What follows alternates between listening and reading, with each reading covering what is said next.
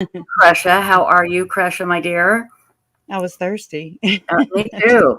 I need to put up a banner for you. Hold Thank on one you. second. Yeah, sorry about that. I hope I don't No, know. you're I have fine. a lot of emails, and I'm like, which one did you send it to? Anyways, I'm not No, email savvy. okay. Now, uh, ladies or insightful one, explain what you and Kresha are going to do. I'm going to pop off here and be in the audience. I'm So, gonna wow y'all. explain what you two are going to do. This is really cool, you guys. I think we're It gonna is. go over like what the five most shocking things from Lori and Chad's trials, Yeah. and then There's so kind many of wherever shocking that things. leads. Got it. Got it. Okay, Yeah. everybody. This is Kresha from Difficult Research. Let me grab your channel here, and we'll put this up in chat as well. And then, ladies, do you need me for anything? Like I said, I'm just going to back off and let you guys just do your thing. Unless you need me, I'd be glad to help with anything. We need you to go cook. I'll go cook. I will definitely. I can Finish do painting that. my room too. I've been painting my room for a week, well, almost a week, and it is very, very labor intensive. Okay, I, I'm I so can sore. imagine. I can Anyways, imagine. no. And let me explain to everybody. Kresha Easton has the YouTube channel called Difficult Research, and I just put that link in chat. But Kresha is also the niece of Charles Vallow and the aunt of JJ Vallow. And Yeah. your mom is Kay Woodcock, correct? She's Charles's baby. Yeah, she's the baby sister of Charles. I mean, there's more than there's like six Bello siblings, but yeah, Yeah. Wow. And your he's mom is Kay of Kay and Mhm. Larry, And so and Kay is also JJ's grandmother. I know grandmother. it's weird, and it throws people off on that in that aspect, I guess. Basically, JJ is your nephew, and Mhm. Charles is your uncle. And Mhm. so you have been Lori was my aunt. Lori was That your aunt. Yikes. Aunt Lori was, yeah, Aunt Yeah. Wow. Lori. That's And crazy. you have been deeply affected by this, and Yeah. you have been hosting your YouTube channel for years. And so today, as we continue on with our End of the World Again 24-hour live broadcast, ladies and gentlemen, I present to you Kresha Easton from Difficult Research and the one and only insightful one.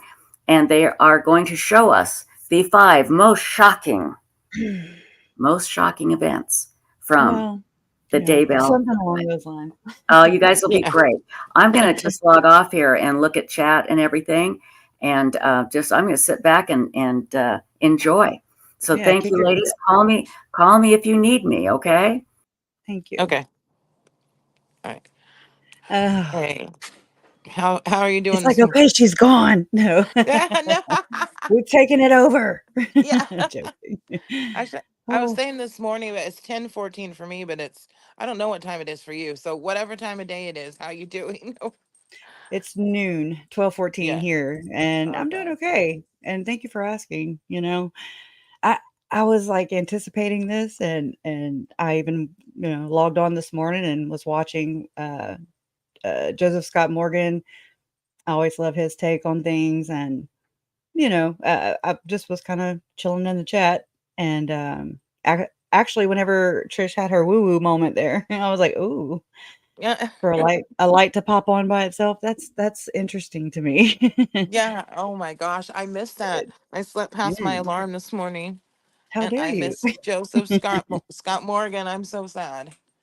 Well, So you get to go back and watch, so that's the yeah. awesomeness of video. But anyway, Yeah. so yeah, I really kinda didn't lay anything out for that because I was just like, "Well, I don't really know." There's so many for me, it's hard for me to narrow things down. I have a very Hmm. hard time with it because it's all important to me. Like, I'm just like, "Well, yeah, that's shocking. That's a wow moment or a pivotal moment." I mean, I really get, I guess, not thrown off or thrown back or whatever, but, I always have a hard time with my words. But, Right. like, wowed or, it makes me curious, when I see Chad, uh, like, reacting. That I don't know what it is, but I'm just like, oh my God, who, it bothers me when he does that kind of stuff. And or just watching them. So I guess the fact that Lori's trial was not aired publicly, that's probably a good thing. I guess it Yeah. depends. I think that everything should be transparent, and if it just to me when you do stuff like that, it's like it goes all into protection mode. Whether it's for and I mean, in this case, it's to me, I'm like, there's the big church, Yeah. and so much so that like Melanie Gibb was, texting with the prosecutor about, Keith Morrison on Dateline and protecting the church. And I'm like, I wish there were text, showing that you were trying to protect the kids in an inkling of an idea of protecting the kids, but nobody in this entire scenario wanted or showed or exhibited any kind of protection for the kids. I That's mean, such a good point. That's it so bothers. true. Yeah, we should have done a top 5 Wow. things that bothers me. There's a We ton of those. can. I Yeah. will say that one thing that shocked me um, Yeah. was I believe it was an emails where it was Chad and Emma and Tammy, and they were talking about light and Yeah. dark. That Yes. I found so shocking because I didn't think anybody else, was, oh my Right. gosh. And it's terrifying. It is, because it passes down to Emma exhibits the Hmm. same kind of belief system and as well as her siblings. So it's like, where does this stop? And I don't think it does. So Oh man. that's the scary part, and that's where the main area of my research is, and I mean, it's not I don't have like uh I didn't like set out to research all this stuff. It's just, I named the channel Difficult Research because like Trish was exhibiting earlier, she's like, when I push a button and then, there's all these kind of things that don't happen or you got to see why. That's me. I'm Hmm. just like, Oh I just try yes. to figure things out. And I mean, so I was like, difficult. It was a name of a playlist I had. I just had my regular name, Crusher. I think it was Easton. Um, and it was just a regular my name channel name. And so I was like, I need to change the channel name, and I wanted it to encompass all of the victims. And, I was like, well, this kind of goes hand in hand. You can't really, ever since I named the channel Difficult Research, I I watch all kinds of, people covering this case, whether it's, mainstream or down to itty bitty YouTubers, it's just, you Mhm. can't get around the word you can't get around the case without saying difficult. And I'm just like, Yeah. well, it's in every conversation basically. So, and it is difficult. It's hard to, I guess, kind of remove yourself Hmm. somewhat where you can talk about these difficult things because it is very difficult. And so that was a main thing for me whenever I was just kind of getting into all this, into the YouTube aspect of it. Um, that's kind of where I found a place to, kind of share how I feel and to go over things and just kind of re-examine things because this just is not right. Nothing about this is good or right or Christ-like or righteous or nothing. And I mean, Tammy, I think Heather Daybell said that Tammy Daybell, one of her favorite sayings was, by ye fruits ye shall know. And I mean, I apply that all the time because it's in the proof is in the pudding, Yeah. and there's dead victims everywhere around these people, and they don't think that they've done anything wrong. God. And that is That's just jarring to me. Yeah. Ruby that's Frankie, Jody Hildebrandt, they are just like, but I was just being what did Ruby say? She said, I'm not a naughty girl. I'm like, oh, you are naughty. You are oh naughty. yeah. Yeah. Mm. What was the I know what you're saying about the research because it's when you start to research one thing and then it has, you branch off and then you have to go study this and then you have to study that, you Mhm. know, Just so so you it just can not be never a ends. professional. Yeah, not to be an Yeah. expert or anything, but just to be like, well, I don't want to be ignorant, Yeah, you you want to know? understand it. Yeah. And Mm-hmm. so this one has, I mean, for lack of a better term, it's made me grow up a lot. It's made me realize a lot about my own world that I live in, that I have lived in, that I used to just be so oblivious of. Like, I was just going through life. I don't even know. Like, I just never had these kind of issues come up, anything about the death penalty, anything about the psychiatric, uh, whatever you call it, Yeah. um, whatever of like Lori, just all the terms and things, and I'm just like, oh my god, and just the conspiracy, the term conspiracy to murder, and it's just like, well, what is a conspiracy? Just like what is it? And then you come to find out that a lot of these things are subjective, objective. It's basically like one's own perspective, like everybody's perspective of heaven is, your heaven looks different than mine, or if you even believe in it, like there's so many different beliefs in the world that, we're kind of, I was just down, to my little simple Southwest Louisiana little world, and anyways, I've just learned so many different things, and I am continuing to. It's interesting to me. Right. Um, so I mean, that kind of plays into my personality, but I just want to know. And I mean, I set out just to find out where Chad and Lori's beliefs differed from that of their shared faith, their lifelong shared faith. Like, I'm like, well, Yeah. okay, what makes them a cult, and anyways, and I mean, again, a church doesn't always have to be involved whenever there is a cult. It's Mm-hmm. interesting, because most organized religions can be a cult. And Right. but I think what it boils down to for me is that no matter what, there is this occult going on. And a lot of it, in my experience, through my research, through everything, that the lens that I'm looking at it, is that there is an occult that exists. And there are a lot of people, in my opinion, being protected in a lot of these cases, a Mm-hmm. lot.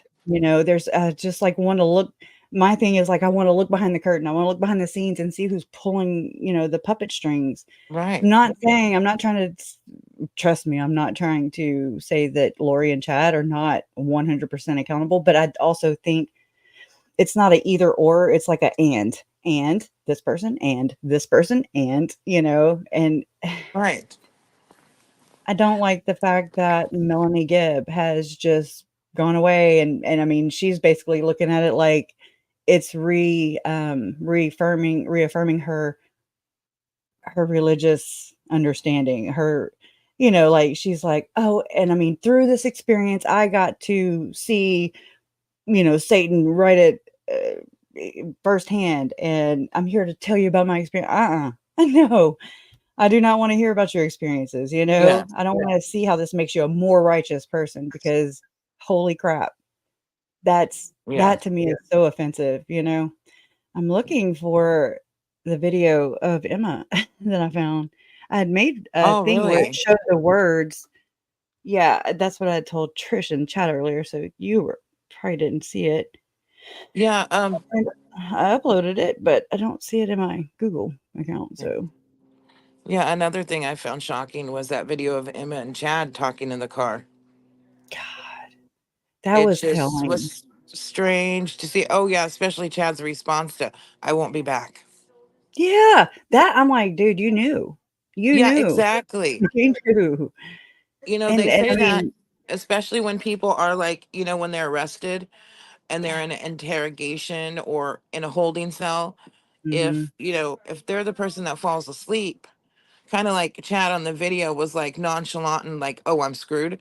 If they're the Mhm. person that goes to sleep, that means they're guilty and they know they're caught. So, they're able to sleep. Whereas somebody who's innocent will be Oh, having anxiety and irate. like, Like, "What?" yes, I was exactly. I was watching this one yesterday, or just kinda listening to it while I was painting, And the guy, I mean, I was just like, wow. I mean, he really sounds like he did not kill his mom, you know?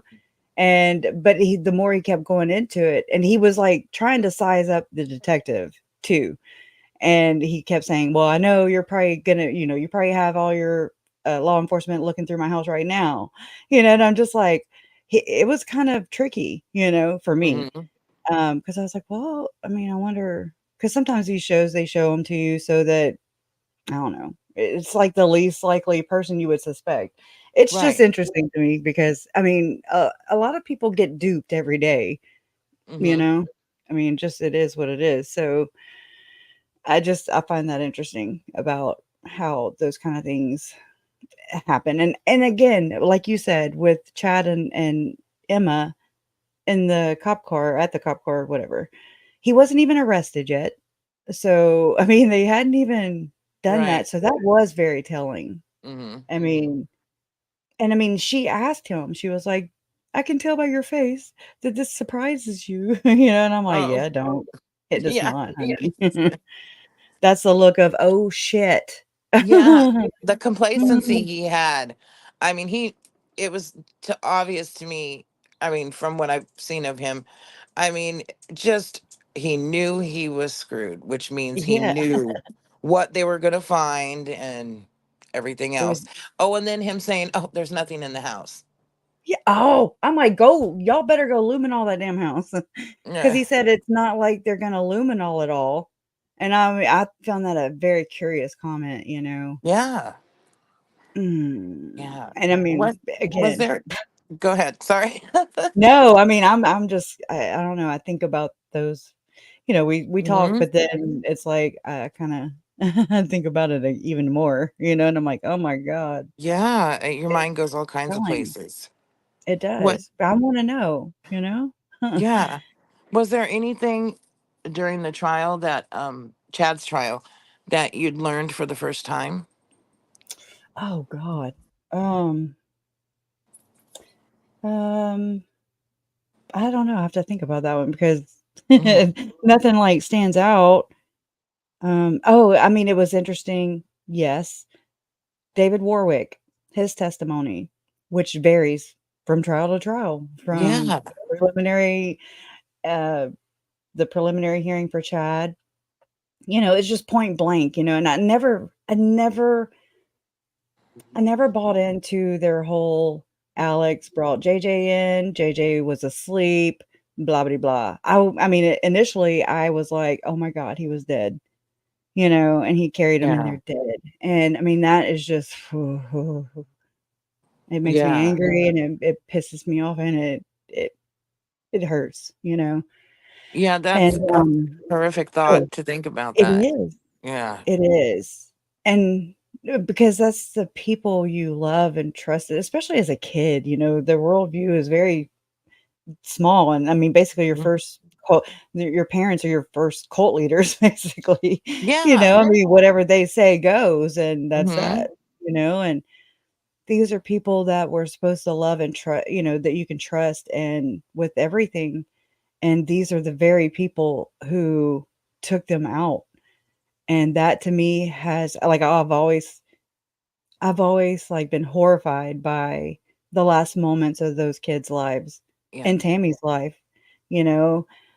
And I mean, even again, this kind of goes with my woo woo, but or how you picture things whenever you hear things or whatever. So Yeah. whenever I heard about my uncle Charles being shot, I've always felt like he was ambushed. And but when you think about it, when you or whenever the FOIA docs start coming out and everything, and you're reading those for the very first time, you just kind of are trying to place yourself there, like, hmm.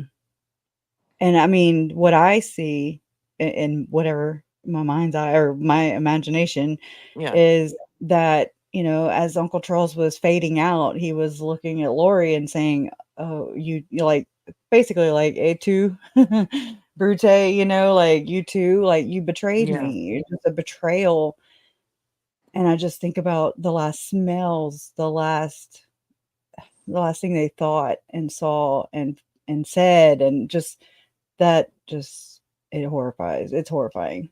Really, it haunts me I because understand that I can because imagine. I don't know what it is, but that's one of the things that I imagine too. I mean, I don't understand how you feel, but I Right. understand your thinking. Mhm. Because that's the one thing I think about their last moments. And I did Yeah. that a lot with Lacey Peterson and Shanann Mm. Watts too. And now with JJ and Tylee, I've done that a lot. Their last Yeah. moments, what they went through. And that really gets you, and it doesn't do us any good to keep It doesn't. torturing ourselves with it, but you do. You do. It's just Yeah. natural. It's natural, I think, because, there hindsight is 2020, they say.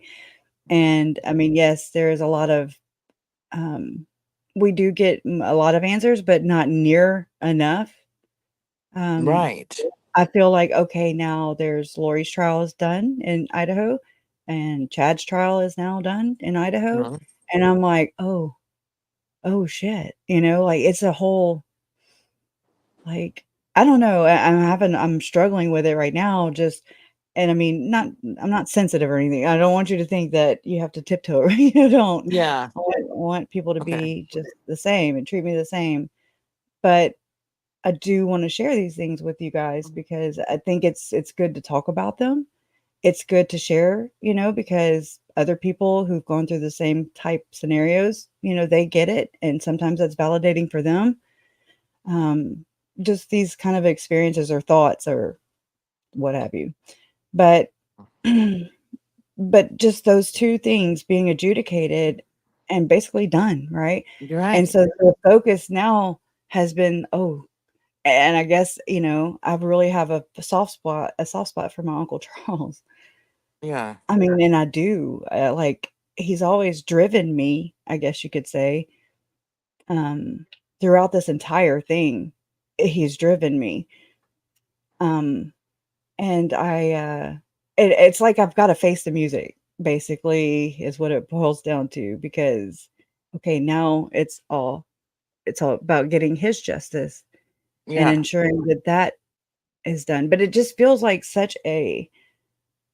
it's like somebody else closed the book and you weren't finished reading the chapter, I you was were like, just going to say oh. that.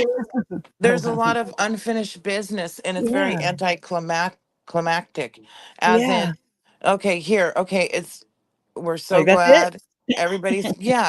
Everybody's glad that they were found guilty and so Yeah. far and have been put in prison, because no matter what happens with Charles, they'll be in prison.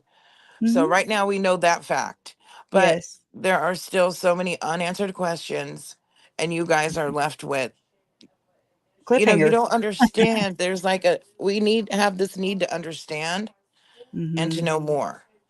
Yeah, and I also, and I'm sure you do too, we understand that, like, that we're not it's we will never get all those answers, I understand that. I understand that that's impossible for me to think that. Right. So, I mean, I do factor that in also, but I also am like, "Okay, but where's the rest of this?" Uh, What are you hiding? yeah.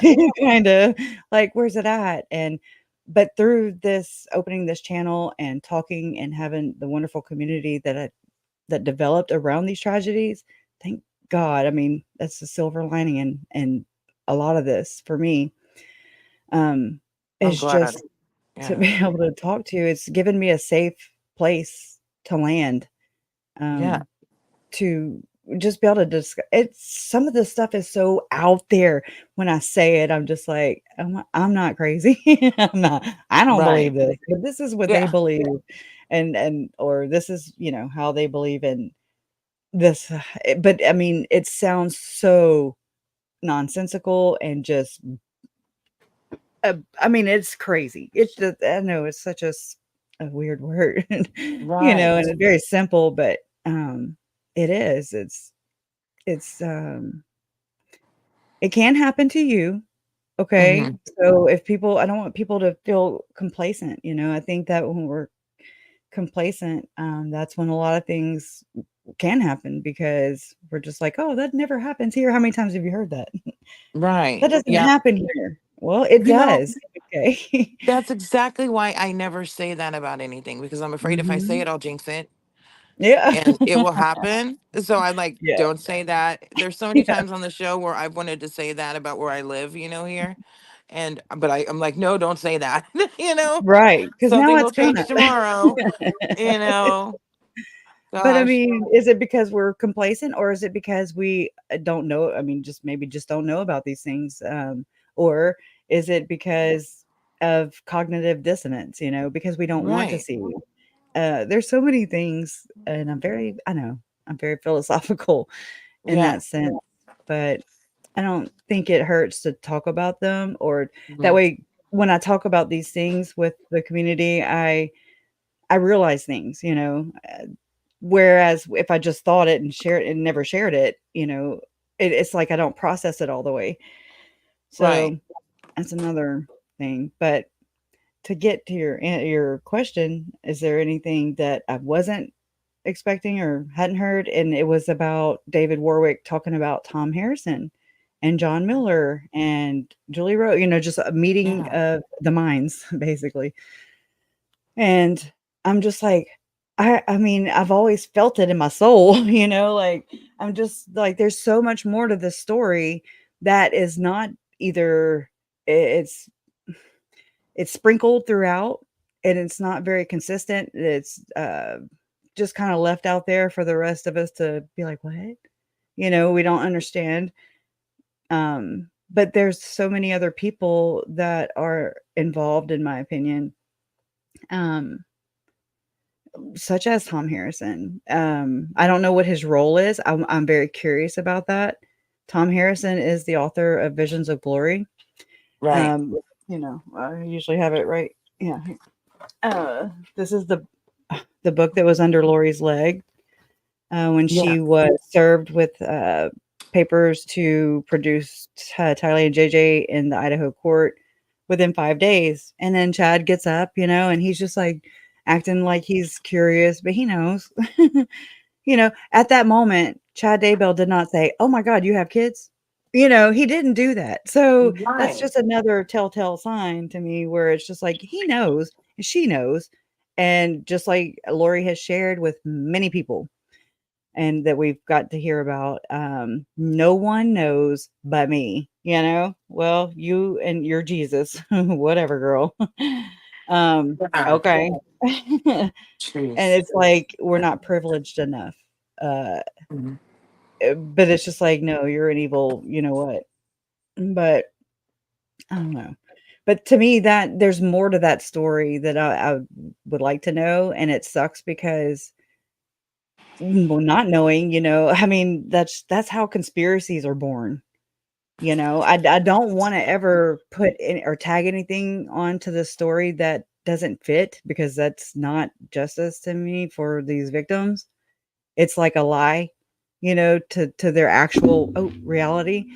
Um, so whenever people started saying cult, I was like, okay, I've read all the things, and I kept looking. I've still looked where Chad proclaimed to be a prophet. I mean, I guess this is maybe just my perception, my point of view. But I mean, that's kind of how it goes in that religion. Just that's the patriarch, and what he says goes. And obviously, but I mean, that is that echo chamber that is, I'm sure, really loud for those kind of people, where they're surrounded by yes men and Mhm.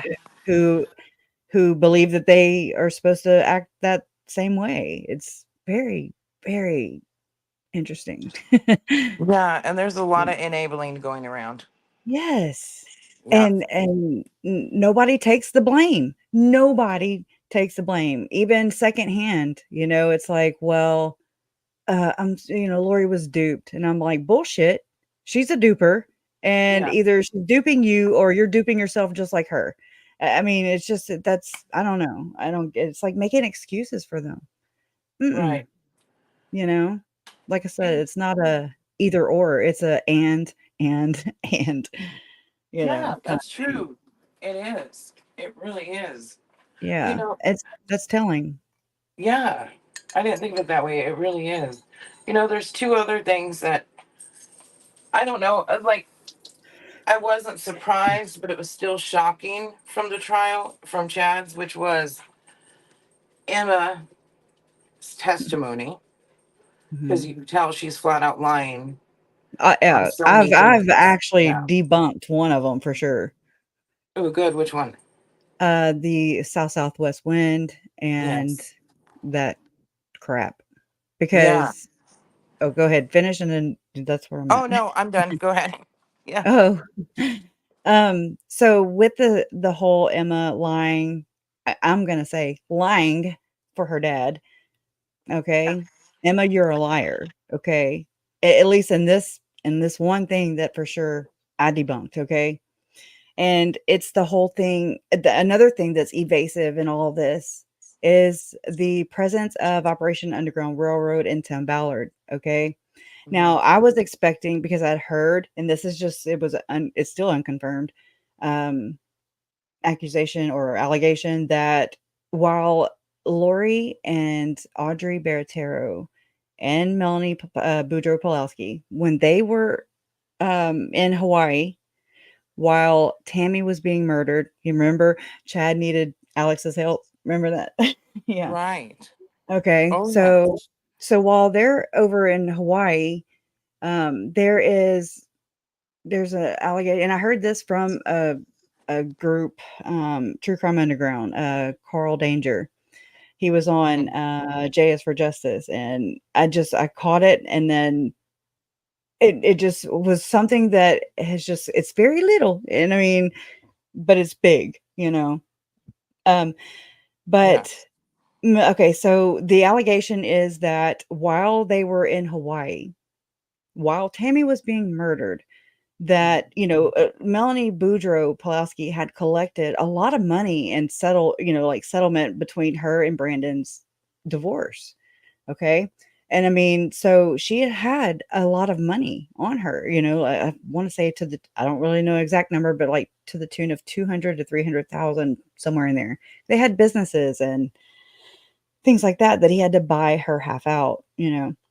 And not to mention that she refused to remove her name as the beneficiary on his life insurance policy. So that's another motive, that's another reason to want him dead.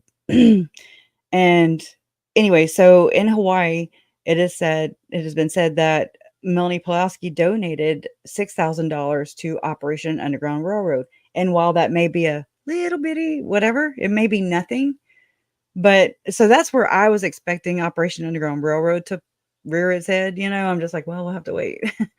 It's a lot of Yeah. waiting, but well, I mean, it smacked me in the damn face whenever Joseph Murray was like, yeah, we were preparing for an event that he organized, but he also lets it slip, or he also shares that it's Spring Creek Book Company that actually was organizing it.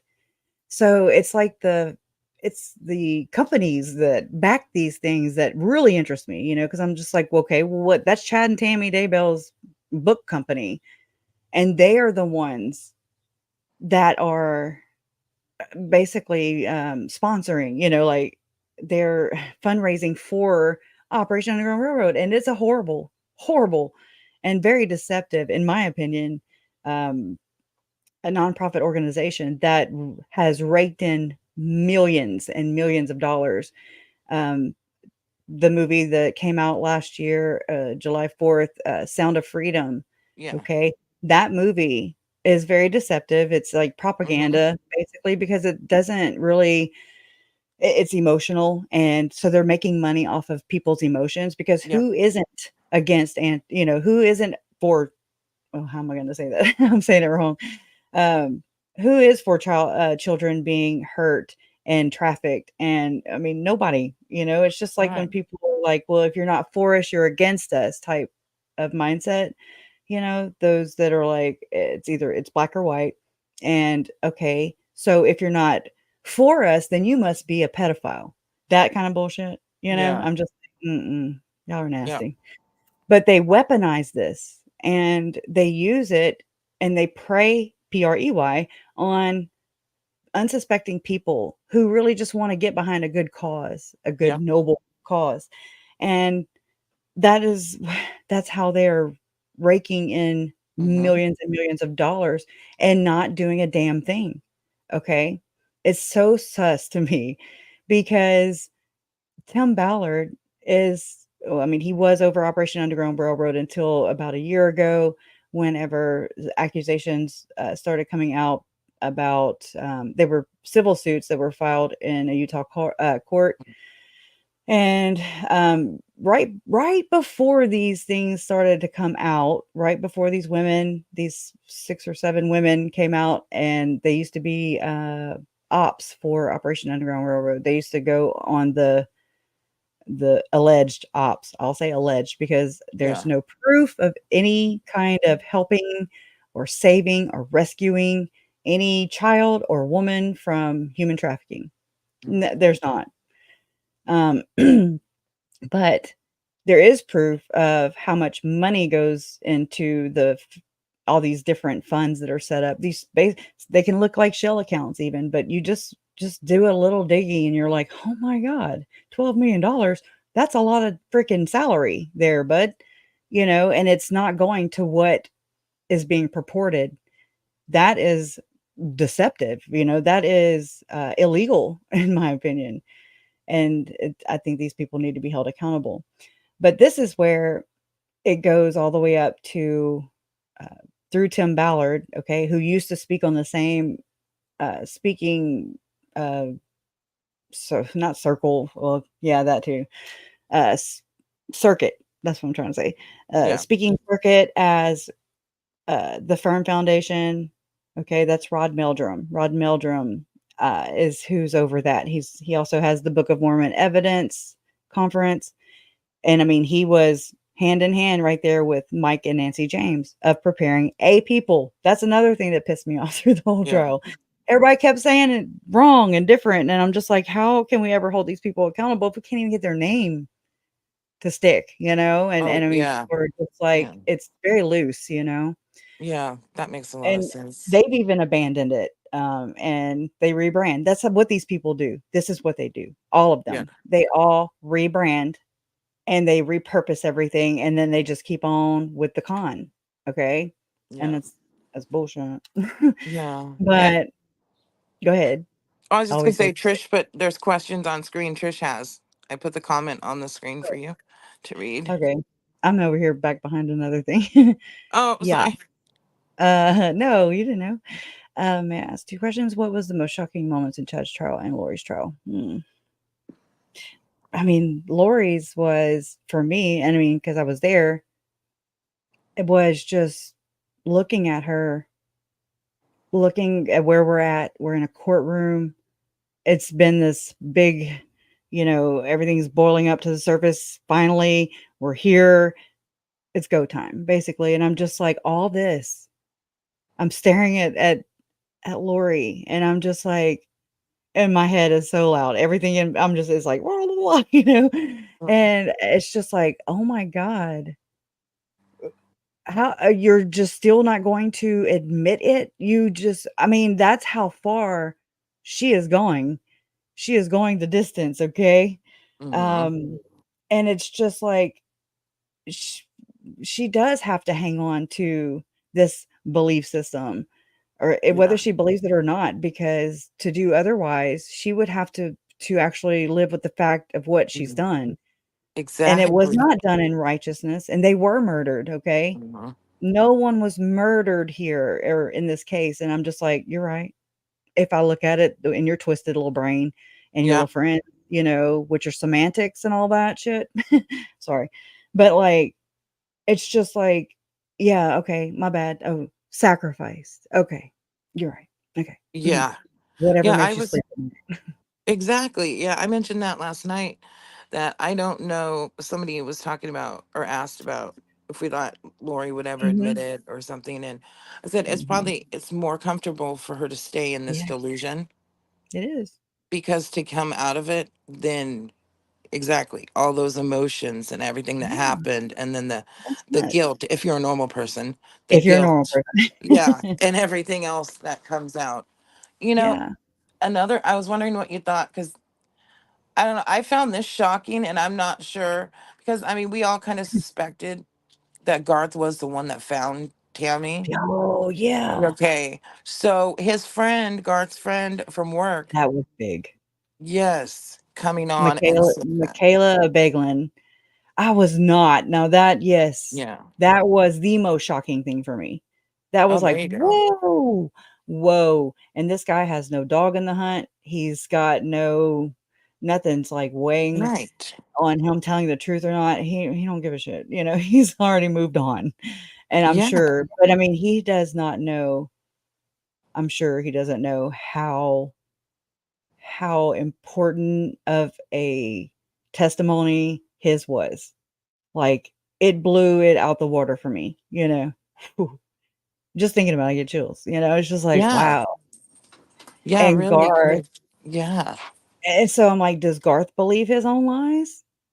Or was he put up to it, or both? Like, Yeah. what goes into this delusion of Right. this righteousness? And I mean, we do see the righteousness, like Lori for sure with her big nose Yeah. holds it up high. It's like she is exalted in her mind, like she thinks she is better than everybody else, and that I can testify to.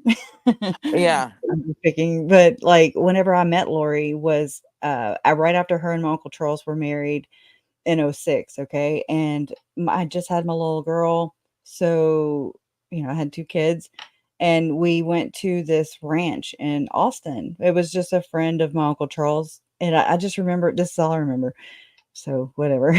But like, I remember hearing that the woman who owned the ranch or whatever Hmm. was like, she had just divorced somebody in Microsoft or whatever. I just Right. remember it being called like a $10 million ranch and whatever. I'm not I don't care about all that.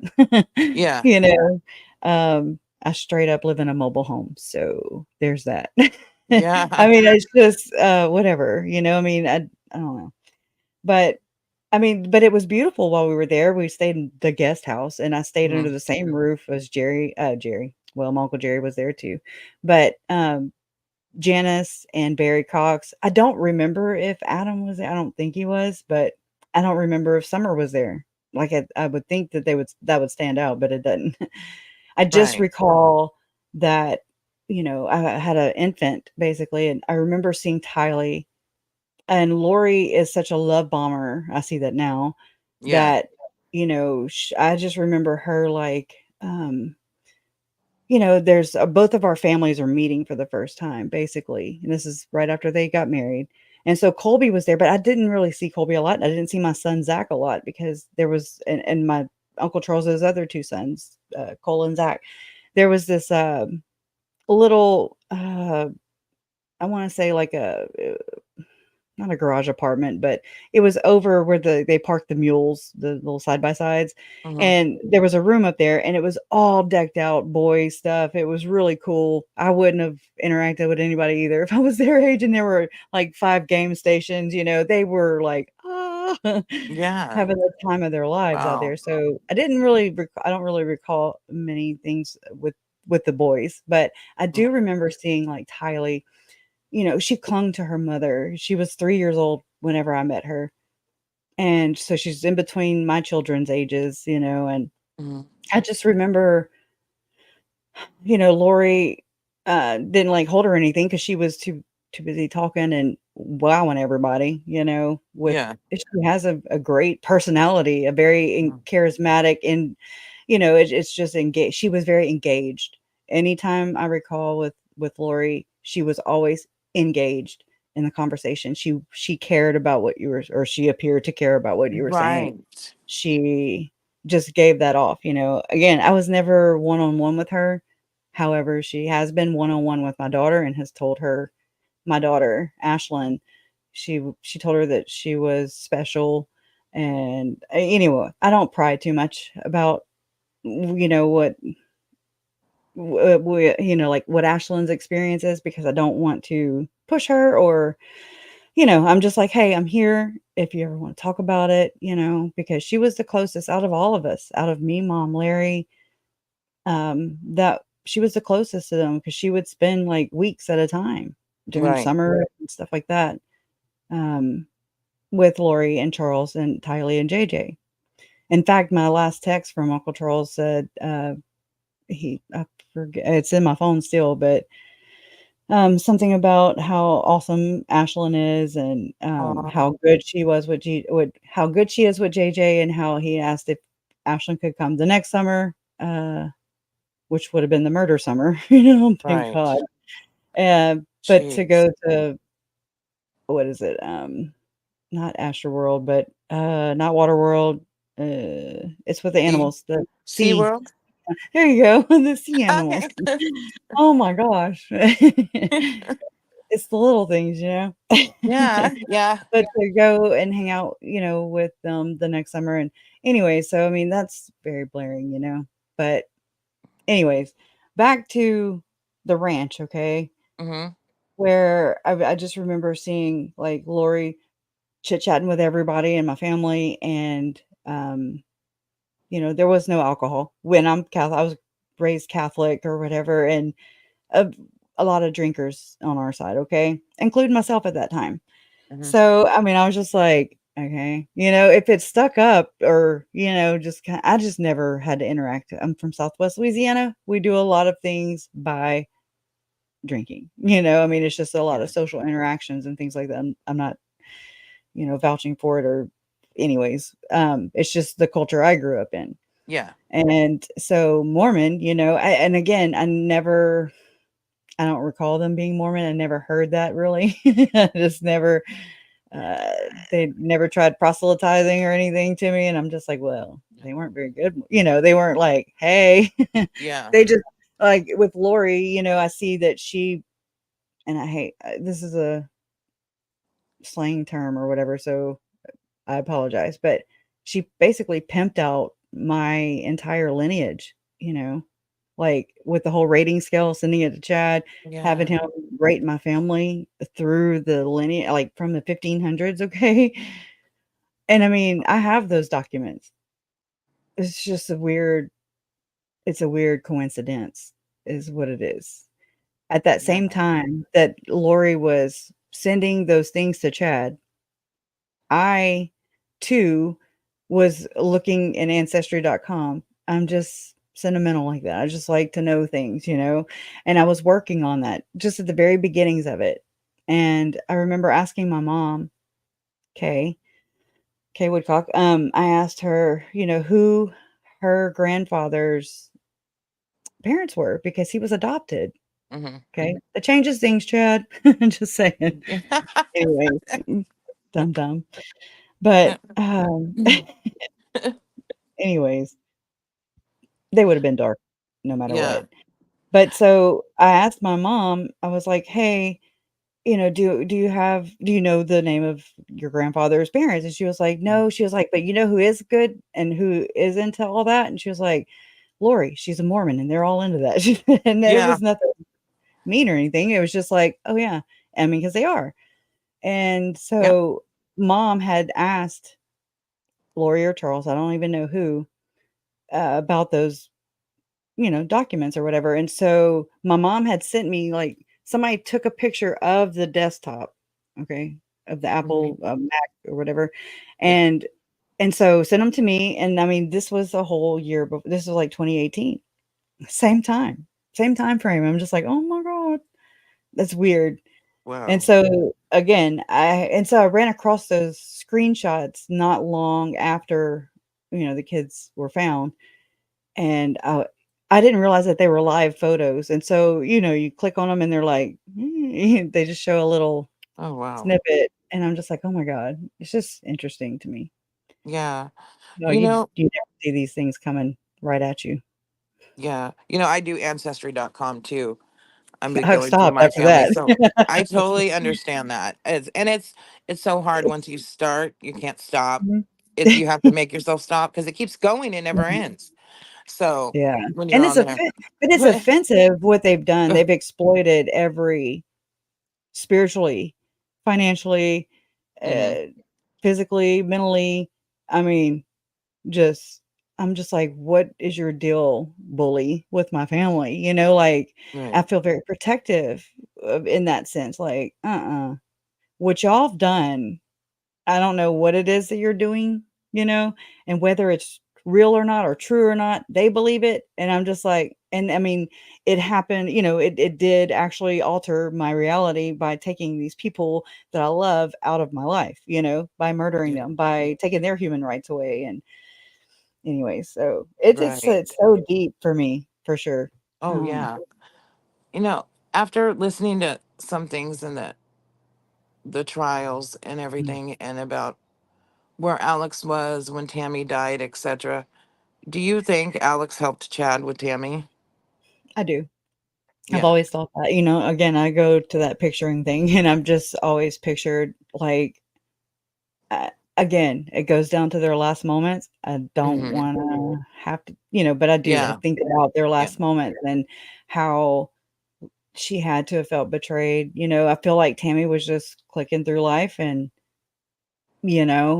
she was kind of dissociated, it seems, in the sense of like just she was not paying attention to what Chad was doing because she knew in her heart of hearts, she knew whether or not she read my uncle's email.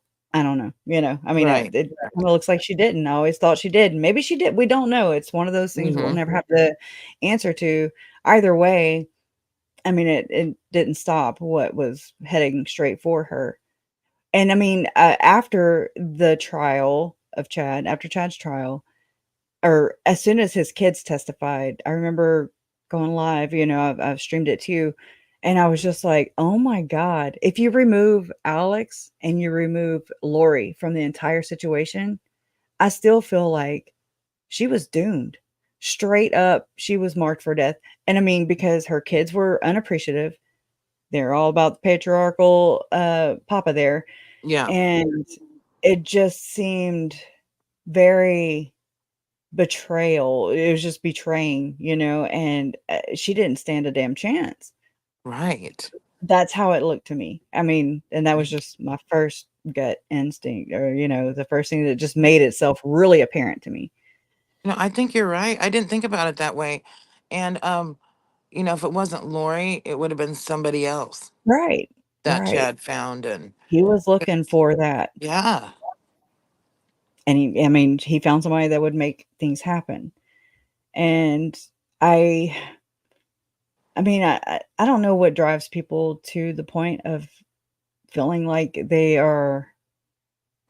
can call the shots and take another's life.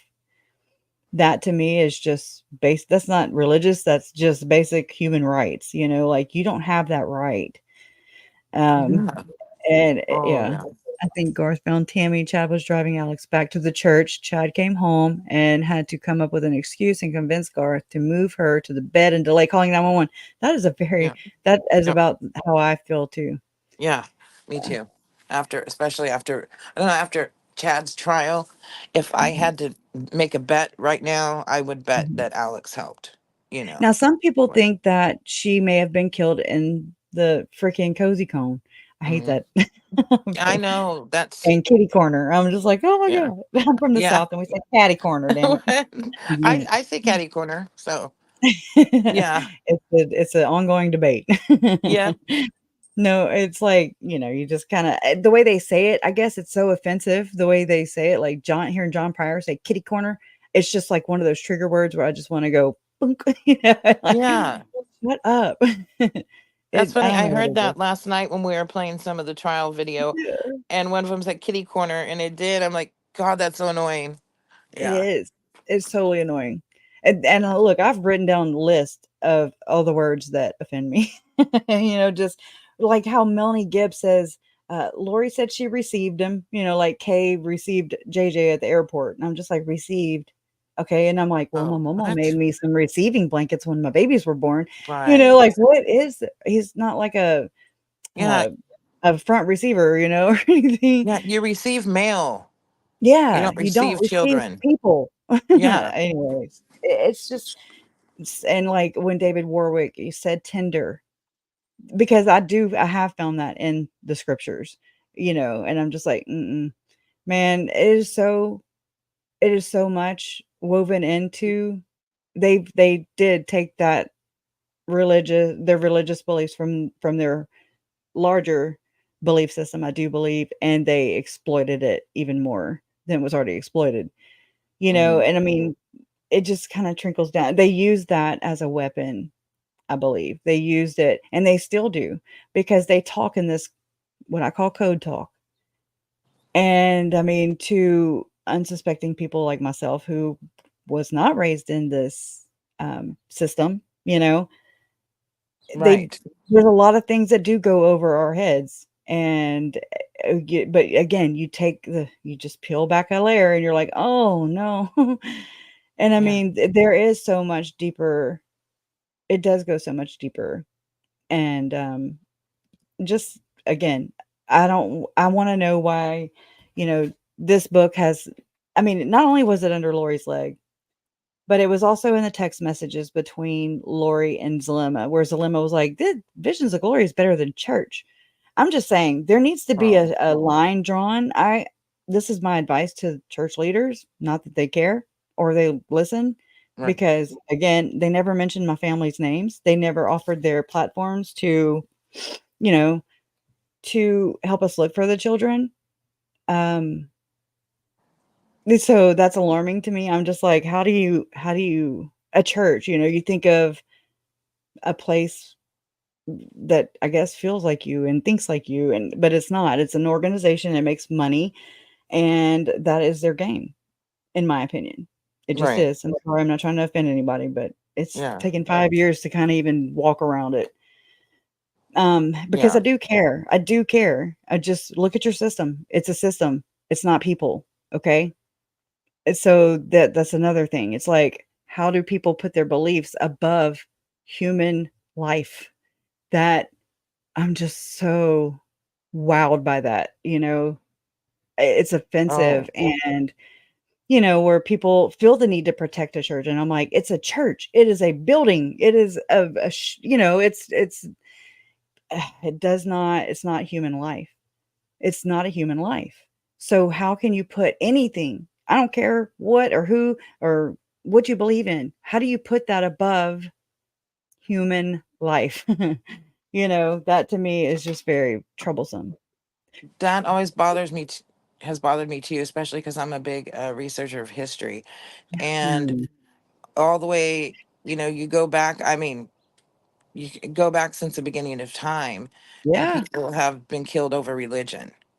big time. And yeah, and I even mean, just horrible stuff. yeah, and like in the era of Henry Useless. VIII, and I mean, there's Yes. tons of other time periods. Oh, I'm just wasn't it using like one. Mary, his daughter or something Bloody too? Mary, yes. Yes. Yeah, Holy crap. burning people because Protestants, they Butchered. don't believe in the Catholics. So they're putting the beliefs over the person in that. I wanna say somebody brushed her hair too hard or something one time, and she, you know again, but Yeah. history is so different. The way we learned it in school, it's, like, so Mhm. different when you really learn, it's horrifying, and Yeah. how it's gone centuries and just has kind of, become these just tales, where it's just very whitewashed again, Yeah. and, uh, anyways, but the Visions of Glory thing, it comes up under her leg. It's on her person, basically. It's in whenever Hawaii does uh, sees the rental vehicle that they were driving in Hawaii. It's in her back. There's a backpack, and there's the book Visions of Glory. Okay. Also, they talk Visions of Glory in their coded phone call between one another, Chad and Lori. Okay, Uh-huh. which was the day before. It was the day before Tylee and JJ's remains were found. Now, the prosecutors have proposed, and even the investigators have proposed that this is coded talk, which I mean we all knew, but that was kind of confirmed there, and how they were saying that Chad was trying to talk Lori out of saying, okay. And I don't quite get that, and I've tried. I'm just like, I don't really hear him talking her out of it. I hear her to a-holes, just really talking some mad delusion right now, and just trying to maybe reaffirm one another that, y'all were just playing it right before I came on, that part in the closing statements about Chad and Lori's weird coded phone call. Okay. But so they're talking visions of glory in there. And I watched Hidden True Crime, Lauren, that day that came out, when Ray Hermosillo took the stand and in Chad's trial, and they introduced this recorded jail phone call between Chad and Lori. And so in the very beginning, like right whenever, I think it's Rob Wood who is just basically entering it into, he's trying to confirm with Ray Hermosillo on the stand whether this is the recorded phone call. Does he recognize the voices? Da da da, you know. And but Right. this is right before as he's publishing it, I guess you could say, to the jury. And right in the very beginning, okay, right out the gate, and then he stops and he asks Ray Hermosillo, if that was it. Well, but in that very beginning that was published and played, Lauren with Hidden True Crime, she had brought to my attention that they were reading straight out of Visions of Glory.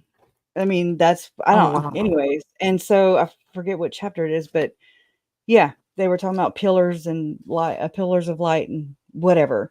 And so that's another instance. Okay. But then, okay, so it was not only on her person when she was served, it was also in a backpack of hers, as she got arrested in Hawaii. Her and Chad are talking Visions of Glory in that jail call.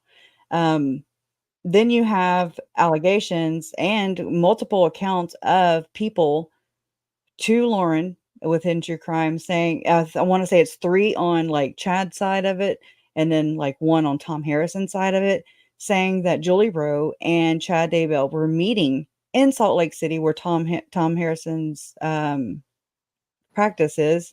He's he's a therapist. Oh, Okay. jeez. Oh yeah. And we know they weren't going for freaking therapy, but this was something in the very beginning that didn't really. This is what I heard in the very beginning, right as everybody in the world learned that Tylee and JJ were missing. In the beginning of the case, I'd heard that Chad was meeting with an old man in a basement in Salt Lake City or something, who was teaching him how to portal. But this is what Tom Oh, my Harrison is. So gosh. this Tom Harrison is portal guy. Okay, Oh, that's what I'm equating. And I'm just like, why was Julie and Chad, if this is true, why was Julie and Chad, and we know what Julie does, okay? yeah. I'm like, oh God, Yeah. you know. Um, Jeez. yeah, that last stuff right there with Julie Rowe, I was just, whoa. Oh, I She know. scares the shit out of me now. At first I was like, oh, whatever. They just use her as a scapegoat. Now I'm just like, mm-mm. yeah. What? Don't look at the Oh. screen. Don't look her in her eyes. Holy shit. I need an old priest and a oh, young priest and some holy water, right? oh my gosh. Weird. And it's disturbing. Okay. Right. Whatever the reason her and Chad fell out, if they did, or if this was just one of those things that helped her do that, we'll never know. However, it's very curious. And again, why was Julie Rowe, if this is true, why was Mhm. Julie Rowe and Chad Daybell driving all? Chad would have had to have driven all the way from Idaho, okay, all the way to Salt Lake City, Utah. Okay, that's a trip, you know. Yeah. You don't just go there and come right back. So, and then why is there portals on this book and in the talk I have between John Pontius and Tom Harrison? There's this talk about portals and opening them up, and you're just like, we've all played with it, right? And we all say and joke, we do, and please Yeah. continue, because it's what helps us Yeah. get through all this crap. It's just like, it's because it's so bizarre and weird. Yeah. So keep on keeping on, okay? Yeah. But he's talking about portals in this book, and it's ripping through the Mormon true crime for sure.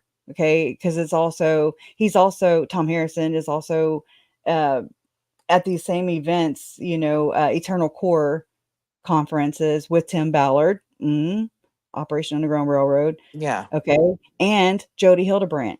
They're in prison. Jody Hildebrandt and Ruby Franke are in prison, okay? They did some heinous Mhm. acts of child abuse.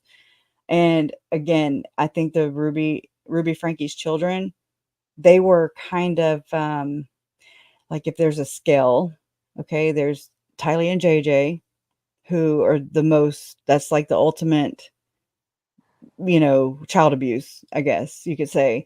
I Right. mean, where they're murdered. They're not here to tell. Okay. Then there's like Ruby Franke and her children. They were headed that way.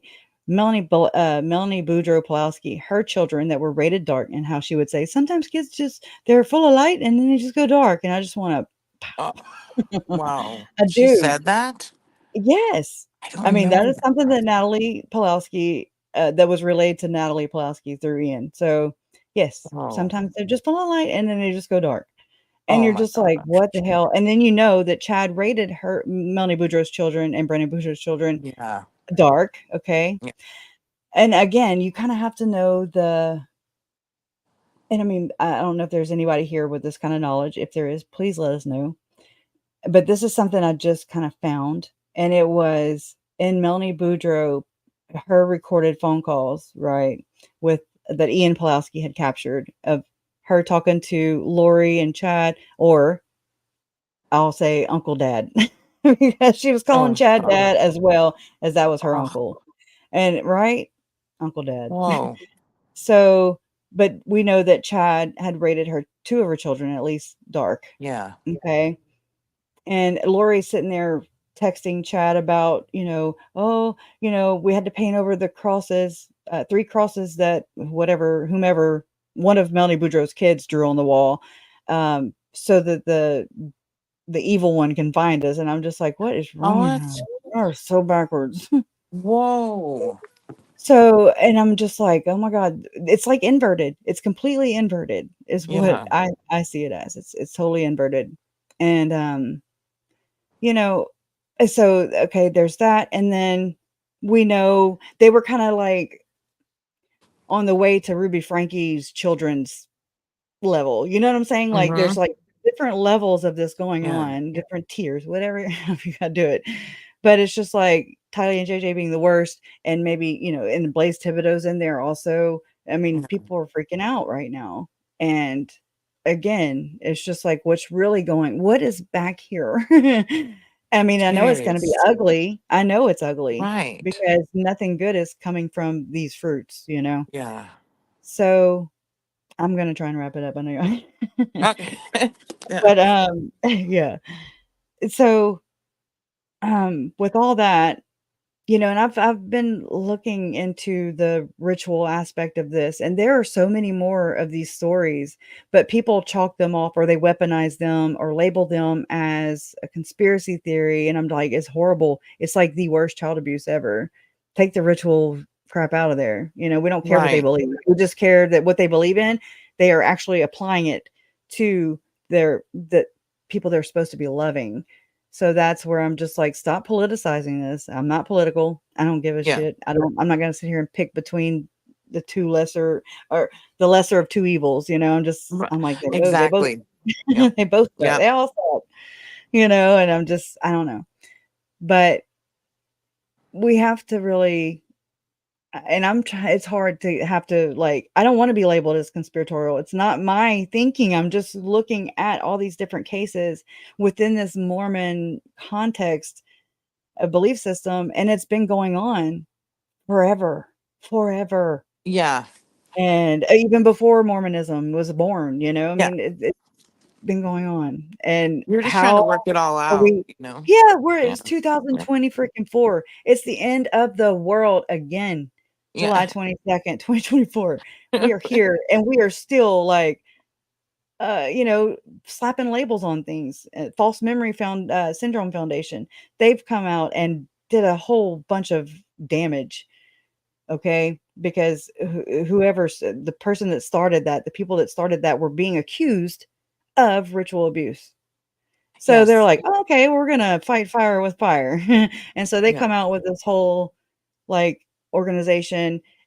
and it's used in witness testimony, expert witness, and you're just like, oh my God, the damage that is done by the denial is just people trying to cover for other people or themselves. It's oh, it's full with this one. It really Oh, is. yeah, I agree with that. And that's been going on for so long. The I was damage. gonna, yeah. Have you ever read the book The Kingdom of the Colts No, by never heard Walter it. Martin? I It's will. pretty interesting. You should be able to find it online. I have a copy. Mm. It was published in what I think 1985. And it's a book my dad had told me to read because he was Okay. studying all He that was a back cop, then. So right? it's Your dad really was law interesting. enforcement. Yes. Your dad, okay, that's what I Yep. thought. I remember that. Yep. He was. Okay, and I have one to propose also is, it's Hmm. online for free. I have, the links, just I don't have them right here, but I have Yep. them under a lot of my videos where I do mention it. But it's called Program to Kill, and it's by David Oh. McGowan, and it is like, fl I am so interested because cults are not really what we think, Not me, for sure. I was just like, "A cult, okay." You Hmm. learn so many different terms and stuff, and then people make their entire careers are based off of being a cult expert or, Yep. and I mean, I get it, and I mean, I don't think that I'm not saying everybody is deceptive. I'm just saying be aware of these things, because I wasn't, and Mhm. and so, because some people are actually ex-members or whatever. And Yeah. anyway, so, but wherever there's a cult, I'm learning, there's also uh some really weird like government agencies, going on experiments and stuff that are going Mm. on in the background. And I'm just like, like portaling, like Yeah. astral traveling, Oh. the CIA, I mean, there's Stargate and there's all these different programs. And I'm just like, so what's really going on? Are they trading arms? What's going on here? Because it's like these are just the cover up stories or the Right. things that make us stop looking past that. That's all I'm saying. It's just Right. like, wow. I mean, from Charles Manson all the way down, and I'm just like, it's just something to think about. It's not like everybody, that's the awesomeness of us being so different is that we Mhm. all get to have different perspectives. And yes, we may not agree with everybody. I don't, I'm just saying, but Yeah. it doesn't mean I'm like, rah, rah, rah, attack, attack, Yeah. attack. So I don't like that, you know.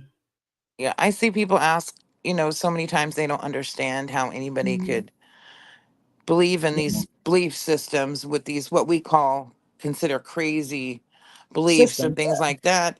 And Yeah. if you read about like the There. book you're talking about and stuff, you learn more how people do that because people Mhm. don't realize how easy it is for them to fall It's a into something like slippery that. slope. Yeah. Yes. Yes. Hmm. Yes. It's like things are primed, Yeah.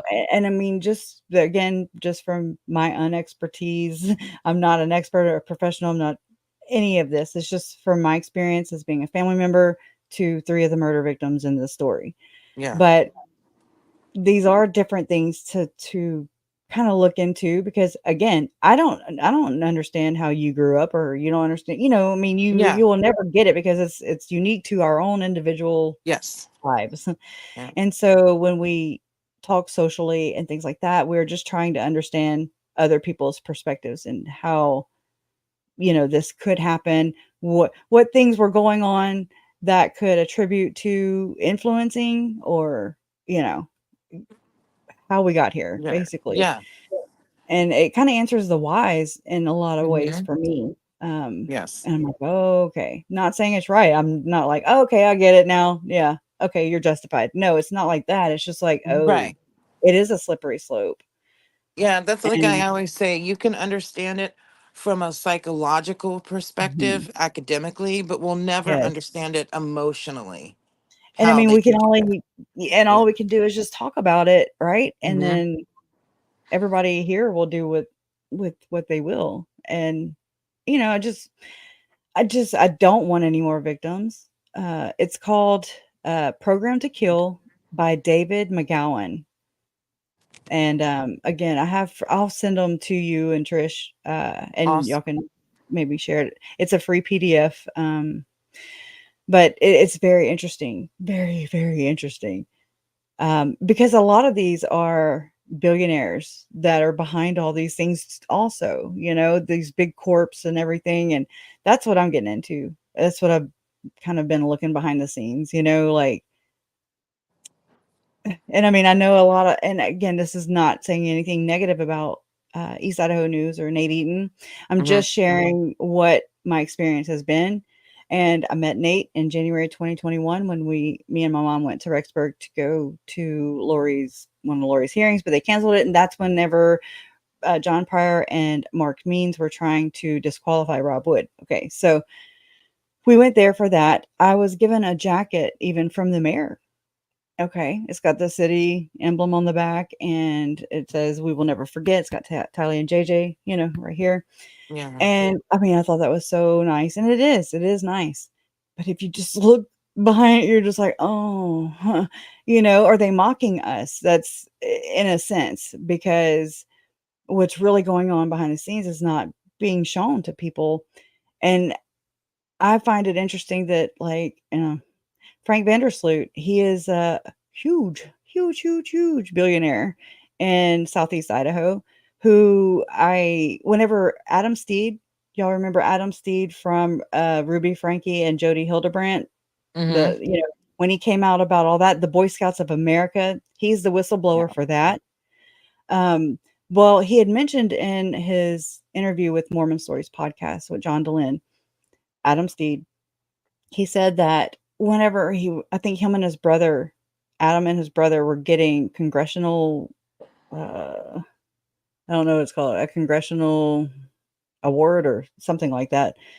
And because of what Adam Steed did, because he was a whistleblower, because his parents just kept pushing and pushing and pushing and pushing, legislation was changed in the state of Idaho because of their perseverance and for not just rolling over and just saying, okay, another kid, you Yeah. know? And well, very briefly, Adam mentioned that, something about Frank Vandersloot. It caught I was just like, because I know that Frank Vandersloot owns East Idaho News, and he bought East Idaho News, or it was developed basically by Bonneville Communications. Bonneville Communications was the Church of Jesus Christ of Latter-day Saints. Okay. Okay. And there's some disturbing history that I can go into with that, but I can't do that here. Yeah. But it's very interesting. And so East Idaho News was created in 2015. And so it makes me think, I'm like, okay, well, what was going on? What needed to be spun? Because if you control Oh media, you kind of control the my narrative. God. And which is why I have witnessed Hmm. with my own two eyes whitewashing of things, Uh, distancing of things. And I mean, again, I don't know if it's intentional. I don't know. And I mean, I know right. that I'm not the only person either. And I mean, this is just my experience. I appreciate what Nate Eaton has done um, as a reporter, but it's just to me, I can't get behind that. I can't because it's not allowing the whole story to be. It's not, who talks out about this is me and Megan Connor. Hmm. Megan Yeah. Connor, East Idaho News reached out to her a long time when Megan kind of first entered the social, the what I mean, true crime kind of area of Yeah. YouTube and everything with Lori's case. Okay, whenever she kind of entered the scene, she was contacted by East Idaho News for an interview. And then she, accepted, but they never got back to her. And she was like, well, I assume it's just because they found out kind of what I'm talking about. In their minds, they see it as anti-Mormon. Okay. If you're not for us, Oh, you're against this. Okay. And then there's me okay. who is just kind of, I don't have a motive besides just team justice and just, I want the truth because the truth is what actually gives, I think, my family justice because it's to tell their stories, okay, truthfully, Yeah. full. truthfully, reality for them, it gives truth to why they were murdered. Okay. It just, anyways. So we're the two people that kind of, I guess, could be seen as anti-Mormon in their eyes. I'm not anti-Mormon. I love people. Yeah. Okay. There's no labels, it's just whatever. Right. But it's interesting that neither myself or Megan have not been, neither one of us have been interviewed by East Idaho News. And I find that a little Really. weird. I mean, he's interviewed everybody, every damn body. Okay. And Well. I don't think I'm anybody important. I'm just saying it Yeah. just is like, I appreciate these journalists and what they do. I do. I don't know about the system or who writes that paycheck. You know what I'm saying? So I just find that interesting. If y'all don't know, Frank Vandersloot, he's the owner of the multi-billion-dollar corporation, the wellness company. It's termed Melaleuca plant, Melaleuca company, and if y'all don't know, um, Ian Pulowski works for Melaleuca. Okay, Oh wow. and it's kind of set up as an MLM, but he denies that it is, even though it is. It's Uh, structured just like it. But anyways, it's very interesting. wow. So that's what I've been digging into, stuff that'll get me murdered. Oh, Anyway, just saying. that's why you need all this So stuff public, man. that's exactly another Yeah. reason. Yeah. And I just was thinking, um, on Lori's trial when what was the friend? Was it Audrey or Aubrey? Audrey Baratero. There it is. I kept wanting to say Bertolino, but I'm all no, that's a lawyer or something like that. I'm We'll thinking take of or a judge or it. something. Um, oh, that was the Brian Laundrie case. Bertolino. Oh gosh. That's what it was. Okay. So yeah, what did you think of what she had to say about Lori, if I remember correctly? Audrey? Yeah, about her I don't wanting to believe kill Audrey one Joe. bit. You what? I don't. Oh, about all that? Yeah, Yeah. maybe. I mean, I believe it too. I mean, I do. That Joe was murdered. I really do, because that same weekend or that same time frame, March 17th, my grandma died. My mom, and it was my mom. She's my grandma, so she's mom and Charles's mom. Yeah.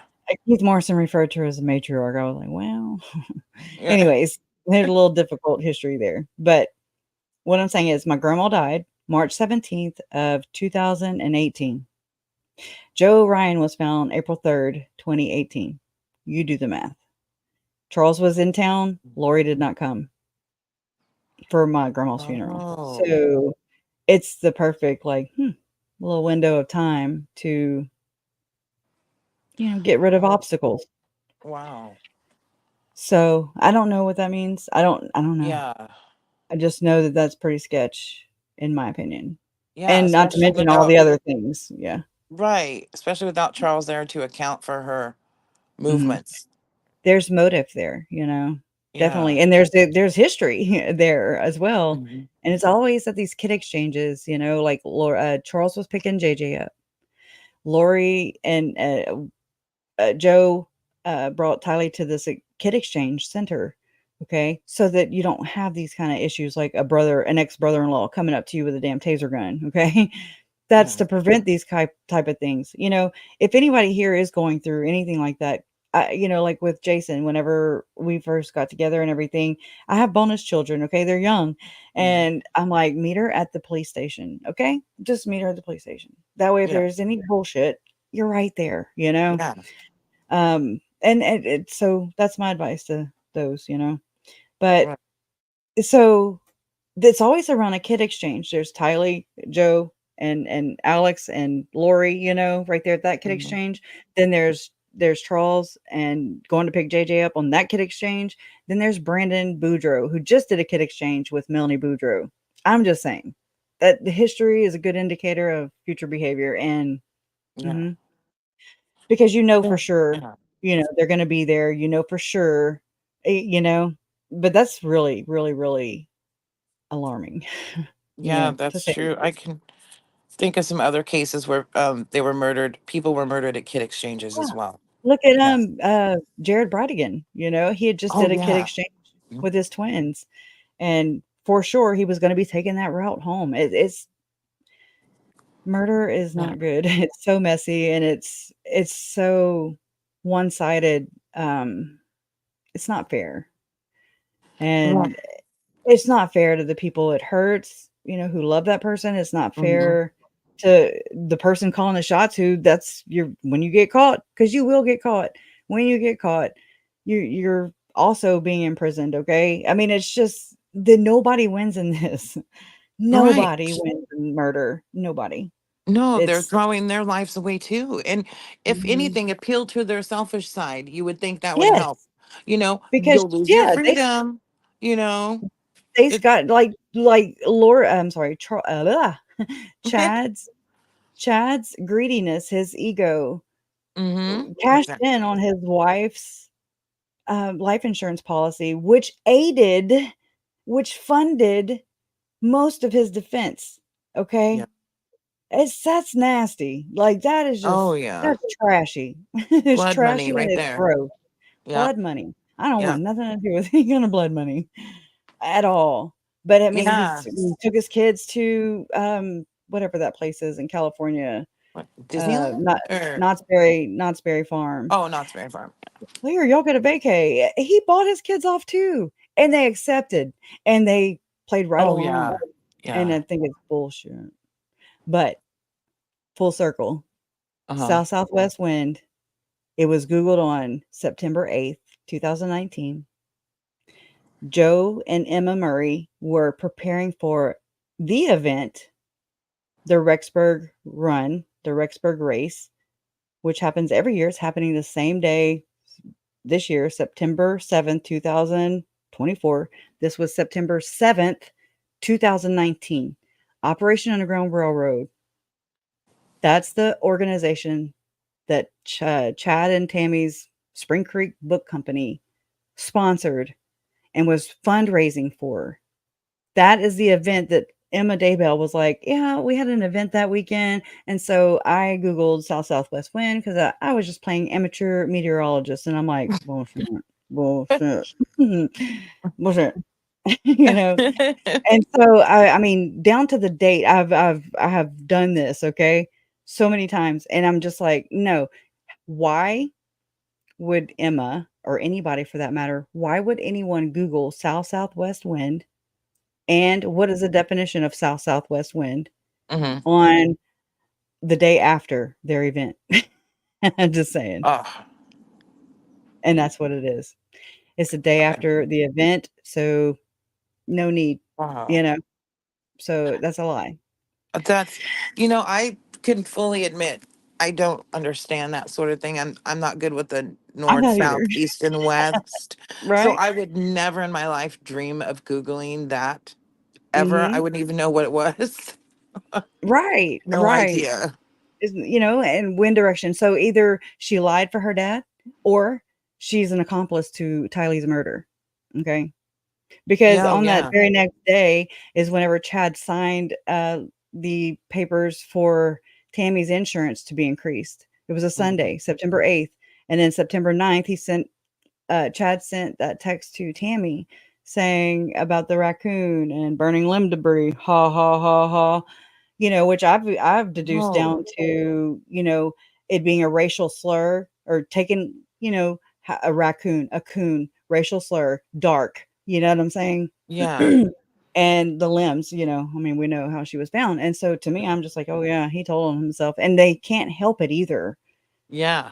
They cannot. They brag about it and in plain sight, where they can Yeah. kind of have plausible deniability. Yeah. It's nasty. They're nasty. They're so nasty. Oh, I'm yeah. really looking for this dang. I can't believe it's not popping up in my Google Photos. I do want to share that with y'all.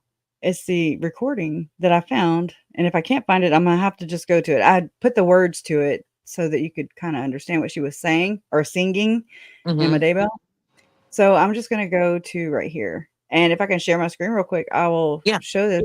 on our, on our, I don't know how long we have, but so this was okay. And how I found this was I was looking at that event because there's also a 9 or so minute interview with Joe Murray. It's right here. It's right here, and it's on SoundCloud, and it's BYUI Radio, where Joe Murray is promoting. Did I say Joe Ryan just now? I didn't mean to if I did. But Joe Murray is promoting this upcoming Rexburg rescue race, okay? That Tammy was allegedly preparing for. And I mean, I do kind of see that. I can see where maybe she wasn't preparing for it, but she was volunteering for it. Hell, her company and Chad's company was sponsoring the damn thing. So, I'm just saying, maybe she didn't run it, but I do believe the principle. I do believe that Tammy was at the finish line helping people across and I think that she took a picture of Joe and Emma. I have a picture of Joe and Emma and their baby at the finish line. I believe Tammy took that picture. Chad was, and this was reported on Websleuths.com, that Chad was said not to be there. So, and that was September 7th, 2019. And then the Google search was September 8th, 2019, the very next day after the event. You see what I'm saying? So, Yeah, wasn't Tylee's last known text message on September 8th? yep. Yeah. And so Wow. either Emma's lying or she needs to be charged too. Just throwing that in there. How Yep. far will she go? Yeah. So, but anyway, so there was a comment under this BYUI radio interview, and it was Emma saying, "Nice interview, Joseph." Okay. Oh my And gosh. so I clicked on her image on her profile picture, and it pulls this up. This is her profile picture, the American flag up here, and it just says Emma. And I'm like, well, that's our Emma. That's our girl. And so this is what the Book of Mormon say. And I was like, okay, it's 9 years ago. It was on, oh, I forget. It doesn't show me right here. I don't know where I found it before, but it's like July of 2015. So this is right before they moved to Rexburg. Okay. They're in Springville. Anyway, so this is cringe. But anyways, it was 9 years ago. Perhaps she was being creative. And I'll publish the one that I have that is not showing in my Google Photos for some reason. So, Yeah. ready? Let's go. Yeah. Let's cringe. Everybody get your barf bags. Uh, Okay. Oh, where the hell is it? Why ain't it playing? What the heck? Is it playing for y'all? Is it playing for you? I don't hear it. no. Oh my God. Let me do this. This is weird. Okay, hold on. Let me refresh this. Right.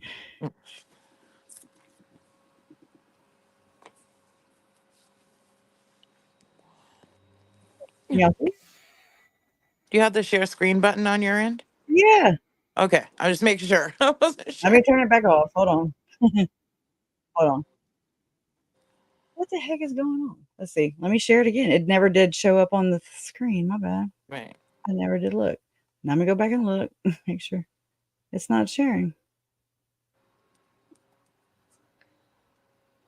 Hmm.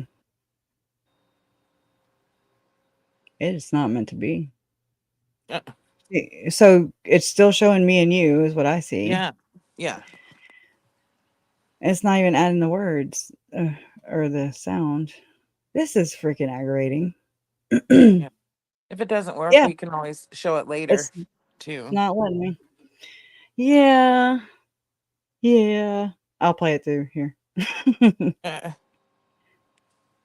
It's aggravating. Let's see. Okay.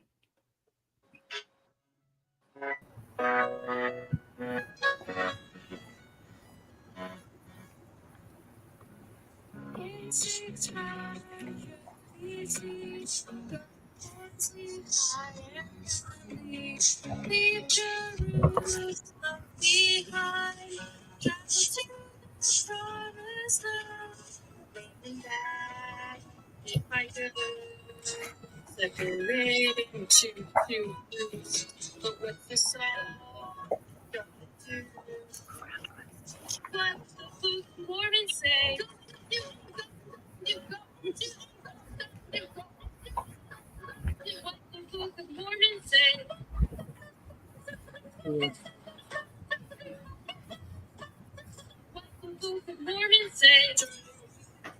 So it's just interesting to me. So yeah, I Wow. know I'd rather y'all see because I put graphics to it, but I mean it's just like okay, she was being creative, but this is only 9 years ago. She's like 20. If Garth is 28, then 27, 26. She's got to be like 26 or 27. Uh-oh. Okay. Oh, Oh, wow. Scrappy. That's interesting. yeah. Anyways, yeah, I'm going to look that book up though. And I Yeah, check it appreciate that. out. It's You know. interesting. I think they are. I think these kind of things are interesting Yeah. to Because you might understanding. find something in there, you know? That can apply. Trust me, it's Yeah. everywhere. I find it in Yeah. everything. I'm just like, oh, Right. Yeah. but I just know that's the first book my dad introduced me to in that regard. You know, I still have the book he gave me. So, are they yeah. still practicing, J-Dub? Your Is parents, who? are they still practicing? Well, my father was an atheist and Okay, mine he's is too, my real deceased dad. now, but my mother's Jehovah's Witness actively. Hmm. Yeah. Yeah, my my moderator Donna, she's ex Jehovah's Witness too, and they all have the same patterns or whatever practices and cover up and just all the things, and just systems that I think they're all working together. I really do. What is that noise? I was just going to say, is she vacuuming? Hold on. No, I'm Oh, sorry. that's It's my microwave. microwave. Oh, Oh my okay. good That's so lord. loud. It is. I'm surprised. Thought it was I a can feel the vacuum. radio waves. Yeah. Here, let me, hold on. Sorry, guys. I didn't think you could hear it. Yeah. I'm not even Girl. in the kitchen. Hold on. I felt like a robot was about to come out. Sorry. Let me mute myself. Here we go. Sorry. I can't think. Anyways, I do appreciate y'all doing this though. Every year, I've watched. Oh, good. So I really do appreciate y'all doing this and Tylee and JJ's names and you keeping their memories alive, and that I will forever be indebted, just thankful and grateful for. Oh, I thank think you. that when we stop mentioning their names is when they truly die. Yes. We're making it count for Lori because it doesn't count for her, but Right. we're making it count for Lori, for Chad, and for anybody and everybody else who was associated and involved in their murders, basically, Mhm. we're making it count. Um, Yeah. They should that's the only never thing be we can do. forgotten. People Mm. need to realize what can happen. And when Mhm. things like this go unchecked. And also that Mhm. there had to be so many signs for the people close to them. Uncle For Charles. example, talking about zombies to Melanie Gibb and things like that. And nobody did anything but Charles tried Whoa, and law if y'all enforcement didn't listen. And no, but I yeah. gotta say right there, Chad was calling Tammy a zombie to her face because right in between the jury selection, I don't want to Hmm. say it was, and it was about they had a court hearing about whether they could let this witness testify or not, and the Right. lady said, "Oh, hold on, I'll come right back to that." The lady had witnessed Tammy. She worked with Tammy, and Tammy Hmm. said, "I'm not a zombie." Oh my gosh. Okay, it's just like with Tylee saying, "Not me, mom." Yes. Okay, I mean, that adds a whole 'nother layer oh my god, Right. horror. It Okay, but does. then we know, like you were saying, how Tammy kinda had this belief system too, Hmm. Again, I don't think that faults her as a person, I mean, whatever, it just is the application of it or just deciding that you can take another's life. I don't care Yeah. what you decide to use, to do so or to try and justify it to you and others around you. It's not right, so just don't Yeah. murder. It's a very easy Yeah. concept. You think anything new that we don't know will come out in Lori's trial for trolls? I do. I mean, oh yeah. I mean, and I read the FOIA docs. Okay, that's what I've been. I mean, I have them, and I share the links for those so that anybody wanting to read them for themselves, I encourage you to. But the FOIA docs, if you just kind of read them, you're like, okay, because you're trying to actually understand the strategy as well, especially between all the states. There's like 4 or 5 different states where these crimes were committed, and I'm like, wasn't that federal? Like, human Right. trafficking, or for sure she trafficked Tylee, for sure. Yeah. And so, but I mean, committing felonies over state lines, all the things, Mhm. and I'm just like, I don't get it, I'm just trying to understand it and to not be ignorant and, anyways, Yeah. just trying to be as best educated as I can, Where did you post the links for those documents? I post them under my videos, like of Melanie, of Summer, Shiflet. Okay. I post them under those videos, under my live streams. I don't post them in everyone. Yeah. I'm not that good yet. I'm Yeah. just like, I've been wanting I'm to read doing good them. to put stuff in the Yeah. description box. Yeah. I've been And wanting to read them, so I'll look. Yeah. yeah, yes, you're more than welcome. And, again, I didn't pay for them. Sorry, my eyes itch. But they were given to me. And I mean, I have a lot of these things.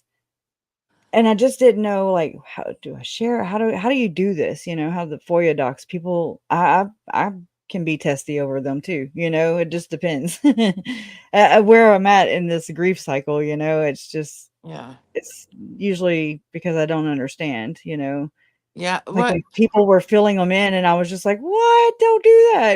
Like, it's a Yeah. freaking investigation. Like, we don't know Right. what's redacted, and it freaked me out. But I did apologize to that Yeah. person, because it's just like, I don't know, and you don't know unless you experience it, or if you're, if you go to school for this stuff, and not all of us do. Right. So, And the thing about FOIA is, some people don't realize this, but when somebody requests FOIA documents and mhm, say it's made public somewhere, and then mm, somebody else goes to request them, well, they won't give them to that person because they're made public somewhere. So they have to find them, you know. I didn't And know then that. there's some people that See? will get the FOIA documents and put them publicly, then watermark them, and then they get upset if other people are using them. But Yeah, once they're public, that's then it. they're public property, and Or then behind a paywall, yeah, you can't, once you do that, then it makes it harder for somebody else to get them for themselves.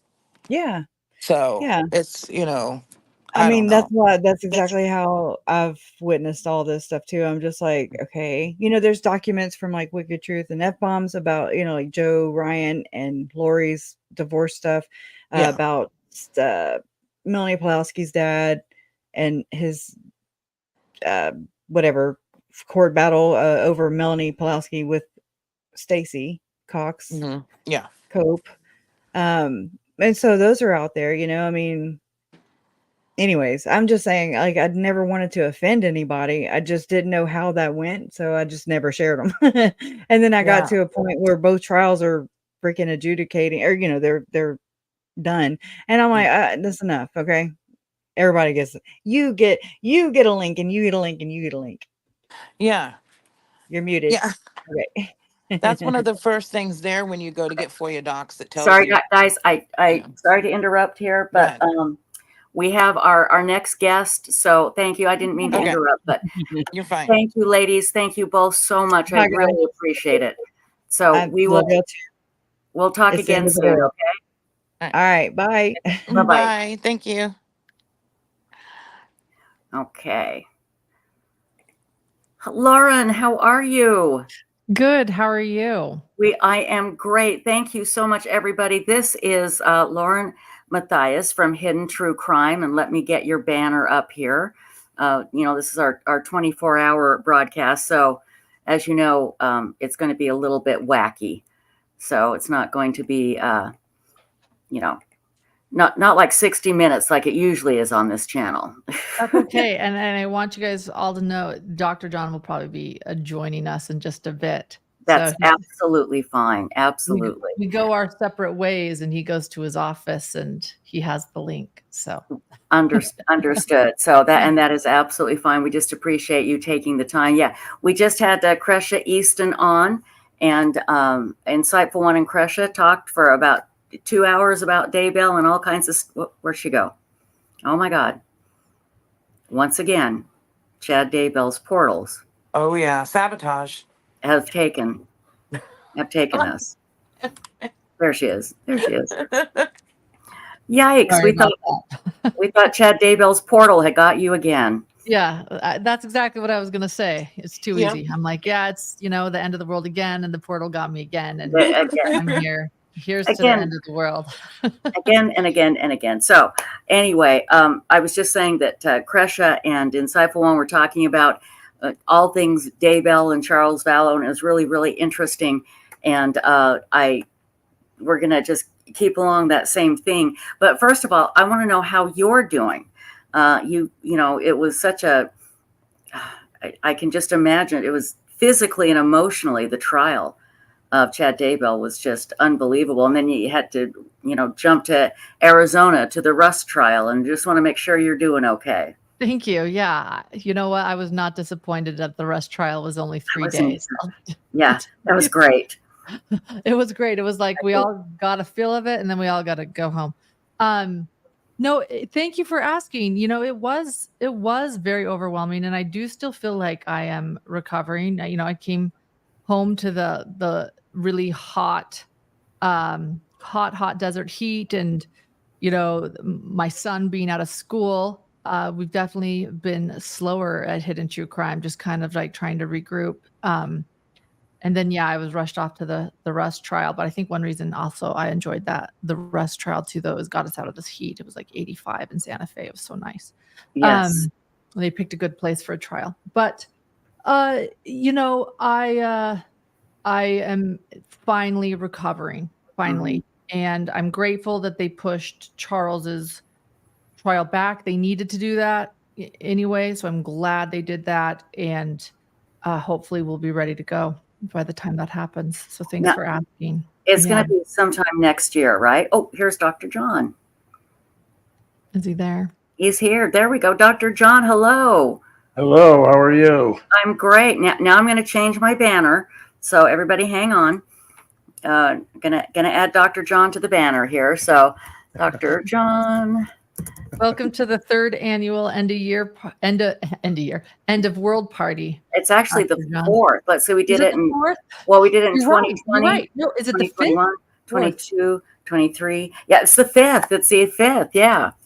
Chad Daybell, you were way off. Yeah, way off. So yeah, it's our 5th annual End of the World Again. True crime 24-hour. Great. Hold on 1 second here. And again, I've been up. I've gotten a few hours sleep, but not a ton. So let's see. I know. I don't know how you do this. And you do it for us every year. We're so grateful for you. Hey, do you sleep? Insightful One? I do sleep. You sleeping? Are you guys okay? Insightful One, you got some good sleep, right? Yeah. Yeah. I sleep over. I keep the camera on and sleep overnights. And then our Australian guy, Ping, comes in and takes over for a few hours. And then I just go to sleep, and people just watch me sleep. I have to put up a banner that says, "Don't call 911. I'm not dead. I'm just sleeping." So, because my friend almost called 911 one year. So, but anyway, I'm so grateful that both of you are here. And I just want to tell you, and I told you this a few days ago, Lauren, Dr. John and Lauren, I had to drive from Dallas to Salt Lake and then back from Salt Lake to Dallas. And I listened the whole time to all of your Daybell Vallow podcasts that you did that are on YouTube. And it is so fascinating. The way you both deep dive into this case is just, it's incredible. And the insights that you offer, I would really encourage everybody to listen to all of the hidden true crime, Chad Daybell, Lori Daybell, and soon to be Charles Vallow trial coming up, all of that, because you have, interviews with Girl on Fire, the one that, was all into Julie Rowe, and another Julie Rowe a follower that has since left. And Julie Rowe is such a big part of this case, and I think people forget that. But I just want to tell you how fantastic that was. But we've had a lot of questions about this potential sale of Chad and Tammy's house. Do we know anything about that? Yes. I don't know the buyer, but I do know a lot more about it. Oh, now. Can you give us some scoop? Yes, you are the first. This is, what did we decide last time? I bring the tea and Dr. John reads the tea leaves. Is that what There we go. Perfect. Yeah. So, yeah. I don't know. I don't know if there's a lot of reading tea leaves in this situation, but bring the tea, please. Yeah. Well, okay. So, I'm going slow on purpose, everybody, because I always have to think, this, Trisha, what am I allowed to say? Yes, What can I say? exactly. So I don't know who the buyer is. Let's just lay that out here. So sorry, everyone. I do know that the buyer is a business owner in the community. Mm-hmm. And there's a bit of mystery here too. I'll tell you, it's allegedly closing on July 28th. That's the close date. That the business owner, that's this alleged, this community member, that's this alleged business owner in the community, knows about the case, and that they're going to put it under an LLC so that they never know this person's name. Okay. And there is a bit of confusion. So this is the mystery part, is the two people that went to look at it claimed they were family friends, and no family that I've talked to, the varied family, knows who the buyer is. And that allegedly they're planning to do possibly a GoFundMe to raise money for a memorial, but no family knows about this at all. I mean that, and there is varying opinions, and I would say the majority of families very hesitant about any type of memorial. So I don't know. that's kind of surprising, because you would think any memorial you would have to involve the family, saying, getting permission, and because you would want their permission. I mean, I applaud a person buying it and wanting to do a memorial, but not to go through the family is a little bit sketchy. Yeah, so there's the confusion. So there's something very secretive and sort of mysterious about this buyer and this closing. Well, So Angela Conley has brought up a conspiracy theory, and that is that it somehow involved East Idaho News. Do we know that or no?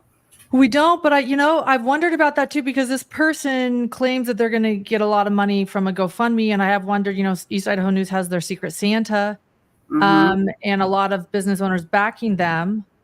But you would think that they'd go through family too. You would think. So that's definitely crossed my mind. So But we'll just have to wait and see. We'll have to wait and see. Yeah, so there you go. I do think that there's going to be a lot more to this story. I'll just say that from my intel that I'm getting, Well,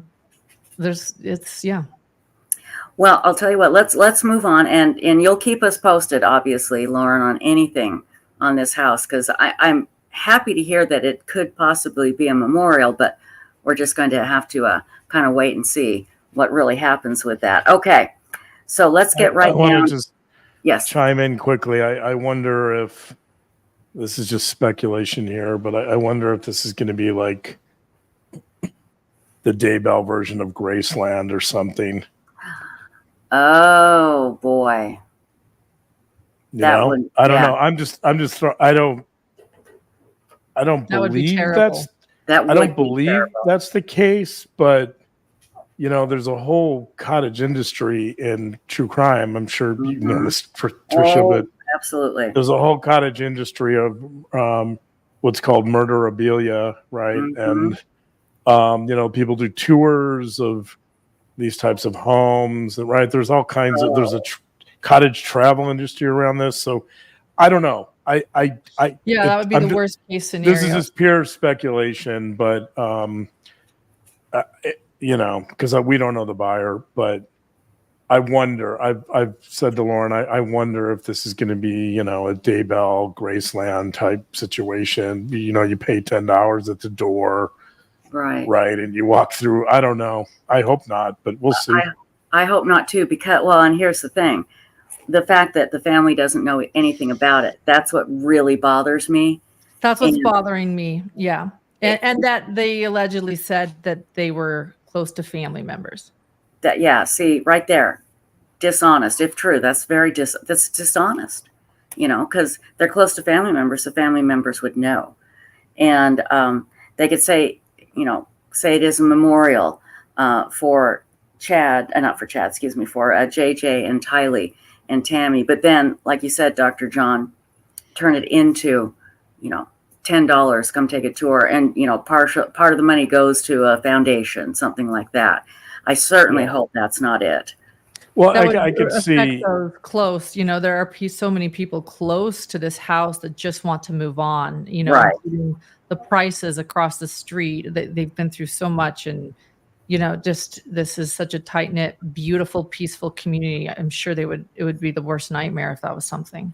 Exactly. I don't know. They'd have to convert it from residential. There's probably a lot of steps they'd have to, but I don't know. I mean, that would be. I think in the wrong hands, something like this could go astray pretty quickly, right? Very quickly. So yeah. that's just my concern. That's probably more about my fears. I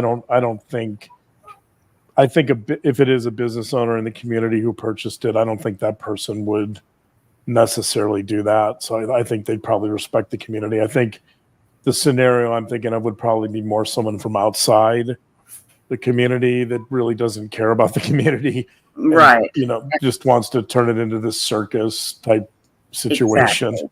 That's true. That's a good point. Yeah, that is reassuring. This is a local.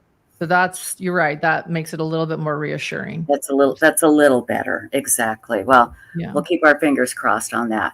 Okay. One of the biggest questions that I get all the time about this case, and I want to hear it from both of you. And I think I already know your answers just from listening to the podcast to and from Dallas to Salt Lake. And Dr. John, I'll start with you. The first question, Chad Daybell. Does he really, truly believe he is the anointed one and the one that has these superpowers? And I apologize. I have to let my dogs out. I can hear you guys talking. It'll take 10 seconds. So please answer the question and I'll be right back. Okay. I can hear you. Okay. So yeah, it's probably one of the biggest questions we get all the time too. So is it yeah, Tricia just started off with the big ones. Yeah. Right. Yeah. She's not wasting time here. Is it? That's what I always expect from Tricia anyway. That's right. So, but right to it. Yeah, that's one of the things we love about Tricia. So yeah, it's such a complicated question. My position has generally been that he believes it, because to get to the point where you're willing to murder a number of people, generally speaking, I think you have to be pretty committed to do that. You have to be committed to a certain set of beliefs to get to that point. And, he did it without hesitation. He did it with impunity, right? So I don't, there's this other argument, and I like telling this story about how Lauren was the sort of the main, you were one of the main people on the CW documentary about the Daybell case. Mm-hmm. And I was a small part of that, but during the part where I was on, there was this guy from New York, like the boss of the production.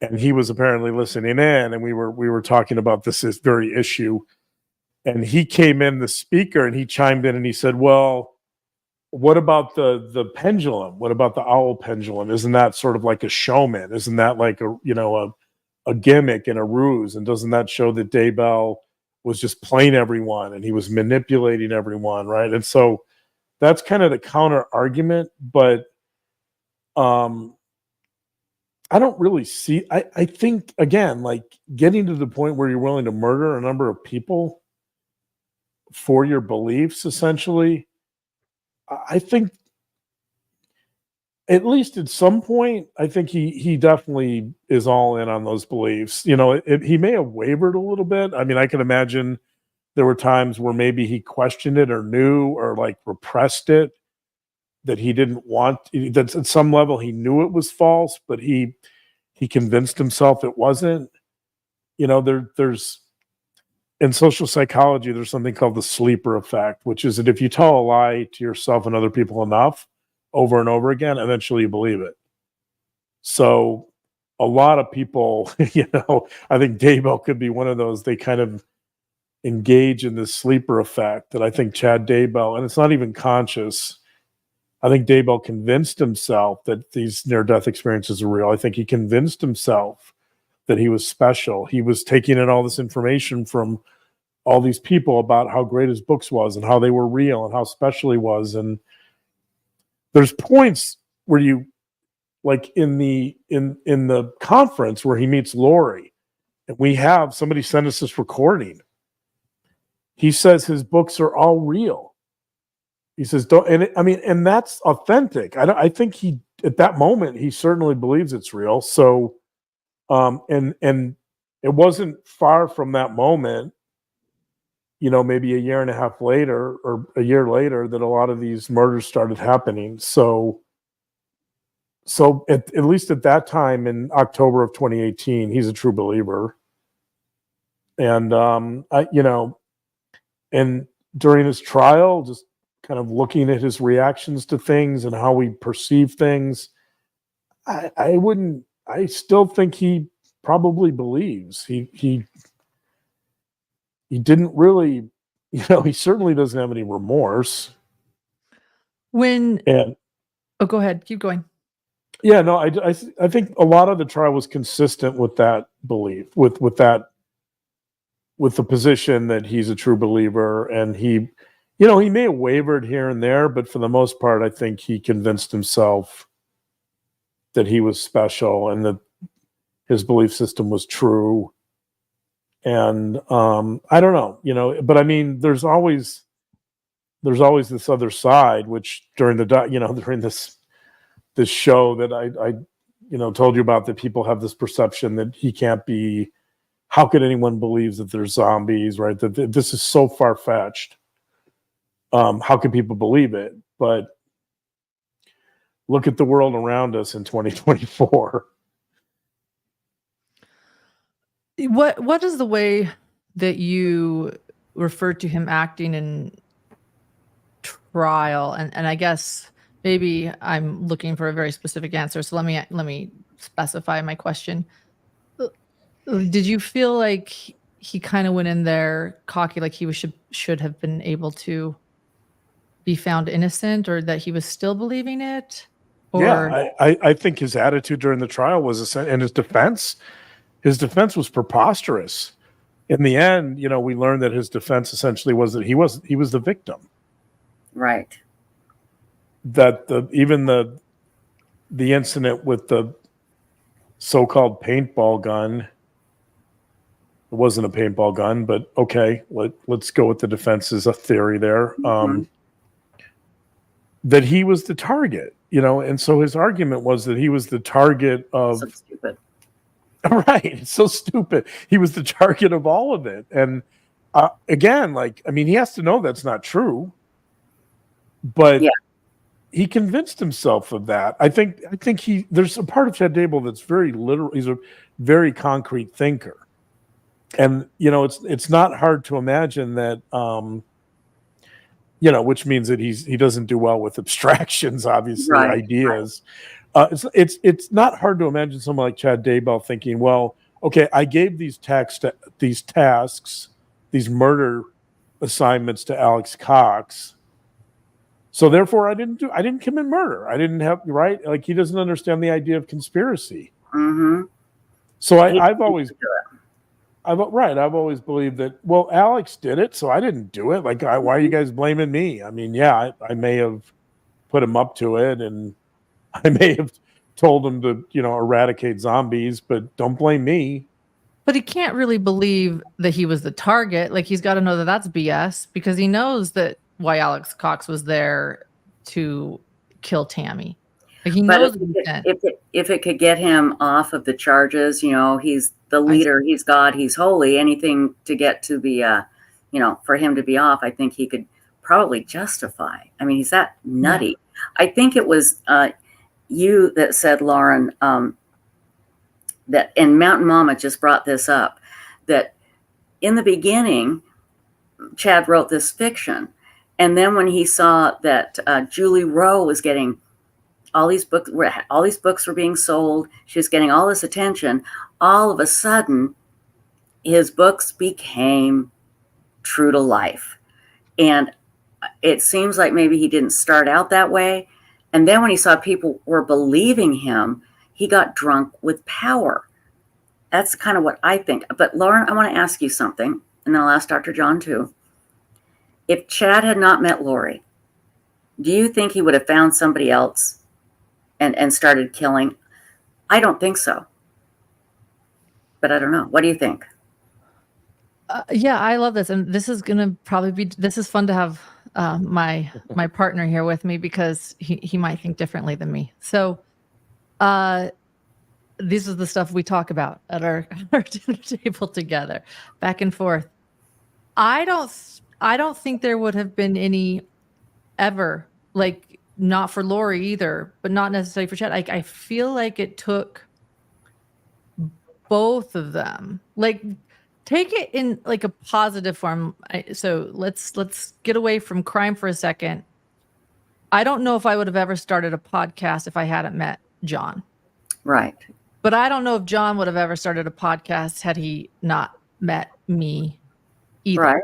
Mm-hmm. I feel like it took both of us and both of our minds and both our personalities for us to be like, you know what, together as a couple, this makes sense for our family. Right. I mean, maybe John's thinking, whatever, dude, I had a podcast. I was going to do a podcast without you, no matter what. Right.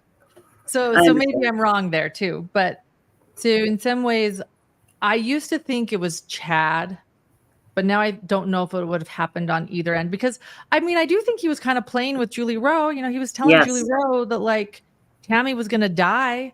I think if Julie Rowe took the bait, he might have. So I think it's more so likely that Chad would have, but I don't know if any other woman would have taken the bait except for Lori. So I'm going to go. So my final answer is, I think it would have taken both of them. It was just truly the worst combination of two people, and that's what was combustion. Like, that's what created. But John, what do you think? And this is what's so fun too. You guys are seeing exactly how we work this out. Yeah, I agree. I think it was the unique combination of the two of them. I've talked about one of my favorite analogies in the case is, and this is I know some people might find this to be a bit of a stretch, but is Macbeth. Macbeth and Lady Macbeth. Lady Macbeth. Macbeth comes back and says, "Hey," from battle, and says, "Hey, I just met these witches, and they just told me I'm going to be king." And I don't know. I don't know if that's something I'm translating here, obviously. No, I don't know if that's. Yeah. I don't know if that. So Macbeth says, I don't know if that's something I can do. And his wife says, I know the quote she just says is something like, "You're filled with the milk of human kindness," But essentially she says to him, "Look, the witches predicted this. So what you need to do is man up and, go in there with the a dagger and murder the king because you should be king. And so they debate, but she challenges him and she tests him, and she essentially says, get over this nice guy thing, be a man, go in there and murder the King Duncan so that we can have power. Mm-hmm. Right. And like, I think there's an element of that here, like, because I think Lori's very action oriented, and Lori wants power now. Like when Chad dangles this carrot about she's a goddess and they're going to be running the New Jerusalem, right? Then she's like, well, let's get on with it. Like, stop talking about it. Right. And I think it's similar in that sense. And but the dynamic is, and people have argued that the Macbeth and Lady Macbeth it's like a folie à deux, and people have said that about Daybell too, and Lori, Mm-hmm. that Chad and Lori. I think there are elements of that. I think that they definitely, they push each other and spur each other on, and yeah, I think if you eliminate either one from that equation, that you probably don't get these murders. Exactly. You have to wonder, would they find any other murders?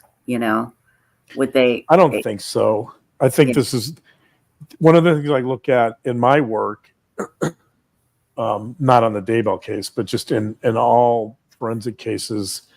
One of the big questions I'm always asking is it the situation, Mm-hmm. or is it more personality based? So sometimes, obviously, it's both. Sometimes the situation provokes something in someone's personality, but so the question I always want to know is it situational or is it more enduring? Right. And so, like, a personality disorder is more enduring. So if it's a situation, if it's a particular situation, then the risk goes down, because if you never have that situation again, let's say a criminal's in a unique situation, Mm-hmm. and you remove the possibility of that situation happening again, then the risk is going to be less, right? Because it's such an unusual set of circumstances. Right. Where if it's more enduring, if it's a bunch of personality disorders, and like if you have a psychopath who's going to murder no matter what, then the situation becomes less important and the risk goes up. So in this particular case, I could argue that there's a bunch of personality disorders here, but it's also very situational. Mm-hmm. These two coming together was extremely combustible, and their beliefs aligned, right? Everything seemed to align for this to happen. It did. All the stars lined up perfectly, Yeah. Unfortunately. That's it. We have so many things I want to get to. A lot of people still angry at Melanie Gibb and Melanie Pulowski, and they knew more. I want to talk about that, but I do want to get to a few other things here too about Lori. And Lauren, I'll start with you.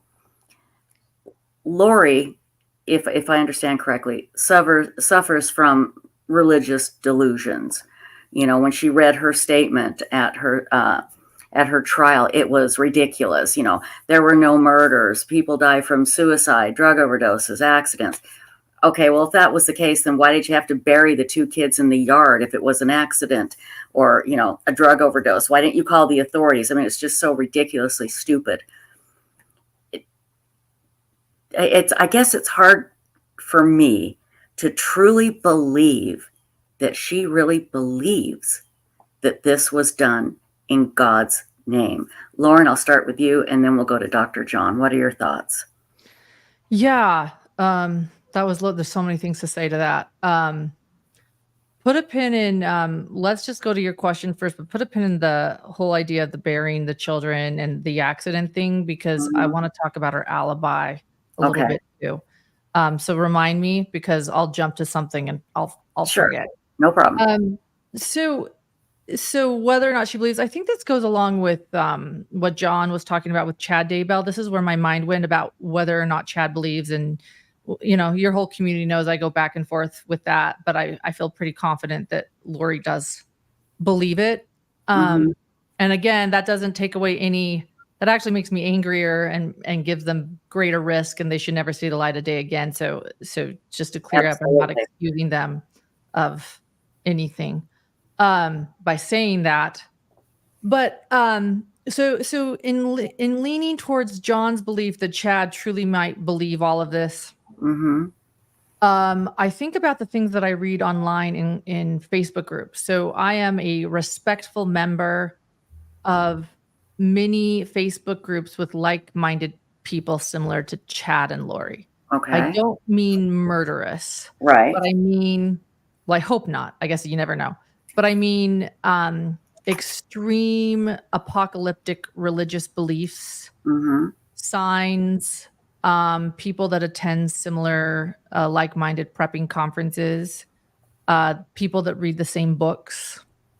So I am a respectful, so I joined these groups, they let me in, and that's what I mean by a respectful member. I follow the rules. I don't share screenshots. I don't, share these Right. things outside, but I am in there observing and looking and learning. And these would be people that Chad and Lori mingled with, I guess is a good way to say it. And they really believe it. I mean, there are some varying beliefs in these groups, even some different political beliefs, which kind of surprised me, but not a lot, but some. But they really believe it. I'm not talking about the murder part, but my point is, if I can see Chad and Lori really believing this, like these people talk about it, like it's just normal, like this is just what they're preparing for, and the You're talking sign. about the end of the world and that 144,000 and Yeah, all of that. 144,000. Yeah, those things, the visions, people Mhm. being visionaries. Let me see. The tribulation coming soon. People that read the book Visions of Glory and believe that they're aging backwards. Just like Lori, people believing that they're going to be translated beings. Mhm. People believing that people are being raised from the dead. People believing that things that that's what I mean. Things that these are part of Chad and Lori's belief system. Very strong that we, joke about portals. Portals are talked about in these Facebook groups, and they believe in portals. Mhm. So I guess what I'm saying is it's not far-fetched for them to believe in these kind of absurd things, because I am seeing people that believe in these things right now. So does she really believe that this is an act of God? Picture Lori Vallow Daybell in these Facebook groups with these people, these like-minded people learning these things with her beliefs. Then you throw in reading books and attending conferences and bearing her testimony. And then picture her thinking, oh my gosh, the second coming is nearing and Charles isn't on board and I've got to find myself a righteous man. And she sees Chad Daybell, a visionary, speaking at a conference. And she's like, dude, we've got to prepare. Melanie Gibb, can you get with David Warwick? I got to get with Chad. I'm just putting a scenario into like, this is God. And like, she tells Melanie Gibb, like either Chad Daybell's, if Chad Daybell's Satan, he's a pretty good one because I believe him and I've seen Jesus and this is real. And he says this has to happen. And I've got to believe and I've got to have faith. And this is it. This is it. And then it happens and we'll get to this alibi. And, I don't believe that I don't know about JJ. I don't believe she was part of Tylee's. I think she handed her daughter over, but I don't think she was there. At that murder, right. Right. And so I guess my point being, do I believe she believes it? Yeah, I think she has convinced herself. And then a lot of it is probably a denial mechanism because she doesn't want to see that she fell for this. Because then she's stupid and, she's got a personality disorder, according to her court psychologist. So she's, some narcissism and everything. Then, so then she's going to convince herself even more into her delusions because it's a denial, a defense mechanism. Well, I can't ever see the truth now because if I see the truth, then I know exactly what I did. And I'm a horrible mother and a horrible human being. Face that. And I can't face that. And I would be dumb. So I'm just going to hold on to this harder than ever and give this insane speech in court because I am now straight up delusional, but she created it. Like, so John's probably dying listening to his armchair psychologist wife give this whole spiel. So I will be quiet and we'll get back to the alibi in a second. Okay. But, and John, what do you, I'll write down the word alibi so we won't forget. Dr. John, what do you think?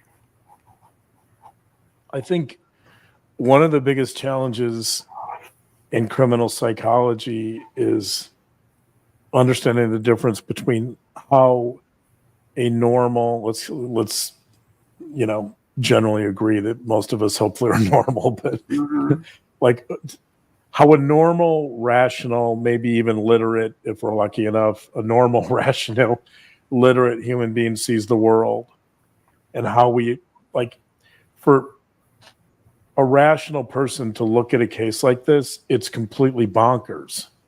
Right? Like it's hard, like just the idea of zombies. Bananas. Going back to 2019, 2020, like, I mean, I've said this before, like, I'm a big fan of The Walking Dead, or I was for, it got a little old after a few seasons, but like, it was a brilliant show.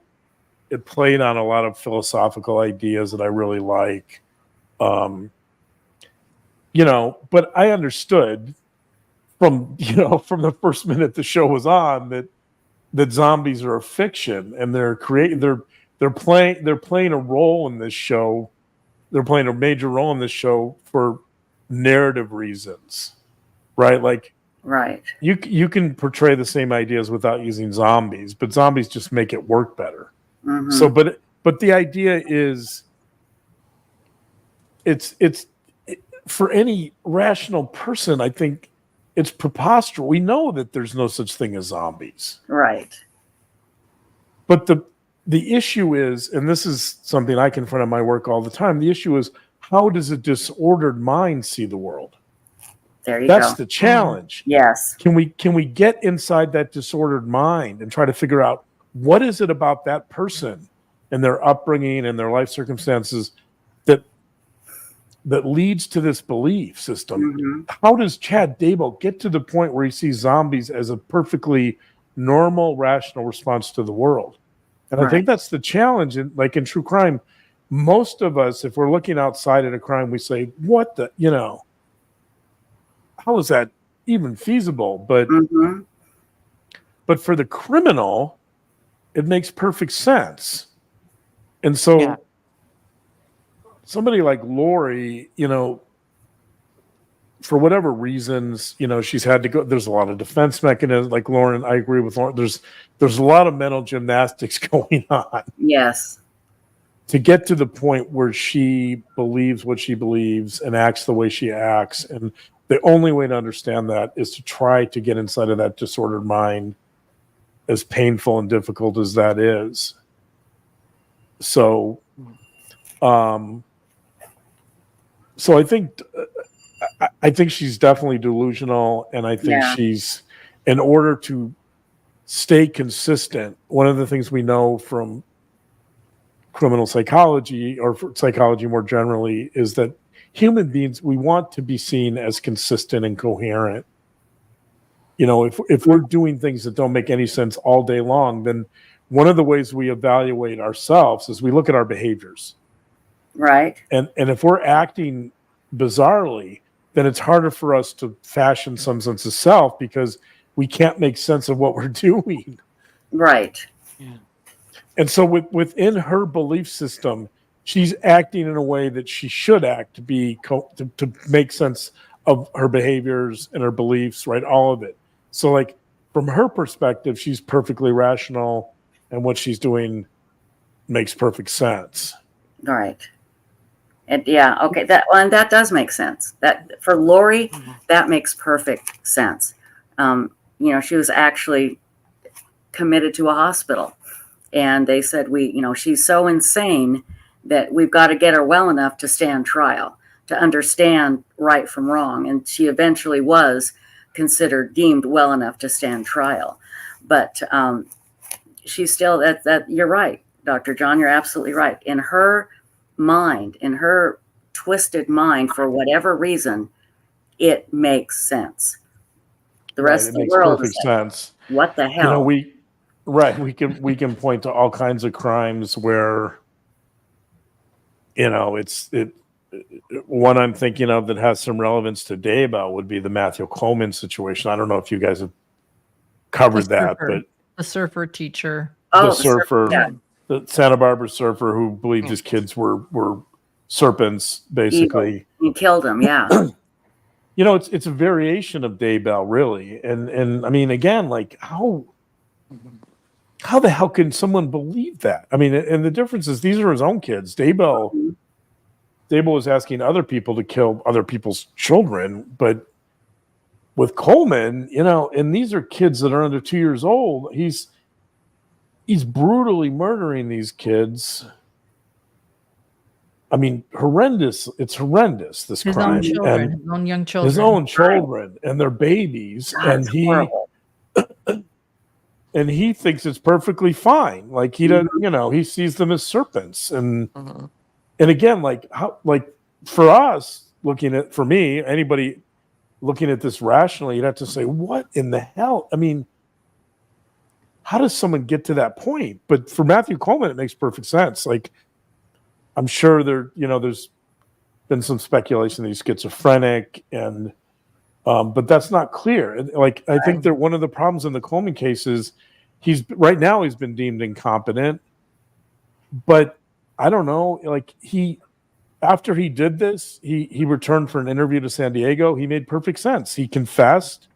He explained why he did what he did. Right? Like it's confusing. Not all of the pieces of the puzzle make sense, and I think that's true in Daybell as well. And so I think like the hard part for many of us is, and it's my job, is to really dive into that disordered mind and say, how do these pieces fit, and how does this person get here? With Coleman, he was going down a lot of conspiracy rabbit holes, and that played a big part in it. Is he? Yeah. Has he been deemed competent to stand trial, or has he stood trial? He has not stood trial, and he is at this moment been deemed incompetent to stand trial, and they're trying to make him competent. This parallels the Lori Daybell case so much. John and I have our eyes on this case. We're watching, and it's a totally bonkers case. But then again, like from his perspective, this is a guy that I think probably had some depression prior to all this, and he already had some kind of extreme beliefs prior to going down these conspiracy rabbit holes. So, I mean, you can see how this all starts coming together, right? But it's hard, it's, as an outsider looking in, or as just a normal, rational human being looking at it, you just have to shake your head and say, what in the hell is going on here? Right. And you have to decide, when are you punishing a bad, evil person, and when are you punishing a really sick person? That is what always gets me. So, and I don't know how you do it. I'd lose what little mind I had left trying to figure all this out, Dr. John. So I'm completely, right. With Coleman, with Matthew Coleman, I mean, again, I haven't interviewed him or met with him, so this is speculation, but it doesn't appear to me that there's a huge amount of traits or many traits of psychopathy. He doesn't seem to be a psychopath. He doesn't seem to be evil. He was well liked before he did this in the community. He worked with kids, taught kids surfing, right? Like he seemed like a great guy. Yeah. Right. Exactly. And so again, it's extraordinary what human beings, how they can change and how their beliefs affect them. Break. They just break. It's scary. Right. How their minds can fracture. Exactly. Okay, Lauren, let's talk about Lori's alibi. She had one. What was going on with that?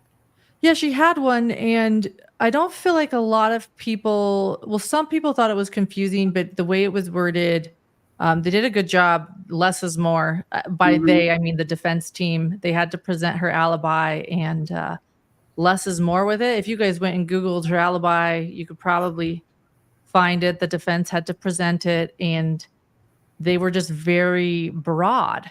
And I feel like not a lot of people really grasped what it was actually saying. And I know a little bit more about it, but in the alibi delivered by the defense, it says that Lori claims she wasn't there when her children were killed, and that where she was with Melanie Gibb and David Warwick. And she was.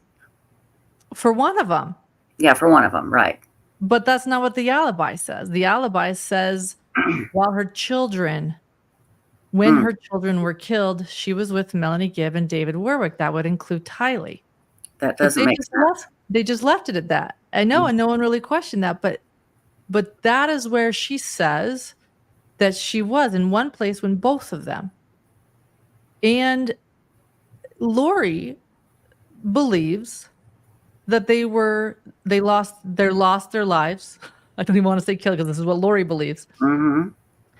On the same day. And that it was peaceful and that she saw them together. Oh, God. But nobody realizes that that alibi that was presented, it's children. She didn't separate them. She didn't give one for Tylee and one for JJ. She gave one for both. And less is more. They wrote it out, but it was simply I was with Melanie Gibb and David Warwick recording a podcast, but the bottom line is she in her brain believed that it happened and that it was peaceful and they were there the same day. And maybe this is a question for John too. I've delved into this more than John. Mm-hmm. And so I actually wasn't as surprised about her sentencing speech, knowing her like more about her alibi, because if she believes that like all was well and they just passed away on the same day, same time, like what else does she believe? Mm-hmm. But people haven't really, they haven't, I don't know. I feel like it's something that needs to be talked about more, and people haven't. I mean, I think the defense did it on purpose. They didn't want to bring attention to a wacko alibi. Yeah, especially with the children, like both her kids. And yeah, you're absolutely right. Dr. John, do you have comments on that? She didn't do David Warwick and Melanie Gibb any favors with that. Yeah, no, she didn't. Yeah, that's the truth. You would think that people would look more closely. I mean, I'm sure they discounted it, right, as not being accurate, but but it does. To me, it was interesting in the sense that it opened the door to raising a lot of questions about those two. I mean, and Warwick, David Warwick, to have complete amnesia. Oh, right. Oh, the night, crazy. The night of JJ's murder, for him to have this crazy dream, right? It was nuts. I don't know. I guess the DA must have felt that it would have been too much of a stretch, or maybe they didn't have enough evidence. But well, let's talk about that, because this was interesting in one of your podcasts. In fact, I listened to it like 3 times because it was so fascinating. For those of you that don't remember, David Warwick and Melanie Gibb were sleeping over at Lori's condo, and Chad was there. And David said he had this horrible nightmare, and it was so awful that they both woke up, and then they went to get Lori to give him a blessing. But he can't remember the nightmare. You know, he can't remember the nightmare. And one of the things that you suggest, and I think this is brilliant, it wasn't a nightmare. Maybe they heard JJ being killed, and he just convinced himself it was a nightmare. You know, he heard screams, he heard whatever. But he says, oh, I can't remember the nightmare. What? Yeah. I mean, did I get that right? That's nuts.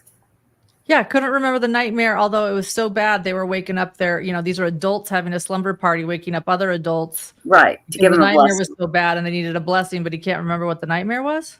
Yeah. What? Like what? Exactly. And right. So, right. And so the options are either he was awake and heard it and knew about the murders, or maybe he was asleep. Maybe he was partially asleep. He was awoken for a moment, and he didn't fully awake, but he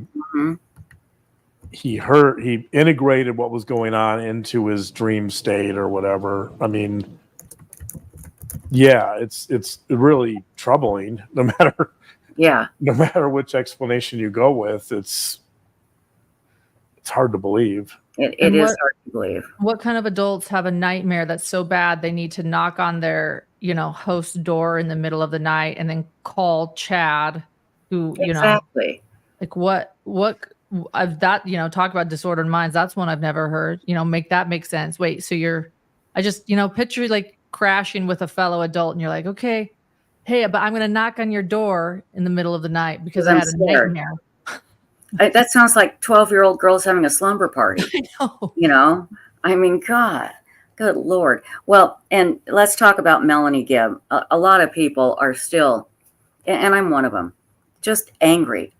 Because like Larry Woodcock said, those people knew. They knew what was going on. Yes. When they declare somebody a zombie and then they do these castings, they know that the body has to die for everything to work properly, if you will. They knew what was going to happen, and Melanie Gibb lied to the police, said that she had JJ. I think it was like a couple weeks later, I guess she thought better of it and called him back and said, I don't. And then she did tape record that phone call with Chad and Lori. But I think all of that was to cover her own ass. I don't know. I'd like your thoughts on my ramblings. Yeah, and I'm also so let me just read the official alibi too. It's 2 sentences. Oh yes, please do. 3 sentences. Yes, this is Lori's alibi. This is about Melanie Gibb too. Quote, Lori Vallow was in her own apartment in Rexburg, Idaho, when JJ Vallow and Tylee Ryan died in the apartment of Alex Cox in Rexburg, Idaho. Defendant was with Melanie Gibb, David Warwick, or Chad Daybell. End quote. So while she's implying that Tylee and Jade said thing happened at the same time, this is the night we're talking about. Right. And talking about how Melanie Gibb clearly knows more. Like her alibi is David Warwick and Melanie Gibb. So sorry. Yeah, there you go. That's her alibi. Yeah. And I can see why the prosecution wouldn't do much with that, because it's crazy. It's just crazy talk. But that's interesting. I had completely forgotten about that. Good Lord. So I wonder how Melanie Gibb feels about that. Like I said, I think she was just covering her behind when she decided to finally tell the police the truth. I think so too. Yeah. So thoughts, Dr. John? Yeah, I agree. I mean, I've always said that she knows more than she's telling us. Mm-hmm. But the problem is, like David Warwick, if they're not going to acknowledge it, or if they've already agreed not to discuss it, it's going to be really hard to get that information or get an accurate assessment of what really happened. And I think from the DA standpoint, they had a witness that they needed. So right. they didn't have a lot of proof. So I think they were just willing to kind of look the other way, maybe. And I don't know how far they could have gotten with it, with her committed to her story.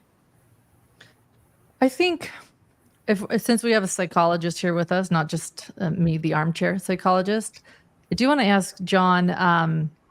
He has some interesting thoughts on Melanie Gibb or people in general when it comes to the way she filters the world. And we did a Patreon episode about this. It was an episode we did about a year ago. People kept requesting Melanie Gibb, and we just felt safer to do that. That way, yeah. Yeah, just less. So it is still a Patreon bonus episode. John's thoughts on Melanie Gibb. But one thing you said that was interesting, John, and we've watched her. All of her police interviews more than once. We sit there and just watch them, all the released ones. And one thing she sort of does that John has pointed out to me is how she filters the world and all of the questions through this sort of like religious belief system. And I don't mean like Lori does. Lori does it too, but actually Lori talks with a little bit more emotion, I feel like, than Melanie Gibb does. Melanie Gibb is just, I don't know, maybe you can explain it, John, but just everything is, well, this is what my church believes. So this is why this, right. She's just they'll be like, so do you remember? Well, in my church, this is what we believe. And, exactly. I don't know. Can you explain a little bit? Or maybe I put you on the spot and you don't want him. Oh, I know. Are you kidding? Dr. John. I'm talking to my husband. I'm like, I'm good at putting him on the spot. If you can. I think the part of this goes back to what we talked about earlier with Chad, that these are very concrete thinkers. These are very literal thinkers. And so in that sense, with Melanie Gibb, it's not only the lack of emotion, it's also this inability to abstract. So Piaget, who's a famous psychiatrist who talked a lot about child development, his final stage of development was the formal operation stage. And that's the stage when, you move from kind of concrete thinking into more abstract thinking. And Piaget, and again, this wasn't really based on a huge sample of evidence, but Piaget believed that not a huge percentage of adults make it to that stage. Right. So that means that there's a lot of people in the world who see the world very literally and concretely, and so that's how they're going to, based on what you said, Lauren, that's how they're going to filter things. They're going to, if they're prone to very literal religious beliefs, then they're going to see everything through that lens. Mm-hmm. And yeah, I think you see that with Melanie Gibb in her interviews. And you see sort of this, she doesn't really, you see kind of this lack of emotional intelligence. She doesn't really know how to, not only identify emotions, but express them. She doesn't seem capable of connecting to people very well. Even the detectives in the room, she doesn't have a lot of empathy for the victims in this case. Right. Almost no empathy. So I think all those go together. It's if you're very literal about the world and you're filtering everything through kind of these extreme religious beliefs, there's not a lot of room in that world necessarily for emotions. Right. That's true. And so I think that's part of it, is that she's, and also it's a very narrow world. Mm-hmm. When you constrict your world to to something that's so literal and so narrow, then you're operating within really narrow constraints in terms of what you can do, how you approach people, right? You're really boxing yourself in. Mm-hmm. And one of my things about mental health is always, build a bigger container, right? Or create a bigger universe for your beliefs and your actions. It gives you more options. Right. If you narrow your world down to the most basic, rudimentary, reductive elements of, let's say, religion, you're really restricting your options for relationships, for community interactions, right? Like, Mm-hmm. I mean, these people live in this church and they interact with each other, essentially. That's it. Their small group. That's it. That's their world. Mm-hmm. And when you get to that point, there's risks there because if someone in that world, like Chad Daybell, suggests that you should murder someone, like, you take that seriously.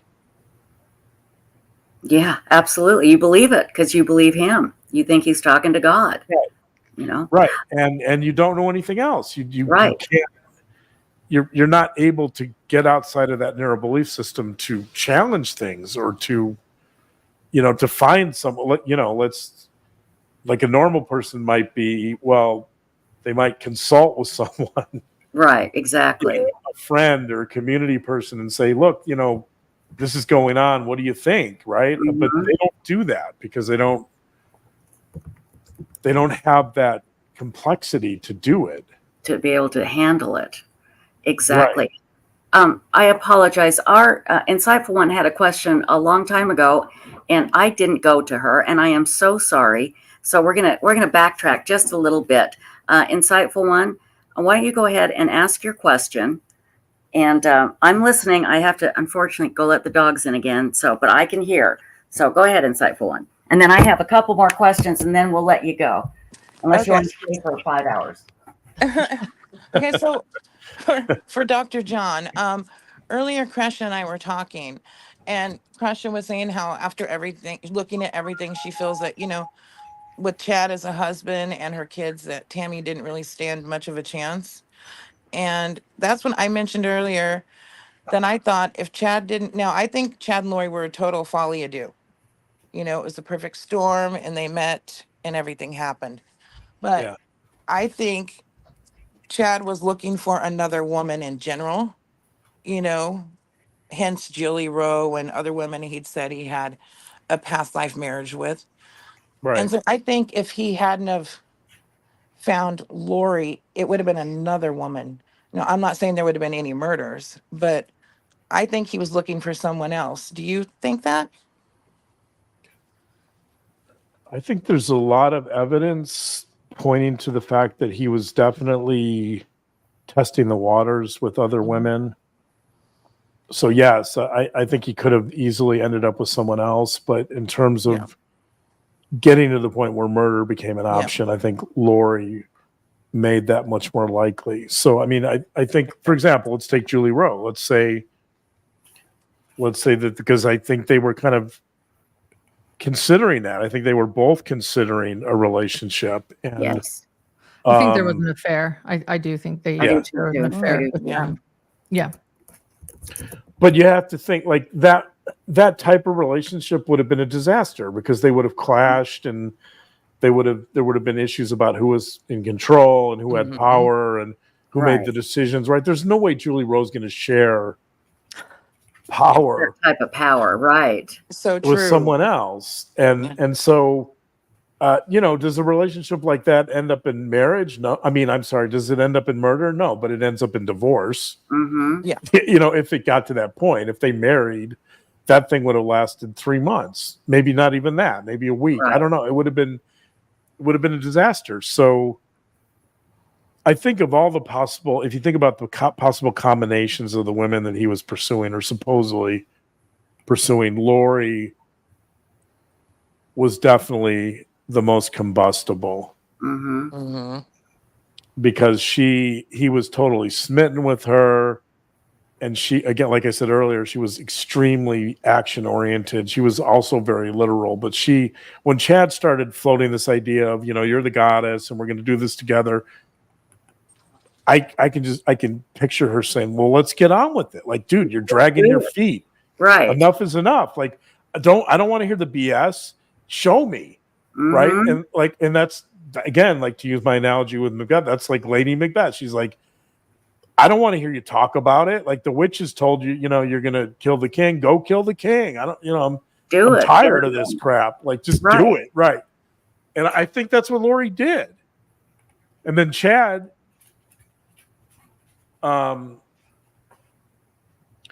Chad was a part of that, in the sense I think Chad wanted to test her. And that Lori probably started off, I'm just speculating, but Lori probably started off saying, well, you got to go kill Tammy. Right? Like, I'm not, if we're going to get married and run this show up in the New Jerusalem, then you can't do it with the wife. You're currently married. So probably it started that way. What she said, I think, to him. And Mountain Mama, we're going to get to that. That's one of the questions I have. So I'm sorry, Dr. John, go ahead. It started with Tammy, and then I think Chad came back with, well, I need to know you love me. Like, he posed a test.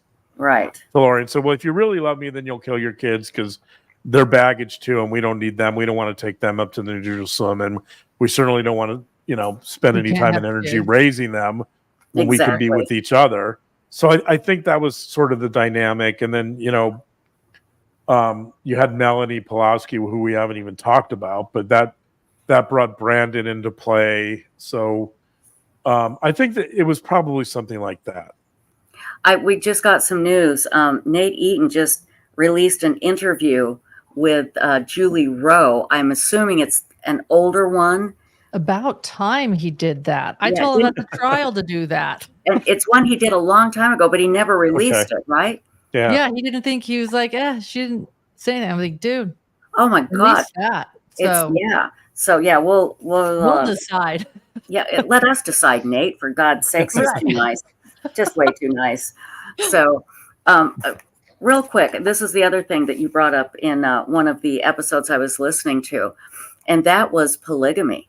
That Chad was chatting about polygamy, and I think it was Heather Daybell that said she wondered if that's why Tammy was just kind of off in her final days.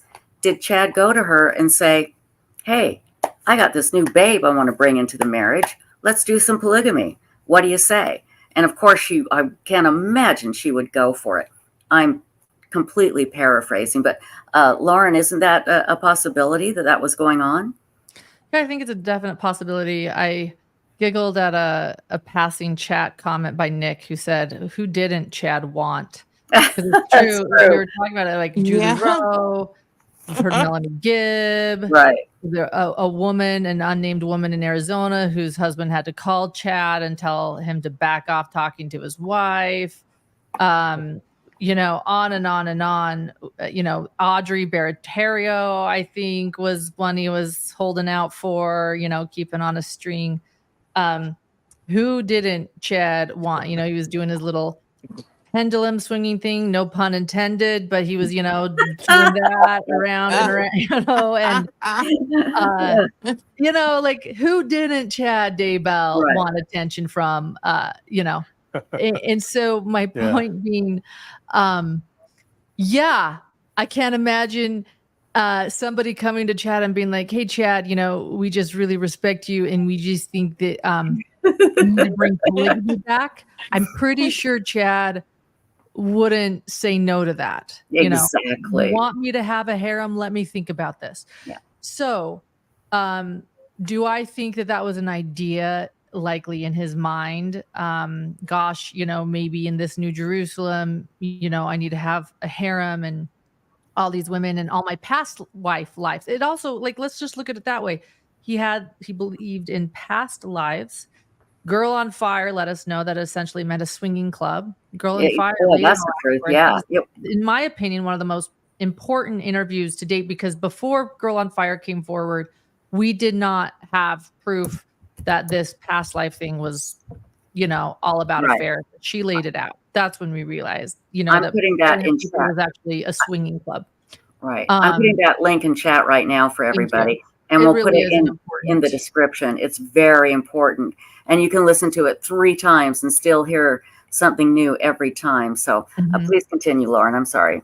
Yeah, no. Thank you for doing that. Yeah. So Girl on Fire lays it out. And if, you know, Chad could have even brought it up to Tammy, like, look, I was married to all these women. I was married to Lori in a past life. She's some internal flame of mine. And, you know that I was married to Julie Rowe, and, you know, I don't know if she did. I'm just saying, like, the horrible things he could have possibly told Tammy. Oh, yeah. And how depressed that would make her. And so he could have even labeled it as past life wives, and we're all going to be together in the hereafter, and we've got to move forward in the tribulations. Absolutely. I think he probably could have easily brought something horrendous like this up to Tammy. And the fact that Lori referred to Tammy as an eternal friend, which was just so appalling in her sentencing statement. You know, Tammy Daybell's my friend. She visits me. Maybe Lori thought that too. Oh yeah, you know, because she knew that Chad was sealed to Tammy in the Mormon faith, and if they really believe all of this, then Lori's believing that she's some sort of sister wife with Tammy. So there's all my jumbled thoughts. Yeah, and that's it. She even said, you know, Tammy's a friend of mine. You know, it's like, no, Tammy is not a friend. Tammy, if she knew about you, couldn't stand you, for God's sakes. Yeah. I have just a couple more questions, but if I could just take a moment. Every year, you know, we do this 24-hour End of the World Again, and we always find a children's charity to try and raise money for. And this year we have found a great cause. Othram has teamed up with NamUs. There are 525 children who are unidentified, and they're trying to raise money to do the DNA testing and do the research on these remains, to send the remains and their loved ones back to their families. So I've put a link in chat right now. If you could donate, even if it's just $5, that would mean so much. It's called Project 525, and it is tax deductible, I believe, and it will go a long way in helping. I mean, imagine not knowing where your child is for 20 years. And again, this is with Othram and NamUs. They've teamed up together for Project 525. I've just posted the link if you can donate to help fund the DNA testing needed so these children can go home to their families. We would greatly appreciate it. I found out something listening to your podcast that I didn't know. And I want to start with Dr. John and then go to Lauren. I did not realize that Lori Vallow had read Chad's books and had already, or did she already build up this kind of fantasy about him? So when Lori met Chad, it was kind of like meeting a superstar. Is that right, Dr. John? Yeah, no, that's accurate. She was reading. So, and this is information from Colby. She loved the Twilight series, so she read those first, and then she was introduced to Julie Rowe's books, and then she was introduced to Chad's books. So she was reading a lot of different books, but definitely was reading Chad before she met him, well before she met him. And I think that played a big role in terms of how she perceived him. It did. It absolutely did. And that shocked me when I heard that I thought they just met and then he gave her his books and she went, oh, this is great. But she was already building up this delusion about him. And Lauren, do you think that's what happened here too? Absolutely. And not only had she read Chad Daybell's book, she had read Visions of Glory before she met him. I know that, many in the Cox family were actually very interested specifically in near-death experience books. This is something they shared with each other. She had read many of these apocalyptic novels. She had read Julie Rowe, and she knew that Chad Daybell was also the publisher of Julie Rowe's books. And, she sings about Julie Rowe and some other Hallelujah. Yeah. She took that song. Before she even meets Chad, and Chad Daybell is Julie Rowe's publisher. So not only is he this author whose book she's now starting to read, because it just makes sense that she'd be interested in this. He's also this publisher. I mean, this is a powerful dude in her brain, who knew where it was going to land her? Reality is he's in this, this very humble home in Salem, Idaho. But I think to her, he's the president of a publishing company. Right. He's an author, and now he's a visionary. And so, and then Melanie Gibb knew him. Melanie Gibb was planning and advertising, preparing at people conferences with both Jason Mao and Chad Daybell, saying, come meet a warrior and a visionary. And so then she meets Melanie Gibb and is becoming best friends with her. And so I think they absolutely knew. I think she knew she was going to meet Chad Daybell at this event, and that she was excited for it before it happened. Mm-hmm. And don't forget the impact of the Twilight. The reason I mentioned Twilight is because I think even before all of this, I mean, she was reading apocalyptic literature in her family, but the idea of, in the Twilight series, it's based on the idea that you can find eternal, immortal love. And I think that idea was already kicking around in her head before she met Chad, that she loved the idea of finding a god or prophet or somebody that would live forever with her, right? And that they would have power, right? And I think so. I think she gets that from the Twilight books. And not just read it. You can say a lot of women. I mean, it was a top-selling book for a long time. But according to Colby to John, I was not here for this conversation, but according to Colby to John, he said she was obsessed with these books. She was obsessed with the Twilight books. She read them multiple times. Yeah, she just and again, I mean, she's very literal. So I think she took those to heart. That's the kind of love she wanted. Right. And obviously it's the kind of love that Charles, no matter how hard he tried, no matter how hard any mortal human being tries, they're not going to live up to that standard, right? So yeah, that's the truth. That's Ugh. an important thing that John brought up in the podcast too. In one of our very first episodes was, he said, you know, one of the most important things in the testimony of Lori Vallow that she gave at Melanie Gibbs' home, the one, it's infamous now because this is where she says, I did not have a murderous heart. And she refers to Joe Ryan wanting to kill him. But she says that she had the love of Jesus Christ wash over her, which was unlike any love she could ever experience in this world. And John kept emphasizing that. Like, this is really what it's all about. The love of Christ wash over. It's unlike anything you could ever feel in this world. Sort of implying like she's searching for just a love. Go ahead, John. I can see John's like, she wants a transcendent love. And that's love. That's what Edward and Bella in Twilight. It is. It's a transcendent love that lasts through ages. And I mean, so yeah, that's. And that was before she met Chad. This was before she met Chad. Yeah, before she met Chad. I think at the most fundamental level, she doesn't want to deal with the messiness of being human. Right. She wants something that doesn't exist. It's an ideal. And that's what she's really chasing. And Chad, that's what Chad dangles. Mm-hmm. Yeah, exactly. Right. That's what he's trying to. He knows that. He's using that. I mean, manipulating. Yeah, he's manipulating. But believes it to some degree too. But yeah, I'm sure. Telling her she's special, telling her that her, Zulema can control elements. She's a goddess. They're gonna, she's gonna do castings. That yeah. So and it's all a fantasy too. Long distance relationships, right? I think all of us have had a relationship in our mind that was a bit of a fantasy until we had to break up with them.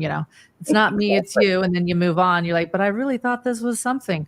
This entire relationship with Chad was a complete fantasy. When they finally got together, they whisked themselves off to Kauai until her arrest. That's so bizarre. He never knew what it was like to be his actual, wife in Salem, Idaho. Yeah. Right. Well, listen, I appreciate your time. We have actually a hidden gem question, which I think is brilliant. And it's kind of an open-ended one. I hope it doesn't take too long, but I want to put it up on the screen here. Crystal Trickle says, any thoughts on the Cox family dynamics today? Do you think Mama Cox has finally realized she raised a bunch of crazy kids? Let me put it a little more bluntly. You want to take that, Lauren? You're more. I definitely could say something. I'm trying to decide what to say. So my pause is me deciding what. So the Cox family dynamics today. Yeah, I'll just say they're concerning. I think that Dr. John nailed it in our podcast years ago. I don't know if there's anything much more to say. Tell us what that was again. Back then. An enmeshed narcissistic family when it comes to the family systems dynamic. That doesn't mean they're all narcissistic. That's the term. Correct, John? Correct me if I'm wrong. But an enmeshed. Yeah, I talked about a book by Pressman. It's husband and wife Pressman's. So it's Pressman and Pressman, the narcissistic family.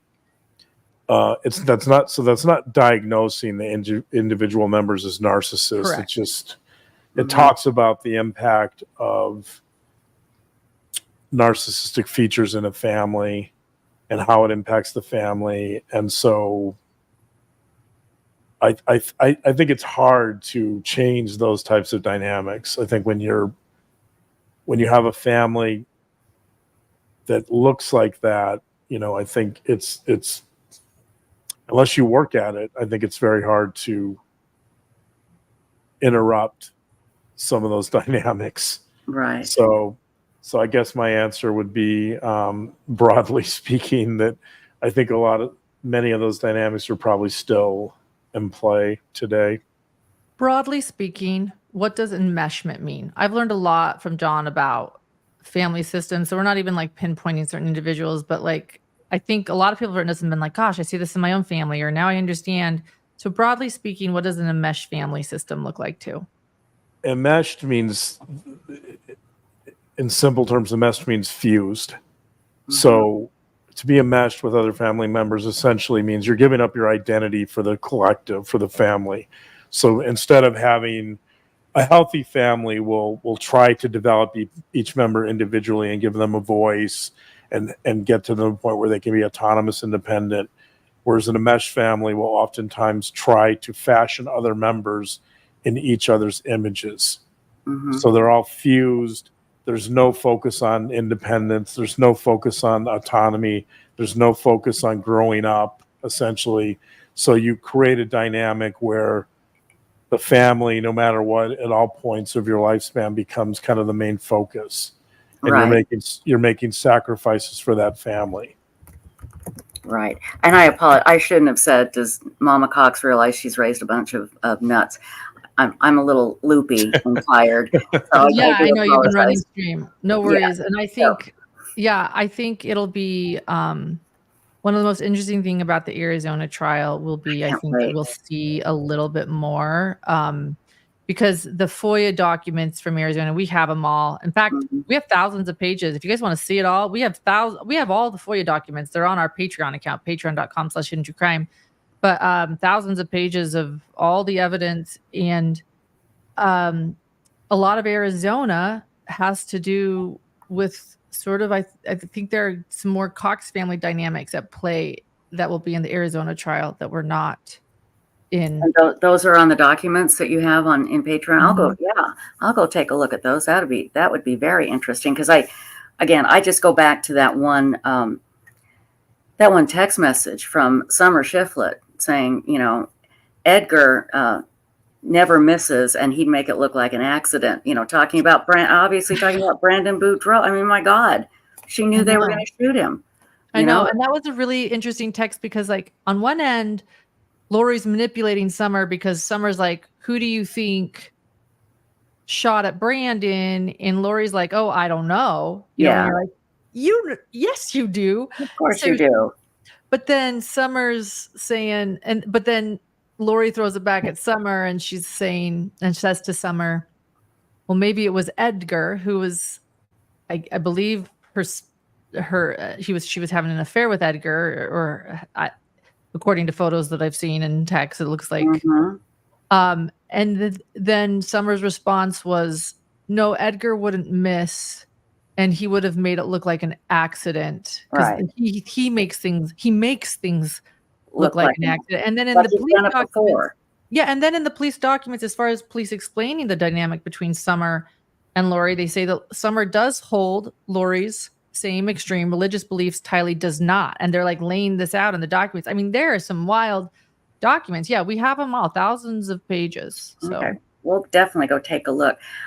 Thank you. When do you know when your next live stream or podcast is going to go up? We can certainly promote it for you. Thank you for asking. Yeah, John and I were talking about this morning. We have our very casual Monday meetings while we wander around and clean the house. Like, what should we do? So it should be Saturday night. Correct me if I'm wrong, John. Right. But also, I do want to share that this Timothy Haslett case that we've been following from the very beginning in Kansas City, we did do the full backstory of that this Saturday. We took the weekend off. It was our son's birthday this weekend. So we did a pre-recorded premiere, and we do want to talk a little bit more about Timothy Haslett soon as well. So you can catch up with that on our channel. And then we've been discussing possibly the new JP Miller interview with New Nation. Yes. Yeah, or Madeline Soto. These are the things we're discussing in our house while our son is at camp. Don't worry, guys. We, have our daytime conversations. And we've also been, Stephen Stern's emails. We've been talking about those here too. So. Sam Hughes says, "Stay away from portals." We will. Right. Sam. Thank you. For sure. Just to comment on the Haslett case, for those not familiar with it, it's crazy. So I would, if people want to get, it's crazy to see a serial killer of that magnitude who Soon to be God knows. possible serial killer. Well, well, He's a killer. there's one he's murder. been There's charged with one a murder murder. he's charged with, and then there's the woman who survived. Right. So that's attempted murder. I mean, yeah. I mean, I guess technically he's not. I'm just They haven't protecting found you, babe. enough. Yeah. Okay. But No, I know it's up there with Rex Heuermann. It hasn't received that kind of attention, but it's a truly fascinating case study and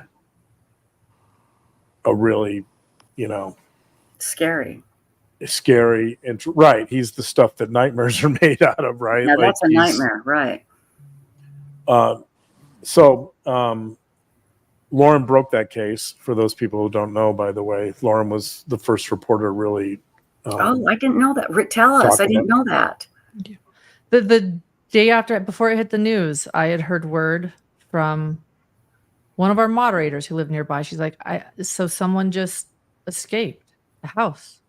And I started looking into it, and I found the woman who housed the woman that escaped, and I called her, and she jumped on an interview with me. It was the weekend before the news, even the local news.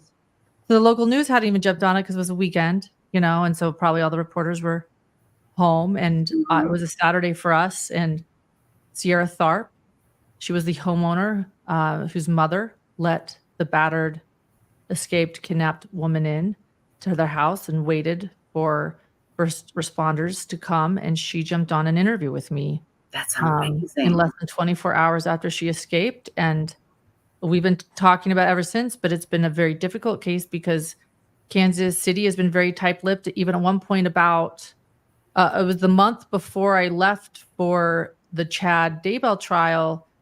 The defense attorney for Timothy Haslett was arguing that she wanted things sealed because a Las Vegas media company was trying to get the documents. It's been very difficult. And while I was live at the jury selection for the Rust trial is where the charge finally of murder came down, that Timothy Haslett was finally charged with murder of Janie Crosdale, who was found in a blue barrel. And those blue barrels, go ahead, John. Yeah, I think it's a very sensitive case, I think, for Kansas City PD, because it involves sex workers and it involves some issues around race. And I mean, it's got a lot of very sensitive topics, I think. And we've talked about that a little bit, but we'll probably get more into that. But still, from my perspective, in terms of looking at a criminal that's, talk about a disordered mind, like this guy's really has a lot of pathology and a lot of mental health issues. And so from that standpoint, I'm a little surprised it hasn't received a little more national attention. I'm going to share it here in chat, if that's okay. The Sure. story, it's very important because it does discuss some difficult topics. I mean, it naturally is part of it. Race, how Black women are not, and children are not discussed the same way. Absolutely. It's terrible. White women and children are discussed. Agreed. And it came with a warning 2 weeks before she escaped that there was somebody possibly targeting Black women in this particular area in Prospect Avenue in Kansas City, and the main paper dismissed it and police dismissed it, and then the woman escaped. Yeah. And so it's been a difficult, sensitive case. That's exactly well said, John. Thank you. Yeah. And that's why it's also, not only is it what nightmares are made out of, we have the full probable cause. We put all of our FOIA docs and everything on our Patreon account. We have the full probable cause for Haslett on our Patreon account as well, patreon.com/hiddencrime. But it comes with a trigger warning. What these women went through is appalling. But it's such an important, and I just realized I copied and pasted it and I can't even put it in the StreamYard. Hold on one second. Let me pull up your YouTube. Trisha, and if you wouldn't mind me putting it, because it is Oh, important go we for it, please. learn. Thank you. I know. Well, I say you need to run, but you're going live for 24 hours, Oh, right? no, yeah, no, I don't need to. I'm worried about you guys. My next interview isn't for another 40 minutes, so we got time. Websleuths. So we want to discuss. We want Dr. John to actually discuss this probable cause. Like, let me give you just something. Okay, here we are. We're in part 2, right? I'm on Websleuths Yes, now. part 2, right. I couldn't put it on in the StreamYard, so here we go. Okay. So what I just posted in the YouTube chat is the Timothy Haslett backstory, but Okay, let's see. beyond a dungeon in his basement and a torture chamber, essentially, and torturing these women, Mm-hmm.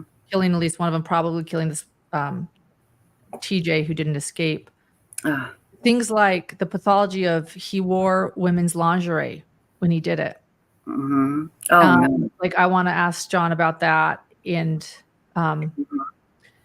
he also put on this persona of a family man. Right. He was dating and he had a son that lived with him. Mm-hmm. That he had full Right, custody so of a he young was- son.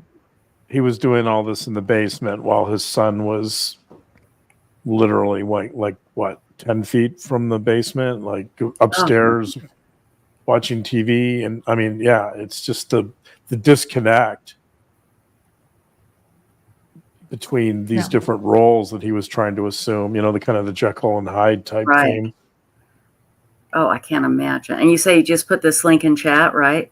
I thought I did in the YouTube chat because I couldn't. It says that I need to join the chat on StreamYard, which I was like, I don't know how. And so I put it in your YouTube. I don't see it. So I just did it again, I think. Oh, there's your puppy. But I don't think it's coming up in StreamYard when I post it. So do you have the Patreon link? You can just text it to me if you want. Oh, yeah, it's patreon.com/hidden true oh, crime. okay, great. We'll get it. We'll find it. Yeah, I want that. Yeah, I was going to say, in the YouTube chat, nobody can post links but moderators. So I think. Oh, that's why. Okay. Yeah. Oh, there you go. Okay. Yeah. So if you want to hurry and text it to me, I can put it up there real quick. Let's see. Can I email it to you? You can email it if you have, yeah. Okay. Yeah. Okay. Your video one. Yeah, Websleuths videos. Yeah. Okay. Perfect. And I can put it there. That's why I keep forgetting that. Yeah, it's very much Hewerman, and it's still being investigated. Mm-hmm. So who knows what's going to be uncovered. And police have been very tight-lipped. We're doing our best to bring things as it comes. And with this new probable cause, we're hoping that John can continue discussing it. And I think it's an important case. I encourage all creators out there to talk about. Absolutely. Absolutely. Let me put this up here. This is the Timothy Haslett interview. Haslett. Okay, from Hidden True Crime. Did I spell Timothy right? I don't know. I'm so tired. But okay, there, it's in chat now. And we'll put it under the description of this video too. Okay, to make sure everybody Thanks. That's kind. can watch it, because it is very, very important. And again, we really appreciate it. You've been so kind and generous with your time with us. I can't thank. I know you've got so much going on, and it means a lot that you joined us, especially today in the middle of the day. So thank you so much. It's been nice to come on this spring and summer a lot. It's been really nice. It's nice. It's nice to be on here. So we appreciate you. And if we have any hidden gems here that are here, please hit subscribe. What Websleuths does for missing people and the DNA is so wonderful. And thank you. And without Hidden True Crime, we would not have reached our 44,000 subscriber mark. So thank you both so much. That meant a lot to us. Good. Okay, well, we will be in touch, and we'll definitely be watching Saturday night, and we'll put these links up, and help start educating everybody. Thank you, Dr. Thank you. John and Lauren. Thank you for having us. so much. You go enjoy the rest of your day, and we'll talk soon, okay? Okay, sounds good. Thank you. Take care. Bye-bye. Bye.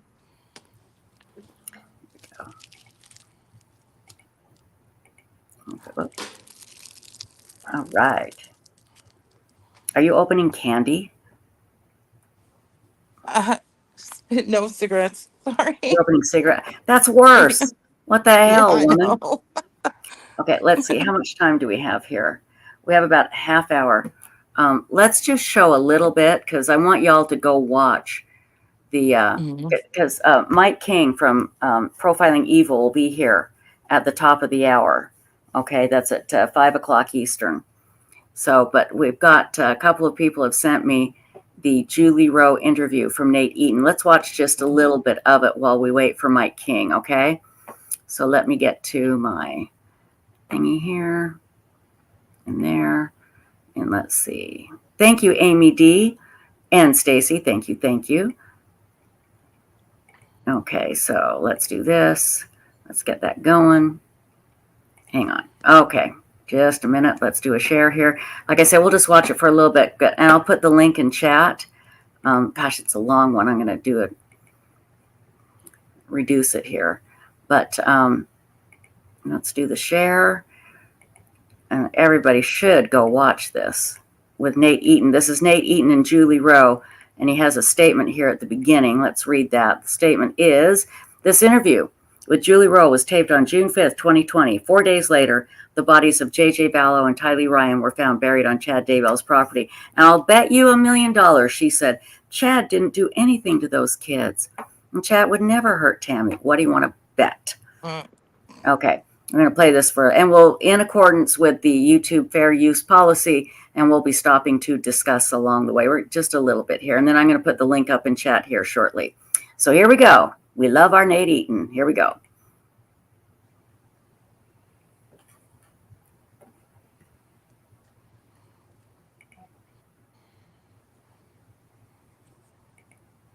I don't know where the sound is. Can you just say and spell your name? Yeah. Julie Rowe, Julierowe. And how would you describe your relationship with Chad? Former friend, current friend, business acquaintance? Former friend and business acquaintance. He was my publisher. So why are you here today, Julie? Because part of my mission that I agreed to premortally before I came to Earth was to warn and testify of a lot of things, including exposing darkness on every level, layer, realm, and dimension. And I see darkness in this story. It's very hard to talk about. So I appreciate the time you're giving. And I hope people understand that this emotion is because I care deeply about the people involved in it. Everyone from... Okay, wait. I just got to say that in the beginning, Julie was on record as saying Chad Daybell would never hurt those kids and Lori would never do anything. And I've talked to the kids and they're happy. Everybody's happy. It's great. And now she's here to warn about evil. Oh my God. Sorry. I'm sorry. I'm going to use the excuse that I'm really tired. So I take no responsibility for what I say. Here we go. Okay. Nate Eaton, East Idaho News. Chad and his family, Lori and her family, even though I never met Lori, and all the parties involved, including millions of people who have been exposed to this energy as a result of all the news that's gone out on it. It's affected millions of people on both sides of the veil. And I made premortal covenants to testify of truth at all costs. What? And to let people know that what has happened with Chad and Lori is not okay. For those not familiar with the words premortal, you mean before this life on Before Earth. this life, we lived in spirit realm. I have memory of it. I had a near-death experience in 2004. It's one of several that I've had. And that's how I know Chad. He published my first 5 books. Yeah, talk about how you met Chad and Tammy. Did you seek them out because you had this No. experience? How did that work? No, so I was shown in dream and vision, and during my near-death experience, I was told in 2004 I was on the other side of the veil for 2.5 days. I was essentially in a comatose state. So you were dead. I was not dead. I was still alive, but I was asleep. According to the hospital records, I was in a comatose What happened? state. My heart was still beating. Were you in an accident or? No, I was later diagnosed with Lyme disease and Epstein-Barr, but I didn't have doctor's confirmation on that for 8 years. Oh, wow. So just very, very sick. Very sick in the hospital. Mm-hmm. Your spirit left your body. Yeah. And you were in the spirit world. Yeah, for 2.5 days. And that's what happened there. Well, maybe I should refer people to my book, New Revolution, where I talk about it. You can go to Amazon. It's called New Revolution. But basically, I was given a tour of different parts of heaven and spirit realms and different worlds or degrees of glory, if you will, and was shown some of my past lives as well as things in my current life that had happened when I was younger. Had a life review. They took me through what you call the window of heaven, that's how I had access to some of these portals and things like that. And then they reminded me of some of the promises I made to my friends and family, including spirit family, that I would help prepare them for some of the things coming to the earth, including war in the United States. Okay. So you came back, your spirit came back. Right. And then you met Chad or? Yeah. So I didn't meet Chad and Tammy until the summer of 2014. Chad first contacted me in February of 2014. I was on the Avow website. I really only got on the dreams and vision part. I had a friend that was my Relief Society president when I was in the hospital as a member of the Church of Jesus Christ of Latter-day Saints. I was living in Overland Park, Kansas, and her brother-in-law happened to be my home teacher as well. So their family played an integral part in helping me and my family when I got really sick. And she was only one of a few people that knew that I had had this near-death experience for a long time. And when I came back and I started to wake up and work through what had happened to me and the trauma and all that, I started to open up to her more and told her about the dreams that I'd had, the night visions, the memories I had of what they'd shown me. And, I would cry to her about, some of the heartache that I saw coming to the world. And so that was in 2004 in September. And then I had another near-death experience a month later in October. And so she knew about that. And she told me about a vow. I think it was probably in 2006 or 2007. And I got on under my own name because I'd never been on an online forum. And then I posted just a few things, but I quickly realized that to be in my own name would not be good because of how people treat you online. And so I quit posting. And then several years later, in 2013, I was prompted again to sign up again. There's a long break there where I wasn't on there at all. Mm-hmm. And I never really looked at anything else on there. I knew it was like a prepper site where you could find things about solar and Dutch oven cooking and stuff, food storage. Yeah. And because of what I saw coming, I've always been into food storage because I was raised that way in the church and my family, but I'm not like an extreme prepper, right? I don't consider myself a prepper. In fact, that term bugs me because I think it's like too extreme. But because I was feeling very lonely about what I was experiencing, it was nice to read other people's dreams and visions who had been shown similar things. And I had additional witnesses. And so this friend of mine, knew that. And she gave me a couple of books as well, Sarah Monet's book and some other books, of people that had had experiences. And that really helped me early on. So then in 2013, so when I had my near-death experience, I was told that I was to share my story through a book and speaking publicly in about what they said 9 Earth years. And I was laughing at the 9 Earth years because my husband's like, if you say 9 Earth years, you sound like a weirdo. And I said, well, that's what they said to me because there's a lot of other planets in the galaxy. And this is planet Earth. And they said planet Earth. And so I then was told in October of 2013, I had a severe adversarial attack. That's just kind of what I experienced since I woke up from my near-death experience. A lot of very, for me, it's very physical. Okay, I just want to state something. Julie Rowe was saying something about being from planet Earth. I don't think that's where she's from. Again, this is from 2020. This is Nate Eaton, East Idaho News. Remember, Chad Daybell didn't start making his crazy claims until he saw how Julie Rowe's books were selling like hotcakes. In one of Lauren and Dr. John's YouTube shows that they did, Lauren talks about the first time that Chad Daybell was able to take his family to a restaurant because of all the money he made on Julie Rowe's books. And, that's why all of a sudden his near-death experiences were happening and his books were real. And I believe, without question, that he had a thing for Julie Rowe. Mm-hmm. Don't you think, Insightful One? Oh yeah, before Lori, Yeah. absolutely do, and I think he dropped Julie because he met Lori. But Because he met Lori, yeah, because Yeah. he was going up in the world as he thought. So let's and he continue found on. somebody more malleable. More malleable, that depended on him a lot more. Mm-hmm. And in the case with Julie Rowe, she was kind of the leader here, and Yep. Chad couldn't have that. Again, this is from 2020, Nate Eaton, East Idaho News. We're not going to play the whole thing. It's over an hour long. We're just going to play a few more minutes of it for you. So we love our Nate Eaton. We do. Here we go.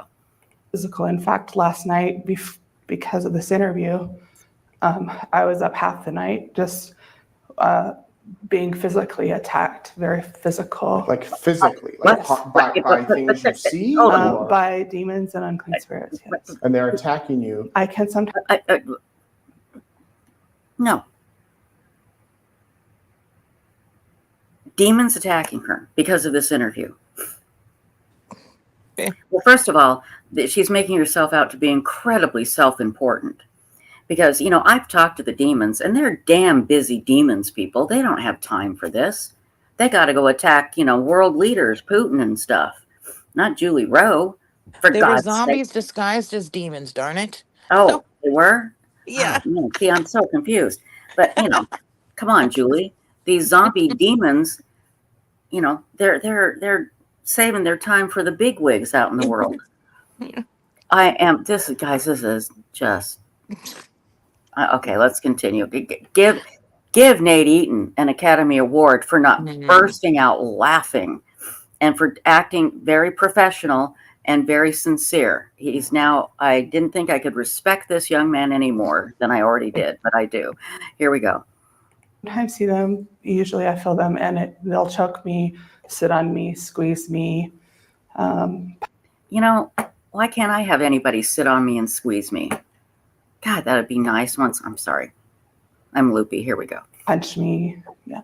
There will be people that hear that and think you're crazy. Yes, they will, but people already think I'm crazy, so they can think what they want. Yeah. Yes. So, and I'm not discounting your experience at all. There will be people watching that saying, Yes. how does that happen to her and nobody else? Right. It does happen to other people. They just don't talk about it. Okay. Yeah. So you have your near-death experience. Chad reaches out to you through the AVAL website when you get back on. In February of 14. February of 2014, and says, we should write a book together? Right. Well, in October 14, I had this attack, and I was actually at a restaurant, and I had been having dreams about the books again, and the spirit had been telling me it's coming soon. And I would ask, in my mind as I talked to the Lord, well, when? Because it's been about 9 years. And they just said, sometime after the first of the year, he will contact you. You don't need to worry about it. I wasn't given his name. I could just see him in my mind's eye. Chad. And I was told, you'll know, and he'll find you. Don't worry about it. So I didn't ever do anything to try to publish my book or anything.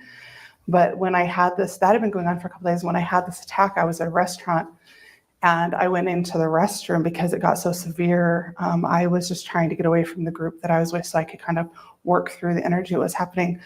And I ended up very, very sick, throwing up in the restroom, and it got worse. And I ended up basically collapsing on the floor of the restroom bathroom. And that's when I heard very clearly, have no fear. And I said, why does this keep happening to me? And what I heard was an audible voice that said, don't ask why, ask what, and ask how. What are you to learn, and how are you to serve? And at that moment, I said that in my thoughts, and I felt this swishing energy, and I felt this light come in, and the demon or whoever it was that had me around the neck, I felt it release, and I had some interesting visuals about light warriors that came in, and there was basically a battle going on right there in that bathroom. Between light and dark. Yes. Yeah. And with the gifts that I have, because of my veil being thin, I don't see everything, but often they will show me quite a bit, and it's pretty sci-fi. It's pretty crazy stuff. The veil really is a blessing for people. So anyway, that's the background. So I knew it was coming. I just didn't know when. And then he private messaged me. I was prompted to post more about my dreams and visions, and started posting about my near death.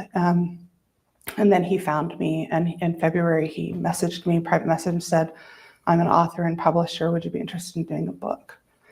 And I saw his picture, and he looked different than what I had in my mind's eye. They showed me like a different look, because his picture was earlier. So actually he looked like what I saw when I met him in the summer of 14. But I wrote my first book in 6 weeks. So we started it in March. I gave him the first draft in 3 weeks. I went to Grand Canyon with my family for spring break for 5 days.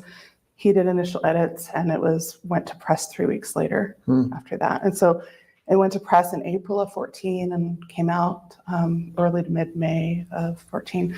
I didn't meet Tammy and their kids and Chad in person until July of 14. So later in that summer. Provo, because they were living in Spring Valley. I met them in Provo. What was Chad like? What was his family like? Very nice.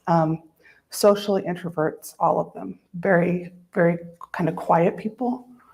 The contrast in energy was kind of crazy, because my kids and I, and my husband we're pretty talkative, loud people, you know? So our family cultures were like opposite. I would say, honestly, they're socially awkward, but really nice people. Really, really nice people. And from what I understand, your first book did pretty well. Yeah, I'm not sure how many copies we sold. Thousands. Enough to write more. Yeah, I had my second book that went to press. So on that trip where I met them in person, after my book went to press, it had only been out a month. And one of my guardian angels, well, basically I say the Lord, but really, sometimes it's the Lord's voice himself, and sometimes he sends messengers like through my guardian angels or ministering angels. And I remember my book had been out 3 weeks, and I had told everyone I'm only doing one book because that's all they told me, and I had no desire to write anymore. And after I did a radio show on Mills Crenshaw and told everybody that, literally the next day I got a message from the other side of the veil, and they're like, hey, there's another book. And I was like, are you kidding me? And so I took a lot of flack for that, because I told everybody I'm only doing one book. And then I said, oh, I have another one, Yeah. So people are like, oh, she just wants to be famous. I'm like, no. See, this is how it goes. Everyone, this is Julie Rowe being interviewed by Nate Eaton at East Idaho News. And again, we're not going to play the whole thing here. I'll put the link up. I think I just got a little small teeny link. I think this is it, because it's, for some reason, it came through like this big, huge 50-foot link on YouTube, and I don't know why. But I think this is it. Hang on, let me just double check. But I mean, when you listen to Julie Rowe, and I'm not trying to make fun of her at all or anything, but you've got to just wonder, what is really wrong, because there is something wrong. And again, like I said, before the kids were found, several months before, Julie Rowe, she was everywhere saying that Chad Daybell wouldn't do this. She knows his heart, and she's seen the kids, and they're very happy, and on and on and on. And now all of a sudden that the tide has turned, she is, just going the opposite direction. So hang on here, just a second here. East Idaho News, and let me put the link up again real quick. Kresha Difficult Research says, did she just say Crenshaw? Because that's the name, that name was sent to my parents in the beginning by Sean Littlebear. I think she did.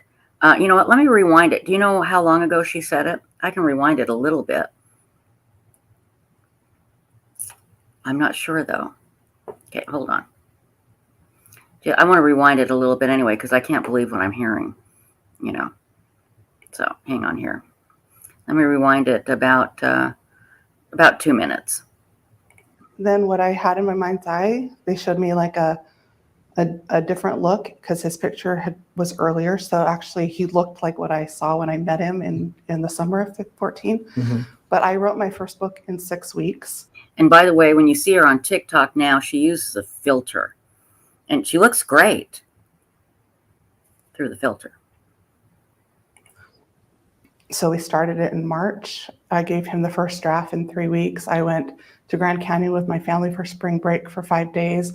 He did initial edits, and it went to press 3 weeks later after that. And so it went to press in April of 14 and came out early to mid-May of 14. I didn't meet Tammy and their kids and Chad in person until July of 14. So later in that summer. Provo, because they were living in Springville. I met them in Provo. What was Chad like? What was his family like? Very nice. Socially introverts, all of them. Very, very kind of quiet people. The contrast in energy was kind of crazy because my kids and I, and my husband we're pretty talkative, loud people, you know? So our family cultures were like opposite. Mm-hmm. I would say honestly, they're socially awkward, but really nice people. Really, really nice people. And from what I understand, your first book did pretty well. Yeah, I'm not sure how many copies we sold. Thousands. Enough to write more. Yeah, I had my second book that went to press. So on that trip where I met them in person, after my book went to press, it had only been out a month. And one of my guardian angels, well, basically I say the Lord, but really, sometimes it's the Lord's voice himself, and sometimes he sends messengers through my guardian angels. Nick, a 5150 is a term used by law enforcement to basically say, we're going to go pick up a crazy person. They're crazy. We're going to 5150 them, is basically what it means. Mentally unstable. Messaging angels.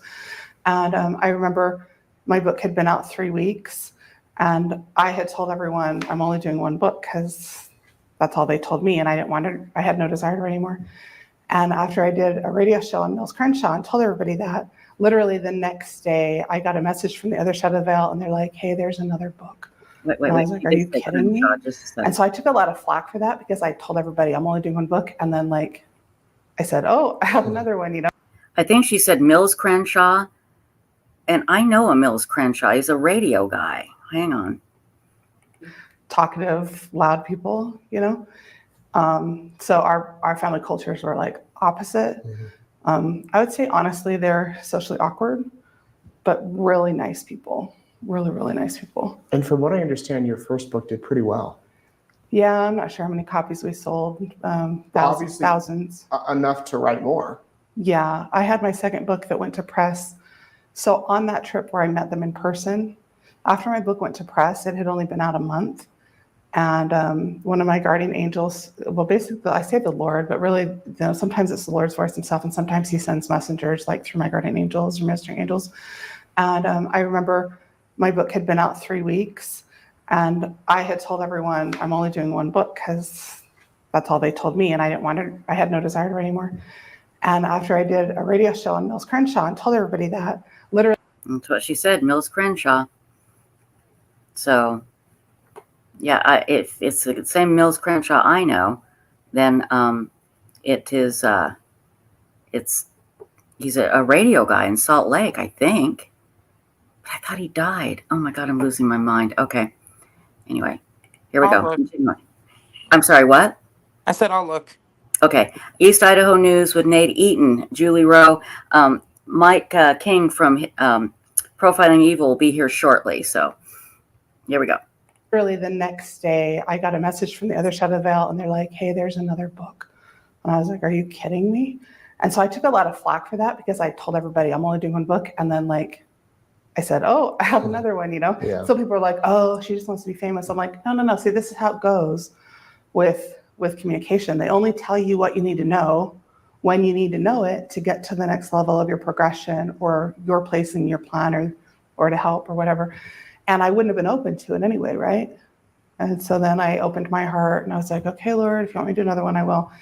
And that book came out October 15th. It took me 8 weeks to write. That same year? The same year. And you worked with Chad on that one. Mm-hmm. Now, how many books did you write with him? Well, I did I have to add them up again. I Sure. think it's 5. A Greater Tomorrow, The Time Is Now, From Tragedy to Destiny, my biography, which was Rising Above the Flames, and then we did podcast books. And we started to transcribe the podcast on Julie Rowe show, and we got one of those out. Chad didn't have the funding. We'd only sold, maybe 1,000 of them, and we just decided it wasn't worth putting them in print. We just did the ebooks on them. What happened with your relationship with Chad? So it was a gradual drifting apart. We finished publishing my book in the summer of 2017. And then we did the podcast book shortly after that. It was kind of going on simultaneously. And we didn't have any more books. And I had been shown in vision and told at that time that the actual title of my biography that would come out and go more worldwide, or at least in the United States, was going to be a different title. It was called Gifted for a Purpose. And Chad turned that title down. Actually, Eric Smith came up with that title, and I was told very clearly, this is the book, this is the title, and there are certain things in it. Chad wouldn't include certain things in the biography.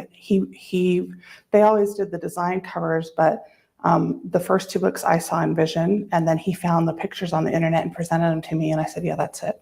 So there were some really good experiences on a spiritual level with him. With Rising Above the Flames, I didn't have the experience. He saw it in vision, he picked it out. Tammy designed it, presented it to me, and I really didn't care for it. It's got this big eye on it, but the Spirit said, this is what it's supposed to be right now. Just let this go out. And then later on, I had envisioned what the other title of the book would be and the other cover. That makes sense? Yeah. And so I always knew, like, this isn't the real biography, but it took 1.5 years to write that. Eric Smith helped write it. Eric's the one that does the podcast with me on Julie Rowe and Eyes Open. So I don't know where I'm going with that. So you worked with Tammy. I mean, if she was designing it, Yeah. and did you have a good relationship with her? Oh, Tammy and I were great friends. Yeah. I wasn't as close to her as I was Chad, because Chad worked on the writing side with me and the editing. I only talked to Tammy on the phone maybe 6 times. And we would text here and there, but again, she's an introvert. She doesn't text her. I was chalked up to that. She was pretty shy. When I came to Springville, because they moved to Rexburg in 2015, and Chad called me up right after he had the vision of moving to Rexburg. I know that whole story and how that all happened. And I can vouch that how he wrote it in his book is what he told me before he told anybody else. What did he tell you? He called you one day and said? He was still in Idaho with their family vacation and called me, and he said, I was just at the gas station and I got this visual, and I heard, on the other side of the bell that I'd be moving to Rexburg soon. And I was like, really? I said, so how's Tammy going to feel about that? And he goes, well, she's not going to like it. I mean, they're both from Springville, Utah, born and raised. They met in Springville. They fell in love in Springville, And he was pretty confident that in time, when it was right, the Spirit would work upon her heart. And if they were supposed to move, they would move. And that is what happened. She struggled with it. But I talked personally to Tammy about it, and she had her own witness from the Spirit. She wasn't just doing what Chad said when they went to Idaho. She felt that it was right to go too. Oh, yeah. She was very in tune. She didn't have the same gifts that Chad had, but she has one of the best hearts of anybody I ever met, and very, very, very kind. Very genuine, not a fake person. What would you say Chad's gifts are? Being a visionary? He's visionary. He has some gift of hearing. And he, I know he's going to watch this. He's not going to like that I say this, and he's probably sitting out there. Truthfully, as I got to know him, I realized that I had more gifts, that mine were more expansive, that my gift of hearing was sharper. You mean gift of hearing the spirit? Yes, gift of Okay. hearing the spirit. So there's different hearing gifts and sight gifts, different types of vision. Sometimes people can see it in their mind's eye. Sometimes they actually see it with their eyes. Sometimes it's more like on the crown of the head. It just depends on what the visionary gift is. And I have all of those. Chad, the way he described it to me was he would look down like when he was writing a manuscript, and he could kind of see it in his mind's eye, like through his third eye, is how he described it to me, which is different than how it works for me. I usually just see it and I can see multiple dimensions. So if he is a visionary, why didn't he foresee all of everything that's happened? Right. Great question. God, that's a great question.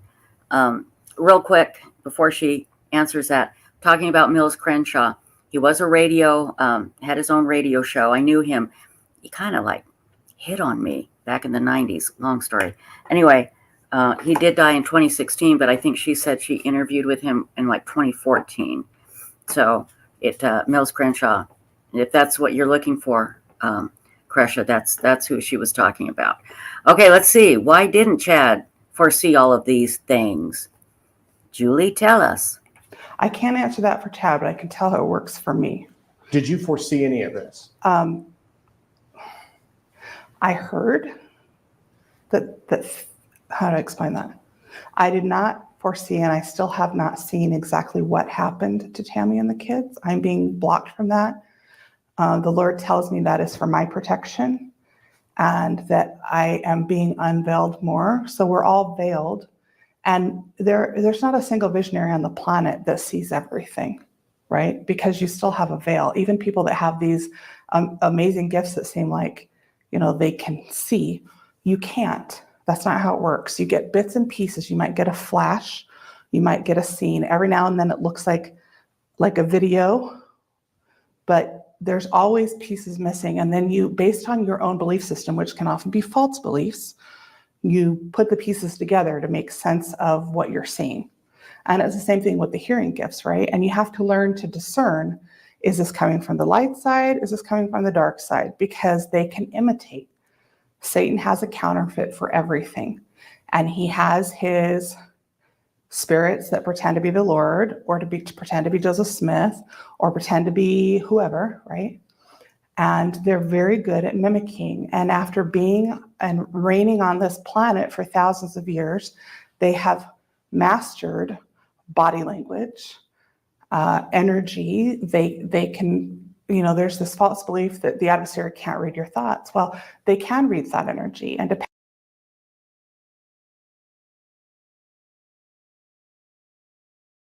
I need to stop it right there because that's just a little too much crazy. I just can't take it.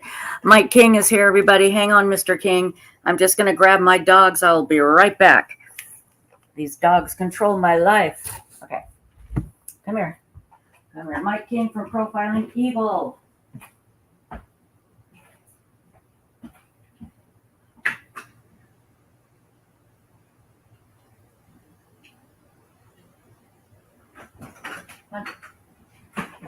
Come on.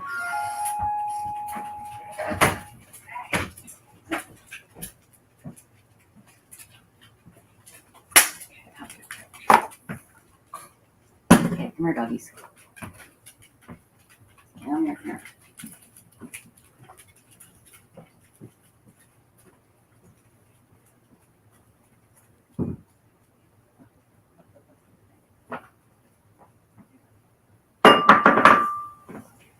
Hold on, I'm almost there, everybody.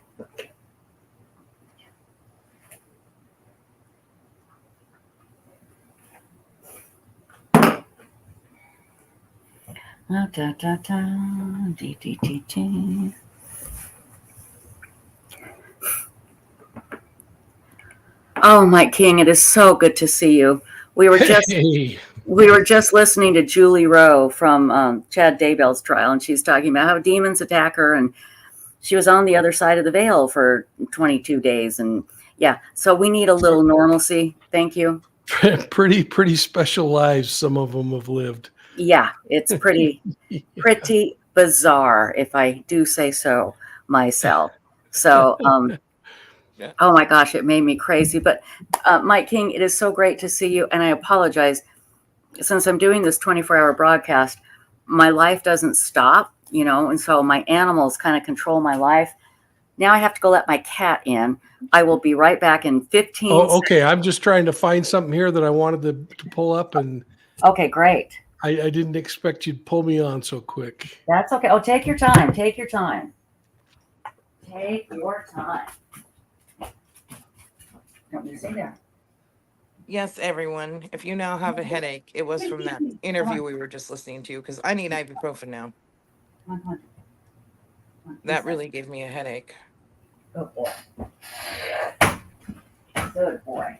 And I'll tell you what, I gotta go change the cat water, because they won't drink it when the dogs drink out of it. Okay, move everybody. Here we go. I'll be right back.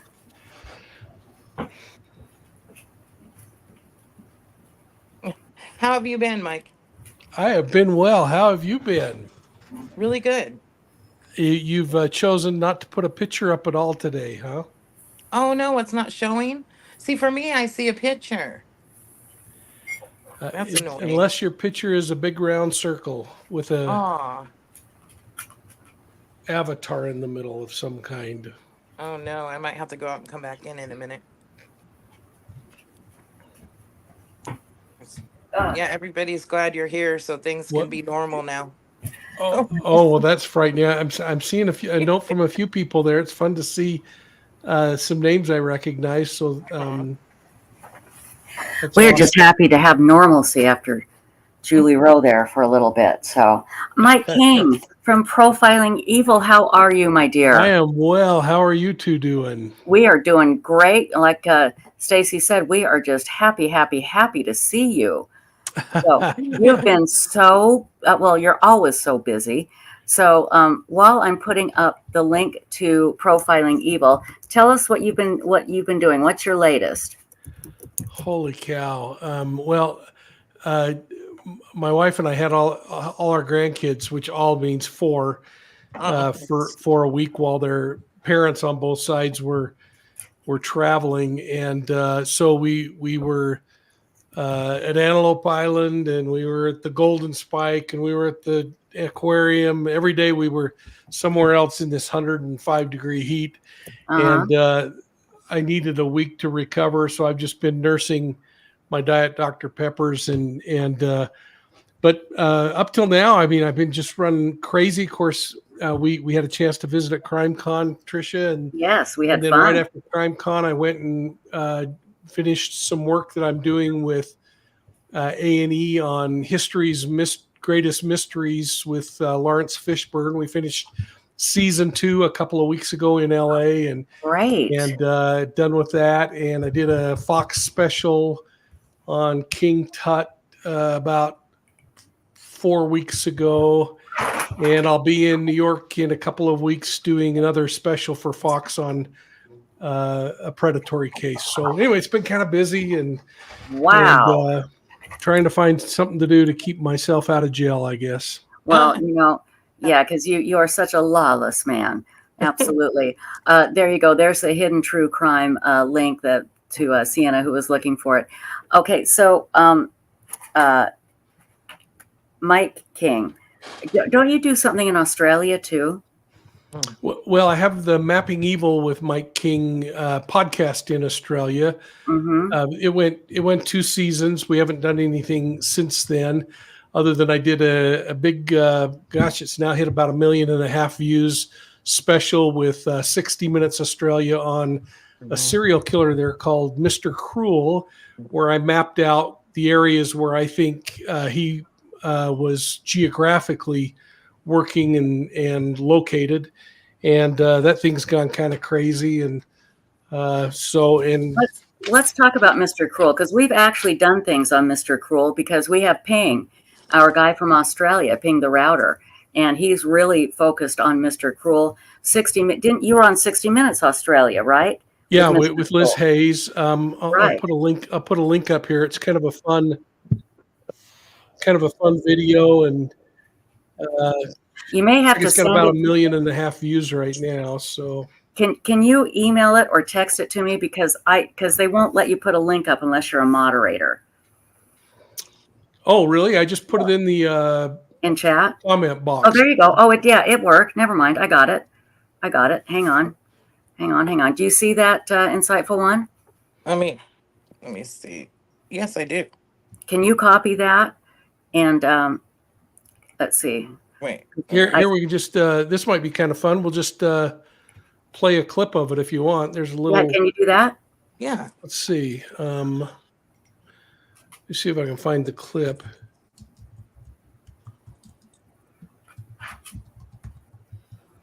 And then we're going to talk about your new project.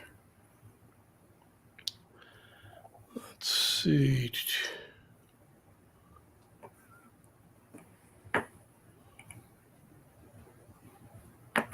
Let's see here. Well, let me see if I can get it here. there was a short little trailer. Oh, this might be it.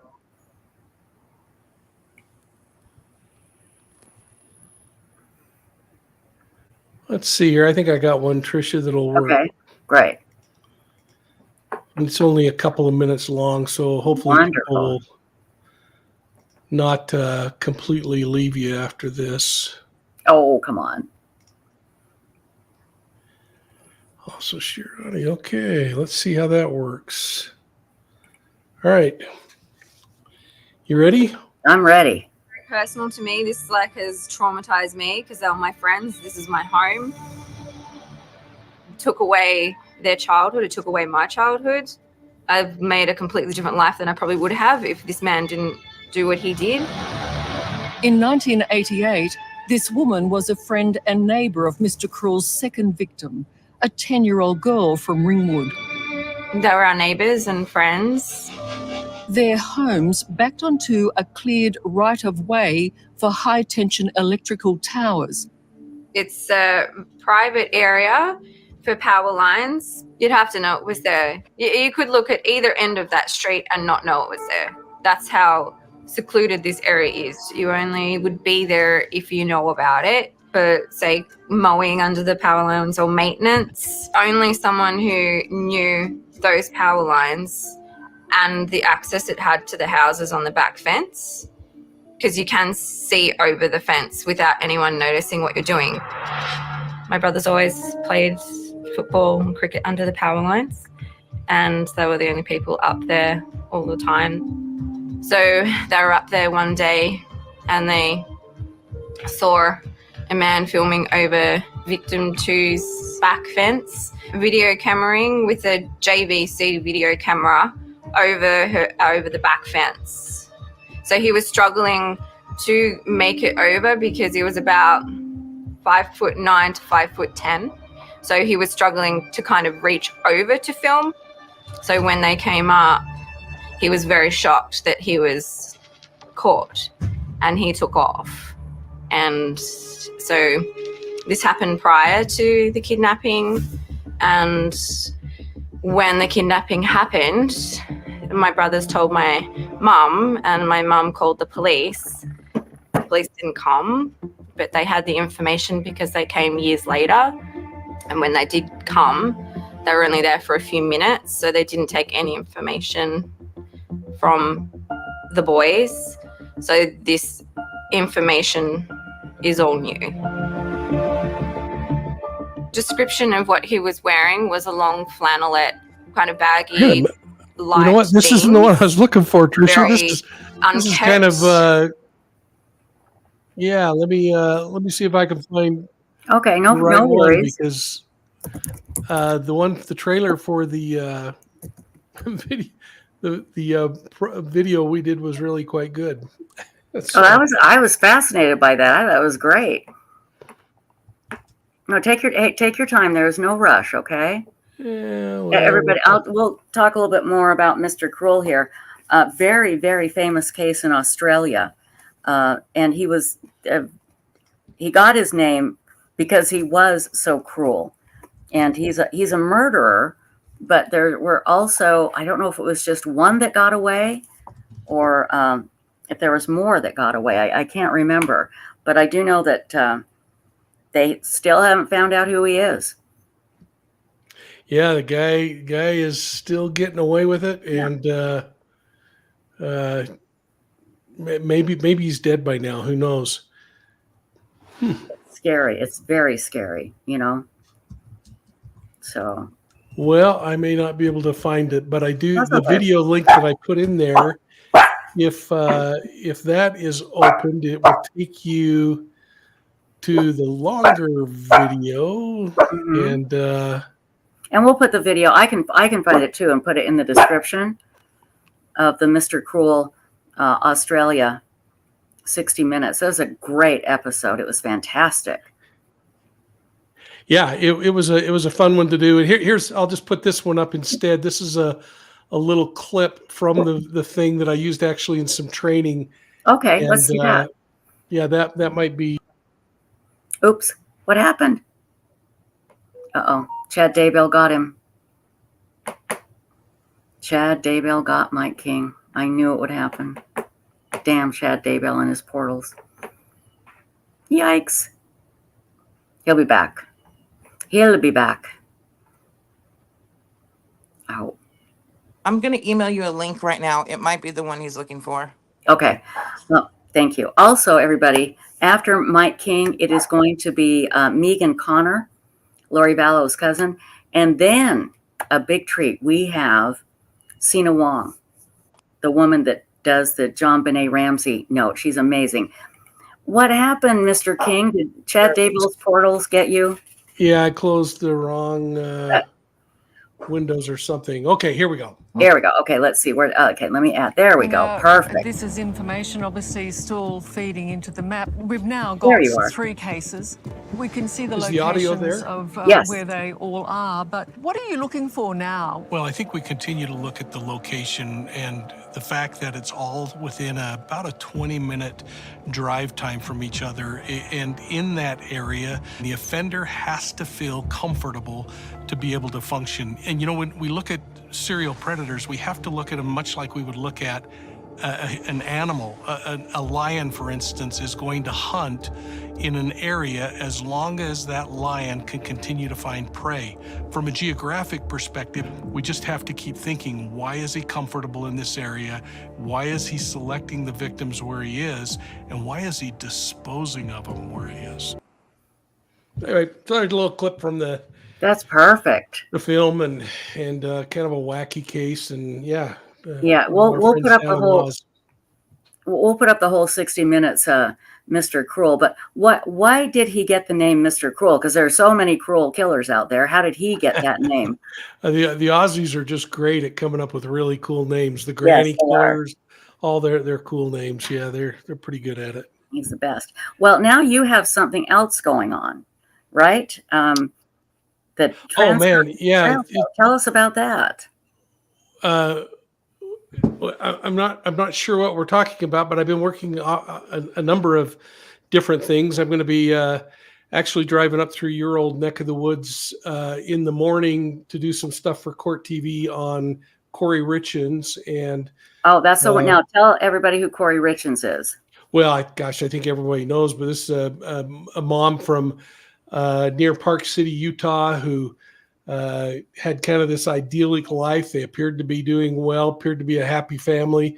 And she's now accused of murdering her husband, who had a successful little construction business. And now we're learning that, like in most of these cases, what the motivation could have been. She is allegedly responsible for changing some life insurance policies and then poisoning her husband on a couple of occasions. He survived those, and then eventually, according to the affidavit, was successful in giving him a fentanyl overdose that eventually took his life. And but the interesting twist to that case is her mother was at the home the night that this man died, and now there's focus on the mother, who happened 2 years earlier have a female lover that she is suspected of helping get an OxyContin overdose that she benefited from that life insurance policy. Good Lord. So now they're wondering if there's a tie between mother and daughter, or what it is. Right. And like Angela Connolly said in the comments there, this woman later wrote a book on grief after the death of a father. And within a month of writing the book and having it come out and her going on television, law enforcement arrested her and charged her with murder. So waiting to see if she gets convicted of murder. That takes a lot of gall to murder your husband and then write a book about grief for kids going through the death of a parent. I mean, damn, that takes a lot. No, you mentioned something to me about that we had talked about the Transcontinental Railroad teaser. Yes, I of course, I've spent quite a bit of time over the past couple of years with Candace Cooley as we've watched Dylan Rounds' case, and I haven't done many shows on that because, frankly, I've known too much information about the case, and so I felt like I needed to stay away from it. And one of the commitments I made to Candace was that once Brenner was convicted and sentenced, that I would go out with her and her husband, and we would try to disguise and make less noticeable Dylan's clandestine grave out in the desert. And so we've been kind of working toward that with the idea of doing some other things. And while we were out there, at the end of doing all of that, I decided to take the trail across the Transcontinental Railroad, and yeah, this probably will just bore people to absolute tears. But no, it won't. No, I'll stick up a little something that maybe will help them. So if you pop that screen up on there, so if you think of the United States, the Transcontinental Railroad ran again. It was running from the East Coast westward, and the Transcontinental Railroad, as part of a determination by Congress in the early 1800s, was to have the Western line, which was the Central Pacific Railroad. The line from the east was the Union Pacific Railroad, come together and wherever they could join the two tracks and make the first transcontinental railroad across the United States. Right. And that ran through my neck of the woods up here in northern Utah. And so I'm kind of mixing two little stories here because these red boxes on here actually are the places that are important in the Dylan Rounds case. So for people who aren't familiar with Dylan Rounds' case, this is the country of the United States in Utah, the northwest desert area. So if you went from Salt Lake City straight west, about a 2.5 or 3 hour drive, you would hit a little area called Lucin. And Lucin is the area where Dylan Rounds is from. And that's this little place right here, which happened to be the first stopping point in Utah for the Transcontinental Railroad for the Central Pacific Line. And so this red line on this map shows the Transcontinental Railroad as it made its way across the United States, or across Utah, to the Golden Spike National Monument. So if people think about the two old trains that came together and they symbolically pounded the Golden Spike in the ground, that happened right here. And that's actually where I took my grandkids a couple of weeks ago. And I guess I still had it on my mind because after going out to the grave a couple of days ago, I thought, I'll take this drive across here, which happens to be 100 miles of four-wheeling road. So it's a long, dusty, 105-degree day drive. And I'll just, I'm going to pop up some video here to share because I thought I do all these videos. There were a couple of major law enforcement issues that happened on the Transcontinental Railroad through this stretch of country. So I figured I could make this a profiling evil show. And one is the fact that there was an old, along the Transcontinental Railroad, or a number of little, I don't know, they're now ghost towns. And I'm going to just pop up a picture here. We'll just look at a picture, and that'll help kind of visualize this. And folks, if you're bored, just tell Tricia and she'll disconnect me. And no, this is not boring. We love this. We love it. So on here, this is what the area looks like. So this is driving across. Of course, I threw my drone up a couple of times just to get some imagery of the area. But along this route, which you think about a rail line, you're going to build it in a straight line because, again, these were primarily Chinese workers who had come in. They were working really hard, and they started building these stations along the way. And the thing that's so cool about these stations is the fact that, think about this. This is 1869, early 1869. These things are completely constructed by hand in the desert. The only way to get equipment into here in this area is to bring it in on rail one way. So because you're building a railway one direction, you got to go back and get supplies. So how are you going to turn the train around? And in those days, they didn't have these engines that could go frontwards or backwards without changing the track. They had to put them on what was called a roundhouse that would turn the track back around and then point the train back the other direction.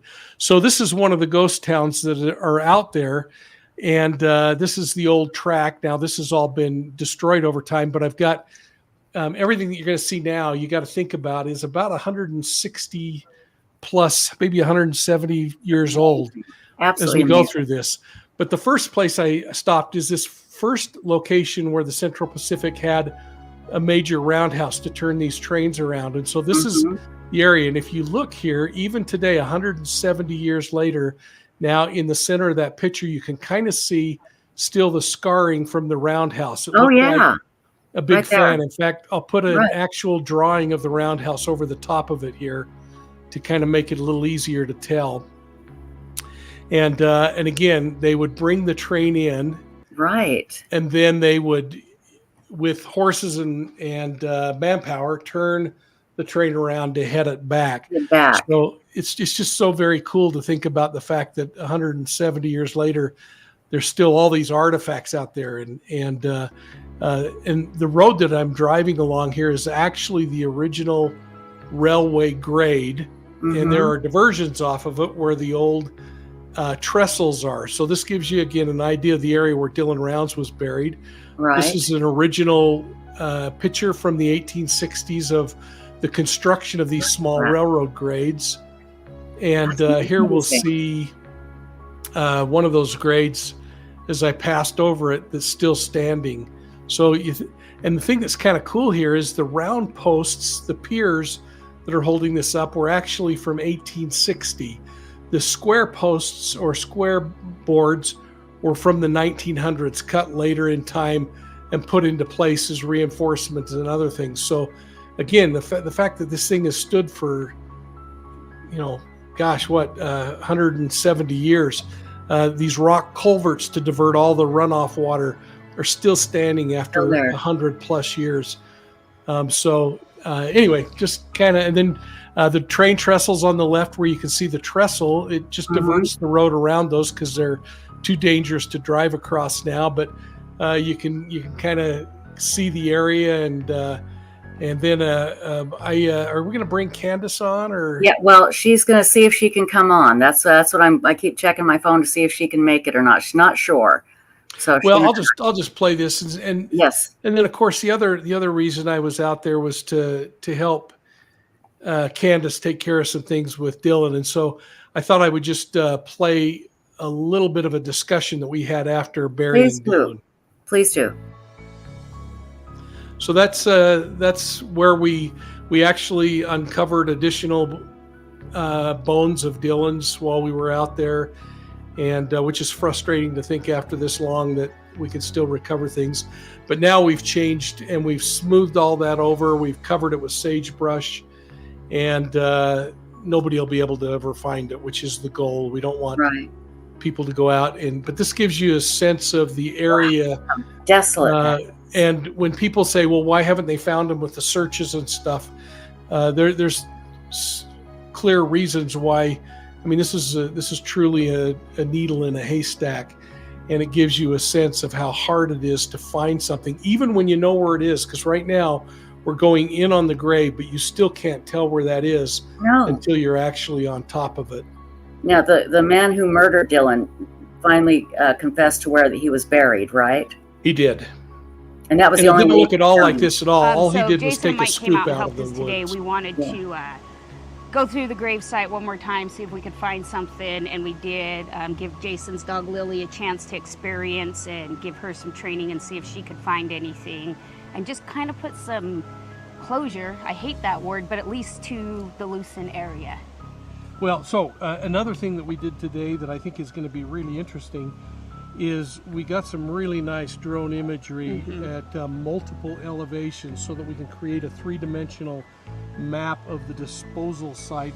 That's the technical term, or the place in which Dylan was buried the second time, most likely, if he was ever buried the first time. Yeah. And that, you know, makes you wonder about the organizational level of Brenner. That first time he may have just dumped Dylan somewhere and then thought later, I got to do something. And there was a lot of evidence that you talked about that pointed toward his attempts to confuse the investigation in that regard. But with that imagery, we'll be able to look at some of the change detection and use that for other cold case investigations, to look at terrain and see what you can learn from the terrain and from the environment. And of course, this. So the real reason for going out was not only to do some additional searching. We took a cadaver dog out with Jason Jensen, and we did a little bit of recovery. We recovered some of Dylan's tibia, and then to clean and close that grave in, but also to, from a more scientific standpoint, fly the drone, get some really high-res imagery of the area. And then in about 4 months, I'll go out and fly it again so that we can show kind of a swipe map of change detection so that law enforcement can use that when they look at things in these areas, trying to figure out, because usually it's going to be months before they get back out there. So we're trying to do something good with it. And that's amazing. Who knows if we will or not. And let's refresh everyone's memory about the horrible case of Dylan Rounds.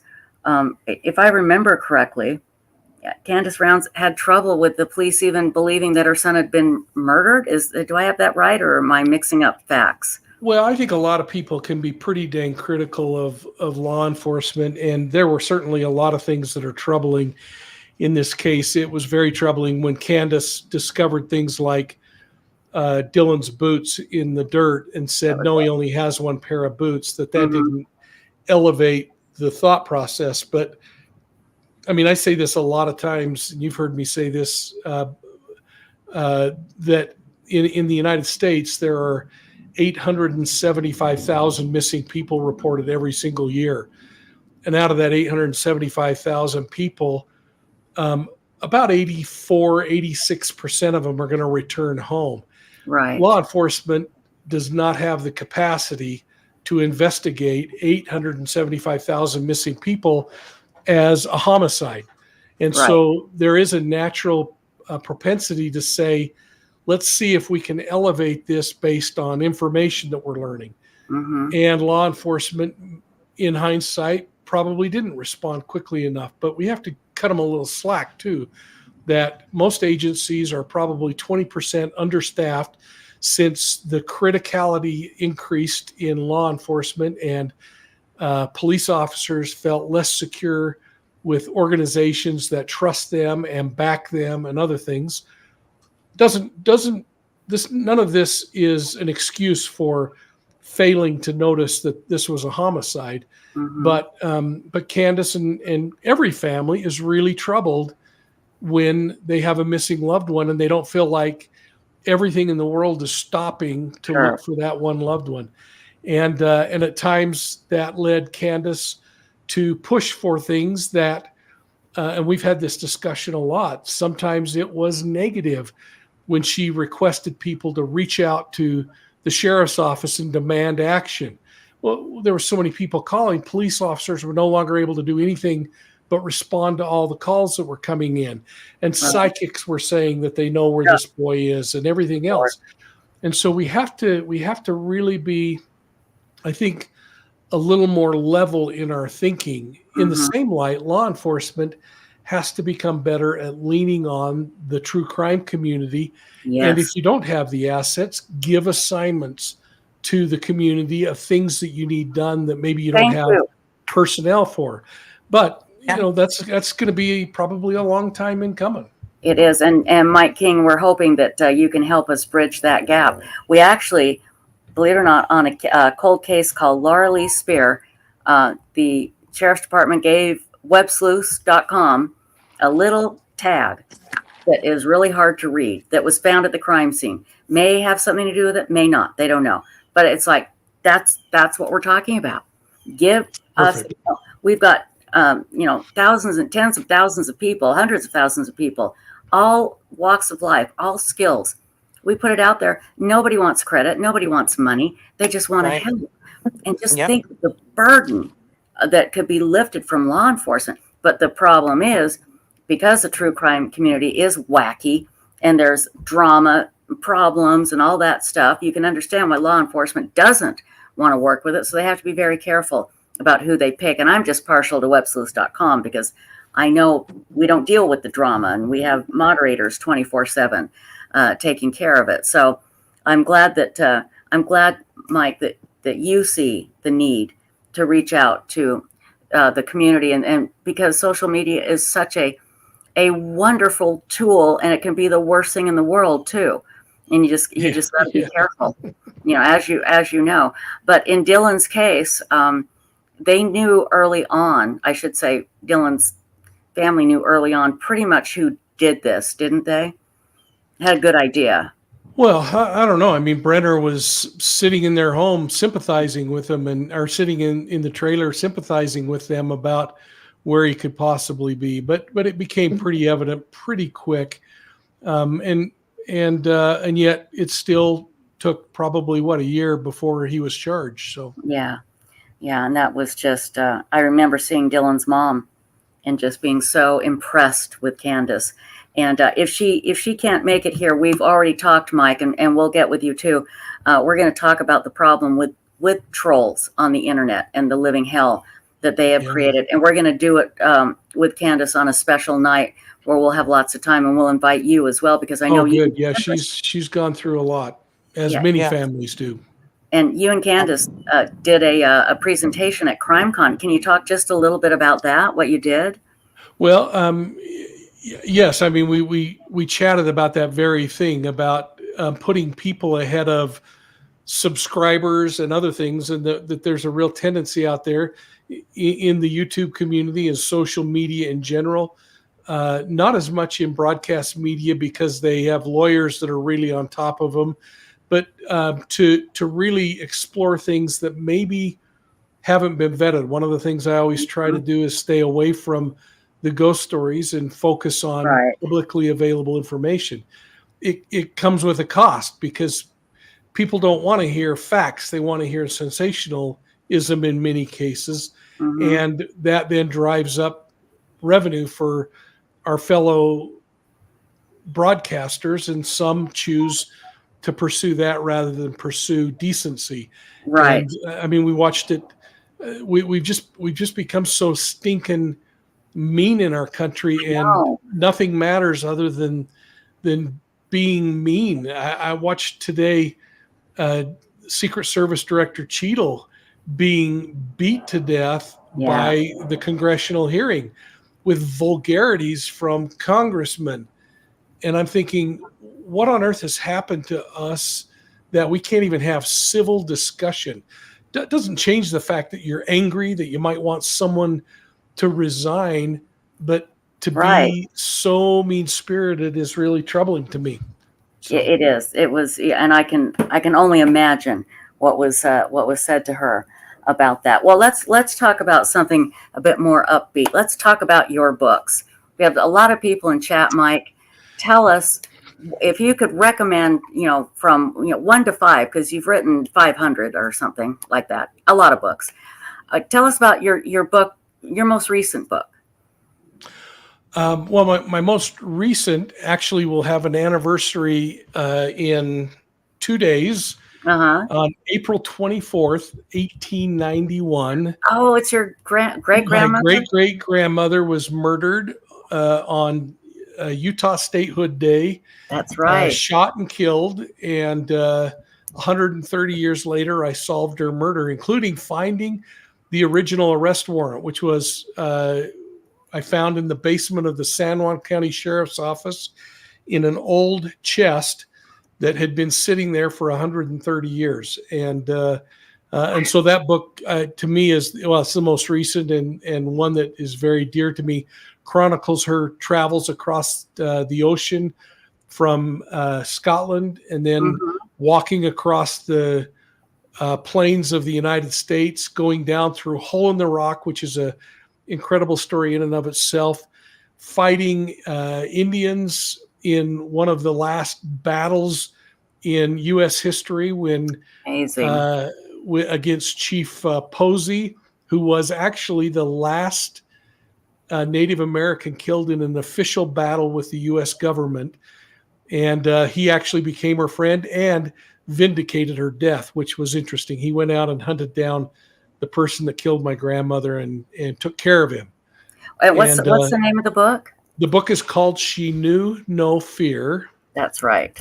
And you can find that on Amazon, or you could just go to Profiling Evil and buy it. And if you buy it there, I'll sign it.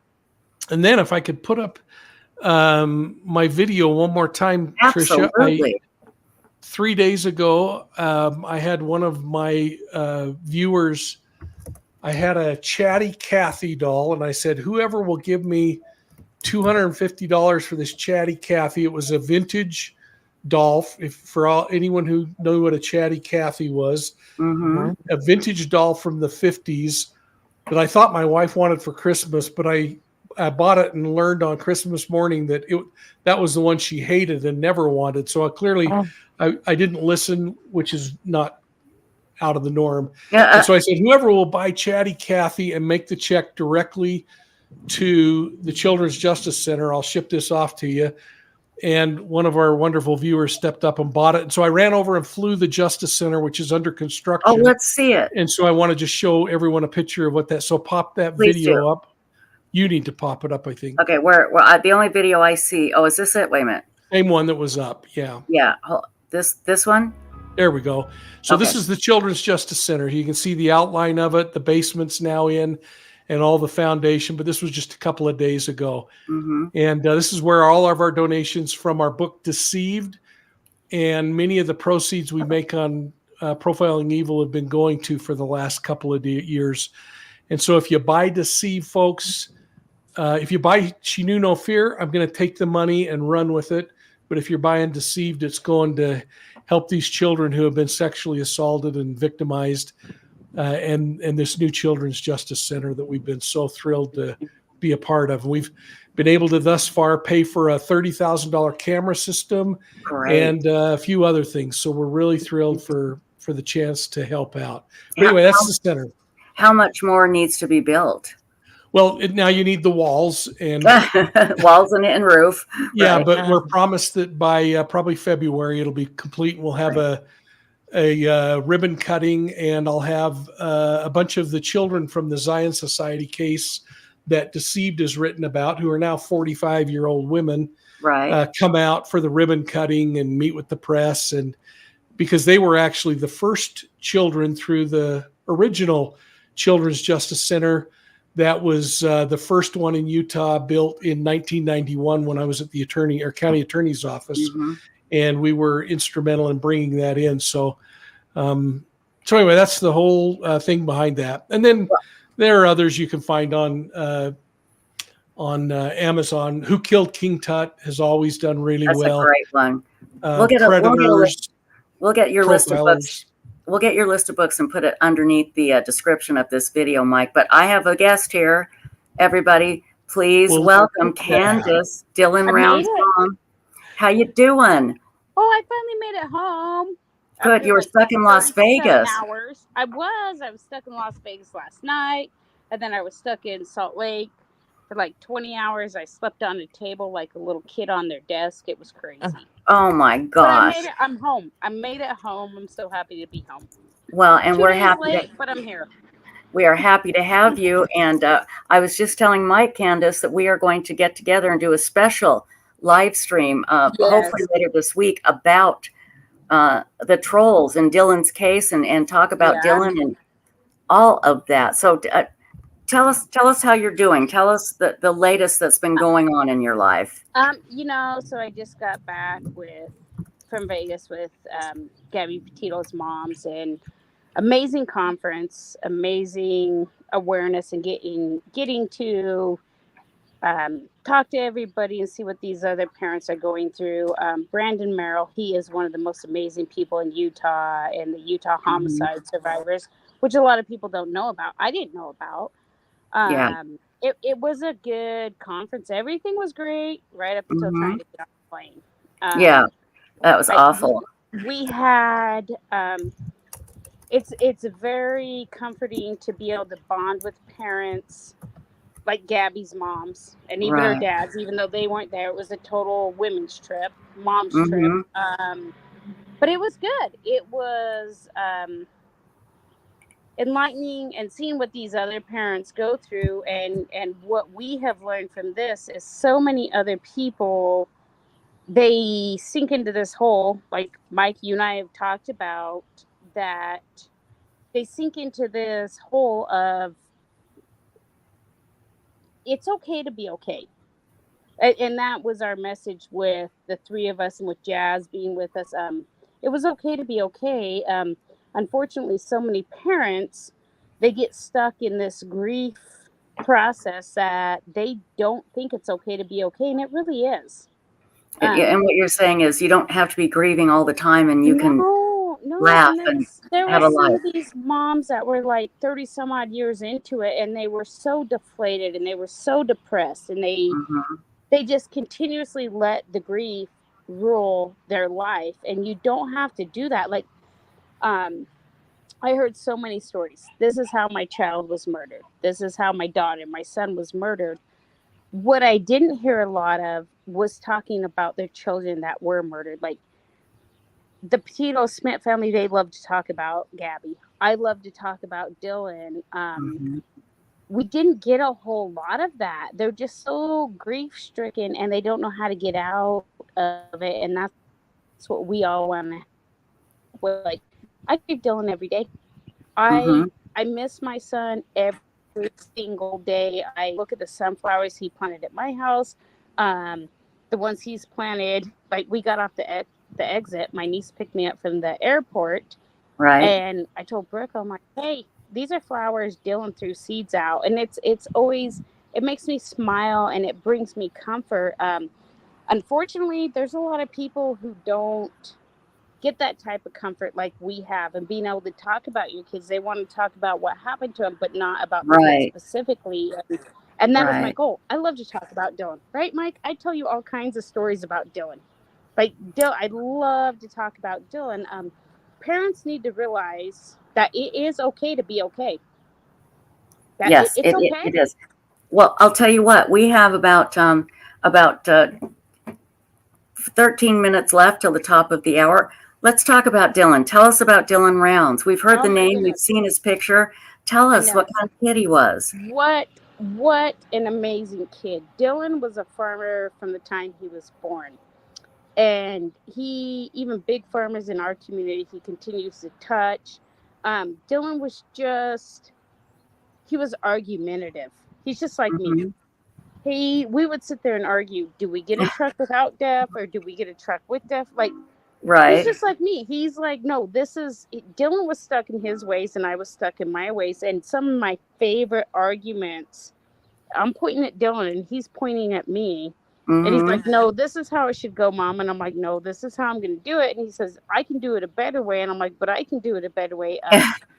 Very, very strong-headed, very opinionated. But he gets that from me. And I bet. I miss those arguments. And it's not like they were bad arguments. It was just trying to figure out, this is what he wants to do, and this is what I'm already doing. He would have conquered the world. Yeah. He would have been one of the biggest farmers in Utah given the chance, but unfortunately he was robbed of that. So through Dylan's legacy, he is still a force to be reckoned with. I mean, he really is. The things that we are changing, the things that we are doing, even though we no longer have Dylan, we have this force in helping other people and helping other moms and trying to get through everything. He's still a force to be reckoned with even after passing, and I love it. It keeps my son alive in a different way. Right. And I'm so sorry about what happened to Dylan. It was horrific and a nightmare, but he still lives in our hearts, and he sounds like such a wonderful man. Well, you know, Mike, when you were out there with me on the 12th, I am still packing that bone around. That bone that we found, it still goes everywhere with me. And he was out of reach for so long. He was out of reach for over 2 years. Yeah. So I have this little piece that he's right there. He's always with me, even though people are like, you should probably not publicly say that. But I love having that bone with me that we find, because it's a piece of my son, and it's a piece of you are now in reach. And it's strange because sometimes I'll rub it. Sometimes I just want to look at it, but it is a piece of Dylan that we went out and found. Mike, you were part of that. Jason Jansen was my husband. Like, we were all a part of that, and it is something that I don't think I'll ever let go. Like, and that bone's probably going to go everywhere with me. And I think that is wonderful. Mike King, tell us about Candace Cooley. I mean, you know her quite well. I think she's an amazing woman. You've said wonderful things about Candace. Oh, oh, hold on. Just a sec. It's on my side. Yeah, I came to know Candace because of Dylan, and I can tell you that she is one determined soul. Bullheaded might even be a term that would fit at times. And the thing that I love about her is she is 100% committed to this kid, and yet she's also moldable. And I think over the last 2 years, we've watched each other kind of learn from each other, Candace, as we've walked through this. I was really touched to be invited to not only the hearing when Brenner confessed and pled guilty, but also to sit with the family during the sentencing. And I wanted to I keep a quote, Candace, that Justin actually said that I think is indicative of who not only Dylan is, but that you are. And that quote is, he said, quote, "I just want you to know," and he's speaking to the court in his victim impact statement to the judge, more importantly to Brenner, "I just want you to know what you took away, not just from me or his mom or his brother and his sister. You took away from someone who was active in society and contributed to society." Right. And he said, "As far as I can tell, in your whole life, you've never contributed to society." And this is, I think, the thing that defines Candace Cooley is she is contributing. When we were out on the desert, there were times when it was pretty darn sad to be digging at that kid's grave and recovering bone. And yet the focus in Candace's mind was, this kid isn't done working. He's not done serving. His remains will be used for specific purposes. We will fly this area and create scientific, valuable information that can be used in other cases. And most importantly, she's helping bring kids home today. So, and I think she knows I love her. So, I know. And Mike, you've been so amazing. Like, in the beginning, I was kind of standoffish just because of what we went through going into the trolls. I didn't know who I could trust. I understood. And some of that stuff went into the wrong people. It went into hurting Dylan's case. So as I sat with Jazz this weekend, and Jazz and I had an amazing conversation yesterday, before my flight was delayed for 27 hours. I still have all of the recordings and text messages from the detectives in Box Elder, which they did us no good. But to be able, instead of being bitter and suing law enforcement, you hold them accountable, you educate them, and you make a change. There you go. everybody says sue, sue, sue. Well, if you sue somebody, you get $250,000 on their liability insurance, and then you get a gag order. I don't want the money. I want people to know that all this crazy stuff, which is going to come out, as you and I have talked, Mike, people don't know half the stuff that went on in Dylan's case because we couldn't jeopardize getting Brenner prosecuted. There is so much that will come out that people don't know that actually went on. And there's a lot of cases throughout the United States, and a lot of them I'm working on that people don't realize. I am pro law enforcement, but sometimes you get into these little communities and these little law enforcement agencies, and I'll give you a brief example. So Box Elder County said they had an independent review on Dylan's case. So they had themselves reviewed. So we have the Attorney General, Box Elder, the governor's office. All the emails we have coming back says there is no written, recorded, or verbal recordings as to us being investigated. I don't even know who they had investigating, but they were trying to protect themselves. Now, this doesn't happen in every case, but when it does, and the sheriff's office is trying to protect themselves so much because they didn't do what they did in the beginning, that's when you know you have a problem. And that's what happened in Dylan's case. And to sit there, and as we move forward and we release everything, the Facebook messages from the sheriff's wife and the pictures of her literally, excuse my language, but chewing my ass right in my face with her finger in my chest. Oh my God. But the sheriff stood back with his hand on the gun. Now, mind you not, Jackie Potter is not law enforcement. No. She is not law enforcement, but she's the one who came after me. I've let it sit for a little bit. That would have been, let's see, that was on June 12th of 2022, Sunday. Man, she was all over me.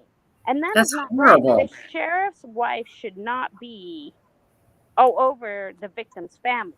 Especially when she's not law enforcement. This is not okay.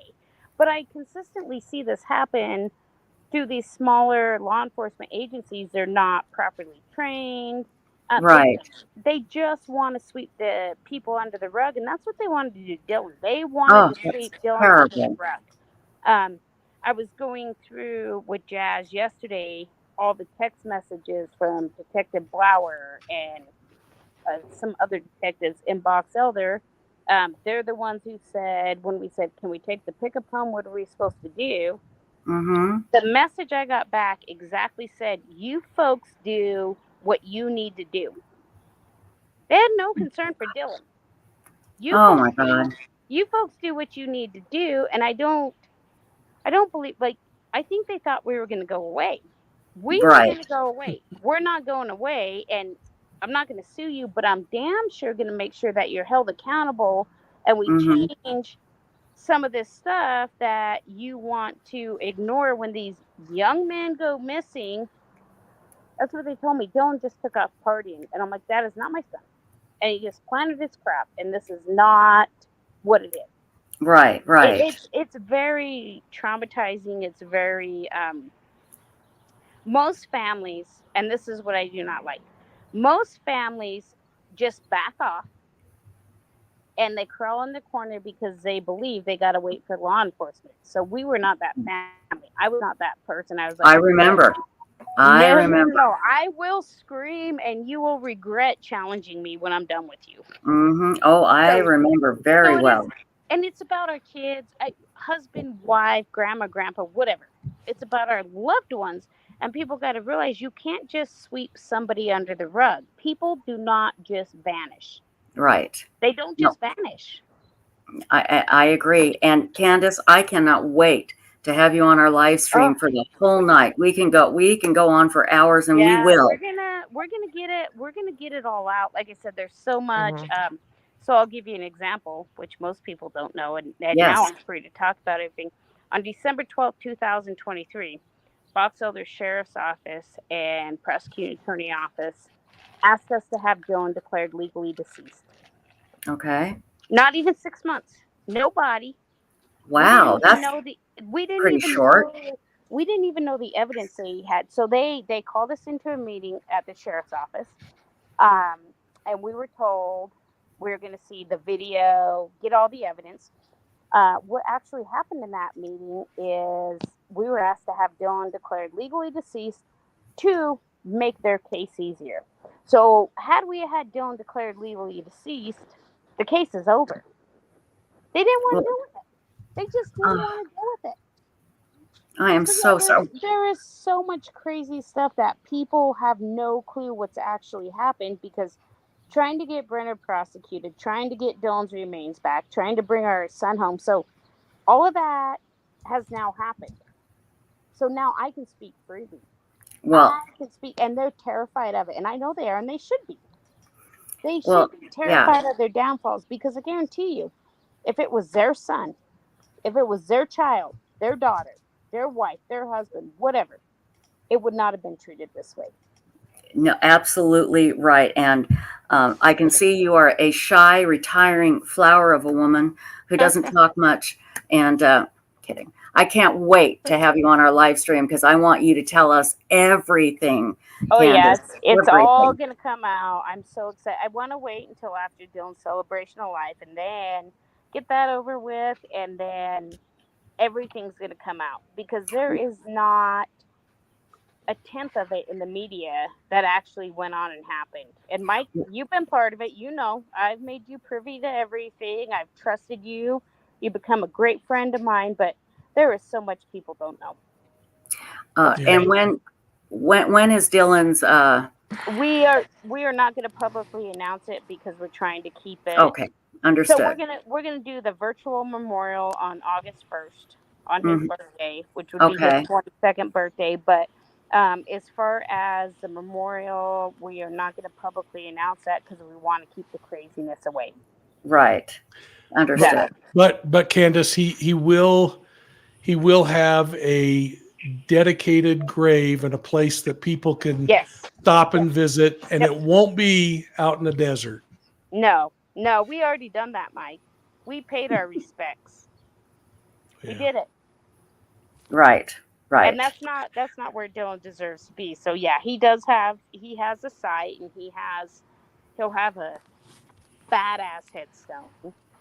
We're gonna one thing I do want to add is that Candace, with the incredibly strong feelings that she has, and deservedly so, also recognizes that there are things that could be done better from a family's perspective through the investigative process. And this is where she is going to change lives and positively impact other families who are going through what the Cooley family and the Rounds family went through, because she's going to be able to navigate with families how to work these kinds of investigations, because there's always going to be a natural division. Law enforcement has to keep some things close to the vest, can't tell even the family, and that creates these feelings of frustration. And then it might be as bad as the complete screw-ups that happen in investigations that the family demands answers for. Right. And I completely agree that there are some things that need to be kept close to the cuff. I am 100% on that. In Dylan's case, there was nothing kept close to the cuff. The problem of it is they lied to us. They mocked us. They laughed at us. It was bad. And then even after, on April 9th, even after we got Dylan's remains, I wasn't able to be there because I was in Phoenix, and they told us we couldn't be there. But so Justin, Dylan's dad, he went down there. He got there. So we all made this decision with Blair, the prosecuting attorney, who I absolutely love, that we were not going to release it for like a week. Like, let us take a moment and a breath, and just give us a minute. Oh no, they put it out on their Facebook within 45 minutes. So I followed them up. So Box Elder, they said in their press release, they said we recovered the remains of what we believed to be Dylan Rounds, and we went out there and we did. They didn't do it. James Brenner led them to it. Mm-hmm. They were trying That's to right. The perp led them to it. The perp, yeah. Yes, they did not. But in their press release, and trust me, that'll still be part of my battle before I'm done with that police department. They didn't find it. They were led to it. Mm-hmm. So how does that work? You can't say you're led to. So I followed them right back up. So when Blair told me we're not going to release this for a couple days, I called Nate Eaton immediately, and I'm like, hey, I don't trust these guys are going to release it. And so I put my little spill in with Nate Eaton. They released it within 2 hours. Within 2 hours of getting back to the police department. So I followed it right back up with Nate Eaton. And then it was, 2 days later, day later, we got the positive ID, which we knew it was Dylan. Well, of course, and they right. were supposed to release that. So then, I don't know if you remember when I went on to Facebook, Mike, and I said, hey, I'm like, these guys didn't even tell me this was my son, but they throw it out there publicly because they want kudos that they are not deserved to have. They've never done anything in Dylan's case. Yeah. The FBI, Search and Rescue, and Box Elder, which I love them to death too. They're the ones who found everything. Box Elder Sheriff's Department did nothing. Nothing besides let James Brenner roam lead free. them. Yeah. So, like I said, there is definitely a lot. I cannot wait until I just get to be like, here it all is, guys. Everybody's Candace, had their speculations and all their stuff, but I cannot wait till I can tell the true story in the fight to find Dylan Rounds, because people don't know. well, Candace, thank you so much. I apologize. We do have another guest coming on, but it is so nice to see you again, Candace, and we're here. We'll have you on whenever you can come on and talk about it. We will have you on. And Mike, I hope you will come back on. We'll put, again, the links to all your books under our description here. And thank you for being a part of our 24-hour live broadcast in honor of JJ Ballo and Tylee Ryan. Thank you both so much. Candace, we'll be in touch, okay? Okay, sounds good. Thank you. Take care, everybody. Candace. Bye. Bye. Bye-bye. Oh, my gosh. Wow. I know. What a dynamo, man. Right. Oh, wow.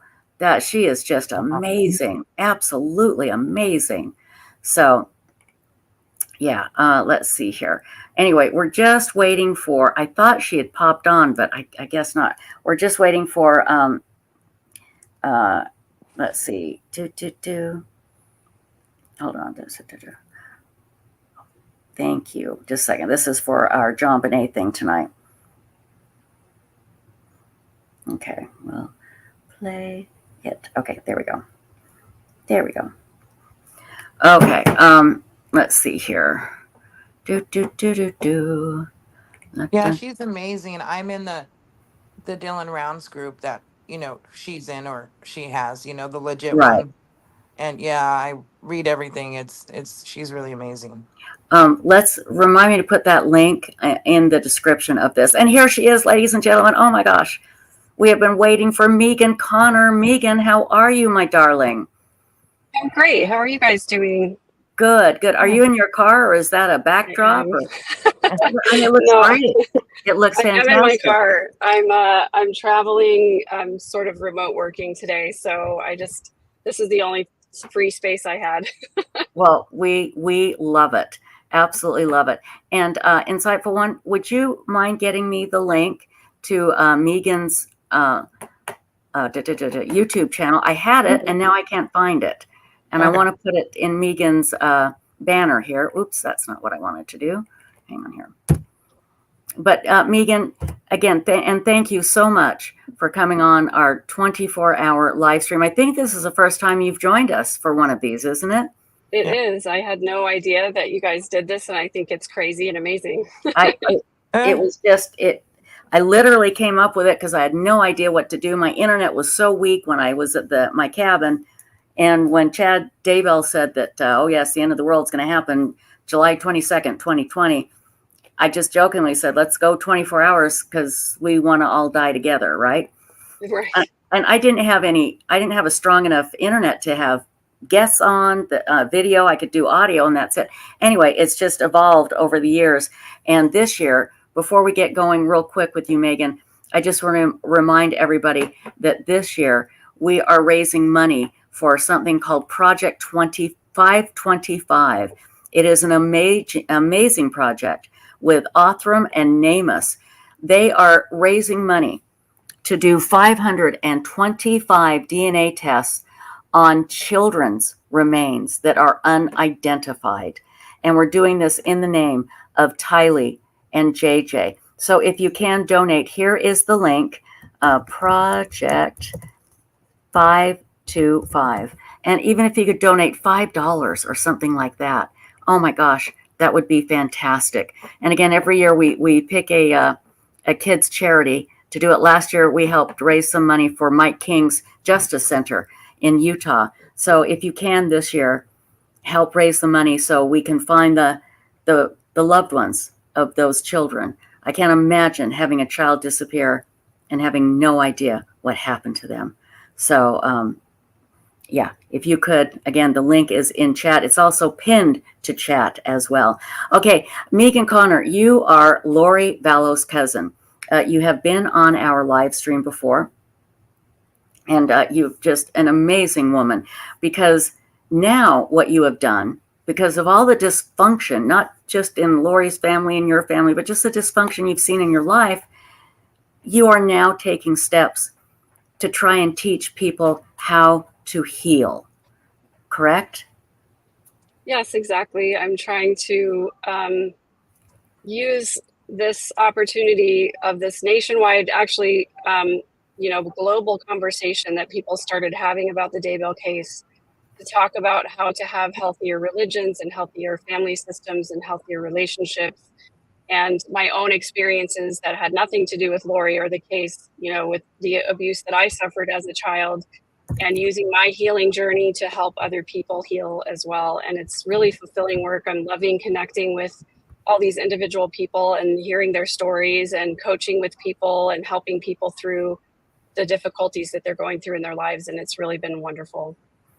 And what is the name of your YouTube channel again? I had it here and I put it up. I've actually put it up earlier and now I can't find it. Yeah, the YouTube channel is third_verse, and that's where I am on TikTok and Instagram as well. And then my podcast is called The Midlife Revolution. Right. The midlife. Okay, that's right. I'll get this right one day. I will. Let me put the link up in chat right now. And hey, Kresha, shout out. Oh, yes. Kresha has been here. Hello, Kresha. And she came on earlier today. Her and Insight One did a great 2-hour special about the Daybell case. We were talking about the Cox family. We had Dr. John and Lauren Matthias on earlier. And somebody asked, how do you think the Cox family is doing now? That's Lori's family.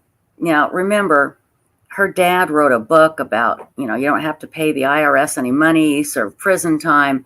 There was inappropriate sexual things going on in the Cox house. It was a very, very messed up family to the point where they raised 2 serial killers, Alex and Lori.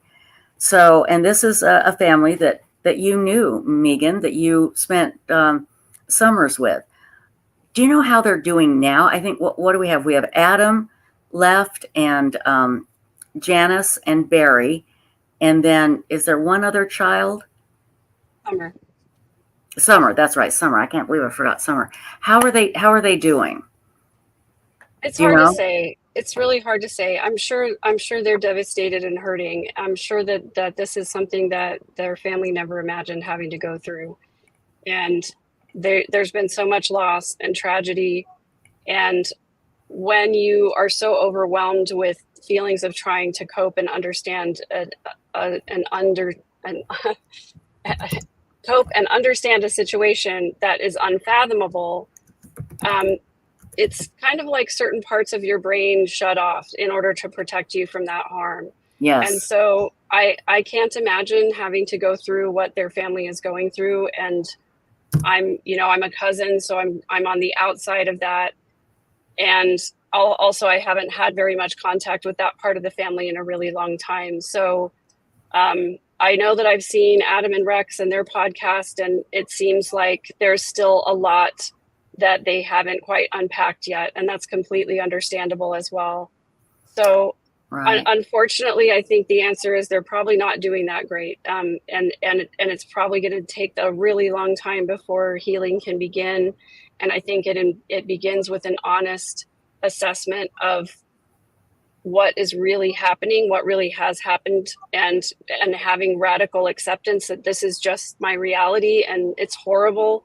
But the sooner we can accept the reality of how things are, the sooner we can heal, because we can't heal from what we can't acknowledge or name.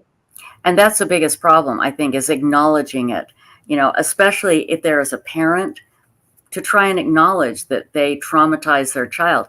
I don't know too many parents that could do that. And then the kids who are thinking, well, I just, push that down, I'm going to be okay. There's a lot of, and speaking of my own experience as a parent, when your kids get involved in things that are harmful to them, it's really, really hard to watch. Mm-hmm. And it is also really hard to acknowledge your role in that. Yes. And I've gone through, several experiences with a couple of my children where I had to look really hard and say, there are a lot of things that I should have done differently, and a lot of healthier conversations that I could and should have had. And then you have to forgive yourself for not engaging in the healthiest way. Mm-hmm. And then you have to go and repair with the child and say, hey, I didn't handle this in the best way, and I really should have done XYZ, and I'm so sorry that I didn't show up for you. Right. And that takes a lot of introspection that's really rare, and it takes overcoming your own personal shame. And it also takes a willingness to be humble enough to admit to your child that you've done something wrong and apologize. But what I've said so often is that one of the best ways that we can ensure to have a close and loving relationship with our children throughout our lives is to admit when we've done something wrong or when we didn't handle something in the best way, and to apologize and to say, I'm willing to now show up for you in a better way. What could I have done, or what did you need from me then that you did not get? Yeah, that makes sense. But again, that's such a hard thing. And especially like my parents have passed, but in their generation, there'd be no way in hell they'd ever discuss, what happened growing up. They gave us a good home, roof over our heads. We had money, and they loved us and they supported us, and that's it. End of story. You do not talk about the trauma at all. You just, because there isn't any trauma, you just suck it up. Well, you can see. And I think that's the other issue, is that generation as well, as you're saying, doesn't acknowledge that it was trauma. They just say, well, that's kind of how everybody did it back then. Everybody got beaten with a belt back then. And so it wasn't trauma. It was just how people punished their kids. And the difficult thing that it was trauma, and just because everybody did it didn't make it okay. But I talked to so many people in my parents' generation who are just now in their 60s and 70s coming to grips with the fact that they were abused as children, and they never admitted it until now, because the tendency is to dissociate or to minimize or dismiss and say, to tell yourself it wasn't that bad. Because if you admit how bad it was, then you also admit that you need to heal from it and that there's dysfunction there. And that's really hard to do. Yeah, exactly. Hey, Kresha, if you are still in chat, could you check your text messages really quickly, please? Thank you. I do want to talk about your cousin, Lori, and the Cox family. We have a lot of new people here today. And tell us about what you observed with Lori Vallow. Lori Cox, Vallow, Daybell, Ryan, I can't keep track. What did you observe growing up as a teenager or a tween with Lori and her family? Yeah, so I didn't realize that it was dysfunctional, of course, at the time I was experiencing these things, because number one, it was my family and I just trusted everybody. And number two, I didn't have any perspective. And I think when we're kids, we kind of think our family is just the way that everybody does family, right? And so it wasn't until looking back on it much later in my life, until I started my healing journey in my 30s, that I looked back on these situations and viewed them as very harmful. But I'll just say in general, there was a dysfunctional focus on appearances, and especially on physical beauty. there was a dysfunctional presence of very highly sexualized talk at a very young age. And there was a lot of just enmeshment in the family in general. So enmeshment looks like a leader of the family system who dictates how the family should be run, and then the other family members kind of work hard to please that leader of the family system. And they don't really have their own identity or their own life. They're not really allowed to individuate or do things differently than the ruler of the family system does. And there's a lot of trying to please that leader, that ruler, to the detriment of one's own mental health and possibly one's own education and career aspects and all of those things, because everybody sort of orbits around that central figure. And I saw that with the Cox family, and I still to some degree see it today as well. What do you mean by that you see it to some degree today? Well, just different things that I've observed in hearing the way that Summer and Adam talk about their growing up years. Sorry guys, hold on.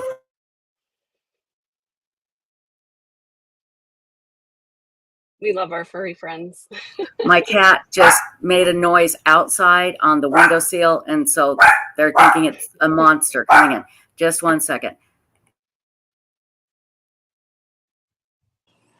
Yep, it's definitely Bigfoot. It's Bigfoot, no question. I am so sorry. Please continue.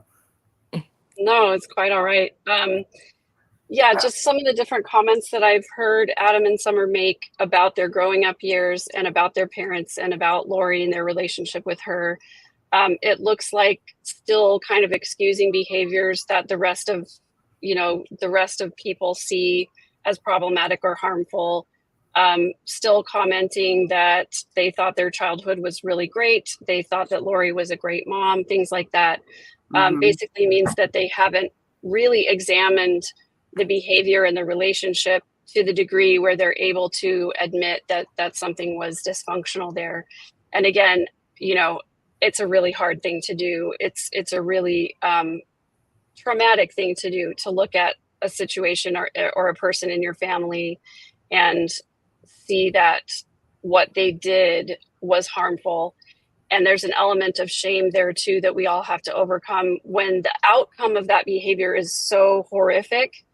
To go back and look and admit that it's been harmful for a really long time and nobody saw it. That's a really hard thing to do as well. And there's a lot of shame to overcome there as well. So I just see a lot of apologetics for Lori's behavior. And I see a lot of still saying she's a good mom, even now looking back and knowing that it's pretty likely that she was causing harm to Tylee for a long time and things like that. So, it takes a lot of courage to admit those things. And in an enmeshed family system, it's particularly difficult because there is still that family ruler, Barry is still there kind of running the show, I'm sure. And displeasing him means losing connection with him. And that's really scary for anybody who's in an enmeshed family because that's their whole life and their whole world. They've all moved to be in the same location several times. And, pulling away from that dynamic feels like losing everything. And I'm sure that's really scary. Yeah, I think you're absolutely right. Now, this is a big, heavy question. I'm going to ask this question while I go let my cat in. Did it surprise you to hear and see Lori be a part of what Chad Daybell did to her children? Did that surprise you, knowing the Lori that you know and knew and grew up with? And I can hear you. So go ahead. Of course it surprised me. Of course it shocked me. It should shock all of us. No matter what harmful dynamics or relationships that we have in our lives or see in our lives, it's always shocking when it ends in such a horrific way. So, yes, of course, it's hard for me to even think about not being surprised by that behavior. I was shocked and horrified, but I think I've said on interviews before when I've kind of told the timeline of the story from my perspective that as soon as Charles was killed, me personally, my thoughts and my experience and hearing the circumstances of that from a family member who was there, witnessing these circumstances, I formed the opinion at that time that I did not believe that Alex acted in self-defense. And I believed that Lori and Alex conspired together to do that, allegedly. That is my personal opinion. I know it's not an opinion that everybody in the family shares, Right. but from the very beginning, from, July 11th of 2019, I knew, or I believed very strongly that they were both guilty of murder. And so we can say allegedly because Lori hasn't been tried for that yet. But obviously, if you look at the results of what then happened by the end of it, I think I shared and what was kind of the hard part for me was getting these little bits and pieces of information from the media as everything unfolded, not getting communication from family members for the most part, although I was talking to a couple of family members who were either directly involved or had, direct information, and just hearing that all unfold in the media and getting little bits and pieces here and there. And I got to the point where I had to process my grief over the death of the children before they were even found, because I got to a point where I could no longer believe that they were still alive. Right. And that was the hard part for me. I think everybody felt that. And it was just so hard to believe, just from what we all saw of Lori. It's like, she's so bubbly and happy and seemed to love her kids. It was just, again, like you said, shocking and surprising. I guess what I was getting at, and I didn't explain it very well, and I apologize, I'm just really tired, was what I meant to say was, were you surprised that Lori was able to fall into a cult like this, based on her behaviors? Yeah, if anything, I was surprised that she wasn't the leader. There you go. Because she was always the one that was in charge, when we were growing up. And I didn't really notice that dynamic a lot until we got to be teenagers. And, there were a couple of visits that I had over there where I started to get the message that Lori's in charge, don't upset Lori. And, it kind of continued to play out that way throughout our interaction together. And I lost touch with her when she was in the process of divorcing Joe Ryan, and I didn't really see her that much after that, except at the occasional, family event and things like that. So it was, that was when I started my own healing journey, and I was wrapped up in a lot of my own personal stuff. So I didn't really know what was going on with her, other than to see social media posts by Summer or Janice, where they would comment about Lori. And so, I noticed her manipulative behaviors starting from teenage years, on through adulthood. Right. Okay. Well, again, knowing that, your family is a part of this international story, I'm sure is, again, just probably, if it were me, I'd wake up at night and go, God, I can't believe it. Like, I can't believe it. And does Adam and Summer are the two children that, they're adults, obviously. Does Adam accept that his family was a mess, or does he accept that there might be some healing that he may have to be doing?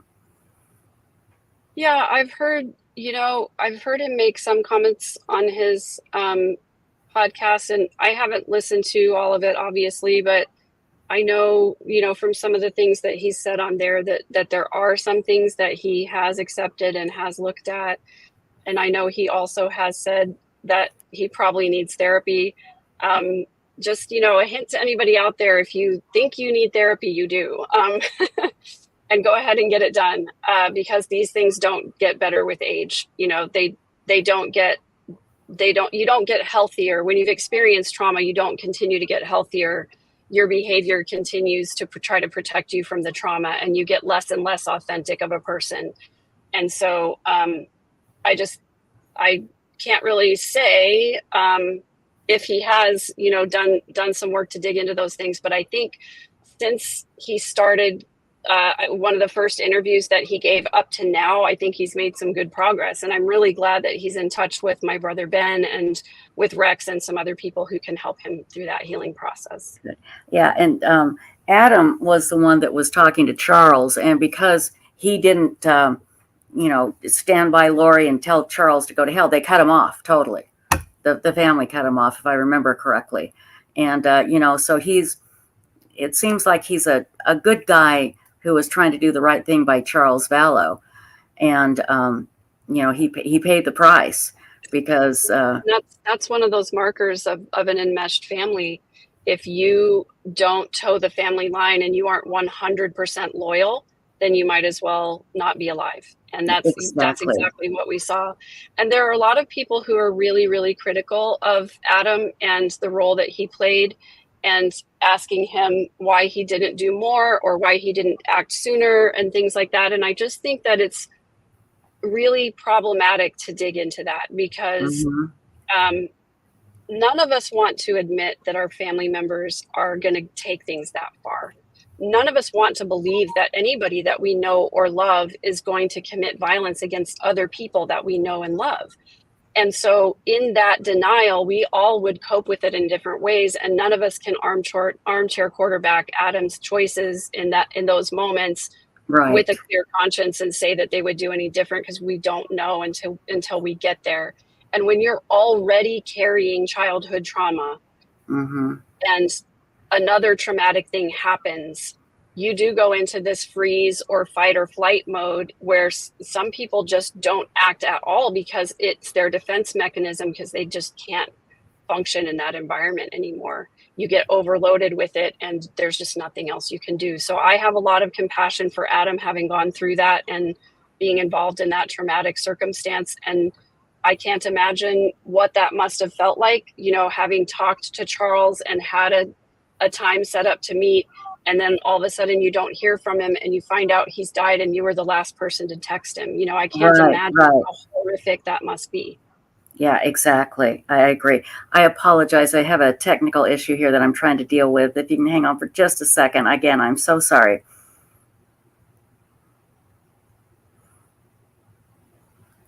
Okay, there we go. Anyway, so let's say somebody out there right now is self-reflecting, and their parents absolutely will never admit that they did anything wrong. And I'm actually just revealing what my parents were like. I'm not saying they're bad, but they just never would do anything wrong. But you know that it was pretty traumatic what you went through growing up. And you're not, you're not a psychiatrist, and I know that. But but I tell you, you know as much as, any of the shrinks I've seen, that's for sure, that I've gone to personally. But what would you advise them to do? Would you advise them to try and talk to their parents, or just go straight to therapy themselves? Well, thank you for mentioning that I'm not a therapist. I'm not any kind of licensed mental health professional, and I do not say any of the things that I say as advice to anybody. I try to talk about my own healing experience. And so I will say I had to go through something very similar, where my parents have been limited in what they've been able to acknowledge and accept. And I had to get to the point where I embraced the fact that I probably was never going to get any kind of acknowledgement from my parents, and embraced the fact that my healing was my own responsibility, and that I had to heal regardless of whether I was going to get an apology. And I think all of us have to realize that anytime we've been traumatized by someone, or we've been through something really difficult where someone has harmed us, it's very unlikely that that person is going to treat us any differently when we're asking for an apology. We're not going to get it. Right. And the sooner we can accept that we don't need anything from the person who harmed us, the sooner that we can heal. So my advice is bypass the parents or whoever it was that harmed you, go straight to therapy, take care of what's on your side of the street, and realize that the acknowledgement from them is not what you need to heal. What you need is acknowledgement from yourself that you were mistreated and you did not deserve it. Yeah. And, that's such great advice. It is. It's just that when you have your parents' voice in your head saying, we were great parents, don't you dare criticize us. How can you criticize us? We did this and we gave you this. And, it's so hard. And that's why, finding a good therapist to help you is so imperative. And I applaud you for what you're doing, because these things need to be talked about, because if they're not, like I said, it's like squeezing a balloon. If you don't deal with it, you're just pushing down your problems and squeezing, and it's going to pop out somewhere else, in some other manner, if you don't deal with it.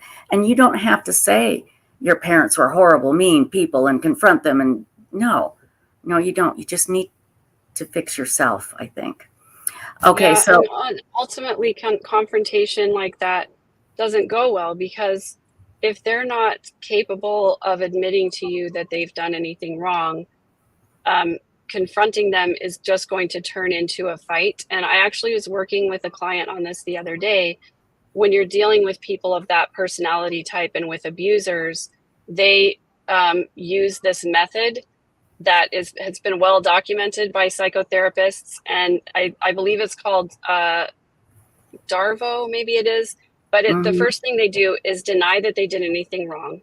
Right. The next thing that they do is they try to turn it around on you.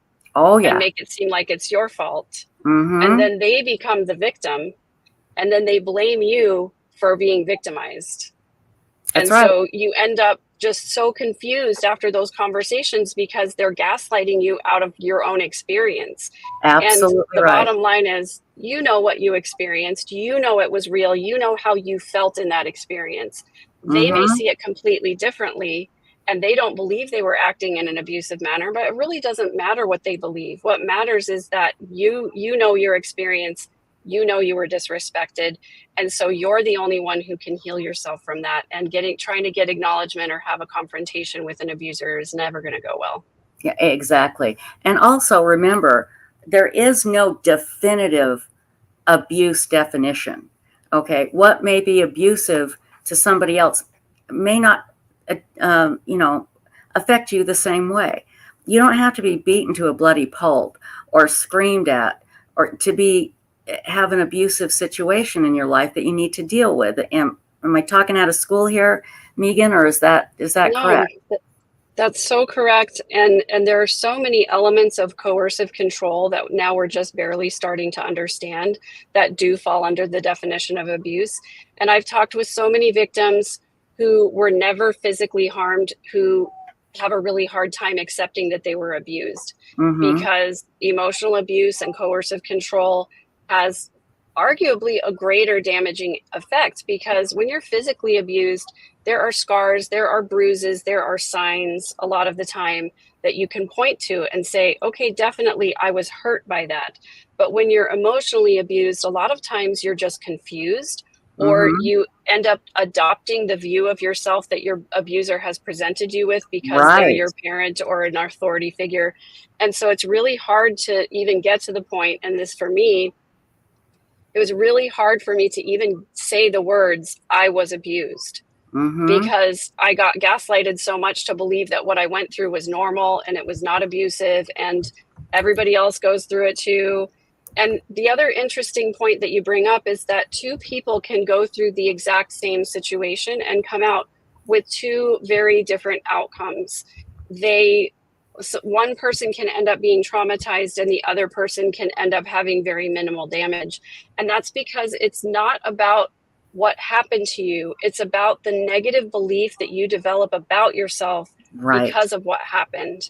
So I could yell at you and call you a specific name and it wouldn't bother you at all. But if I did that to someone else who had been treated that way their entire life, they're going to continue to develop that negative belief that they deserve to be treated that way.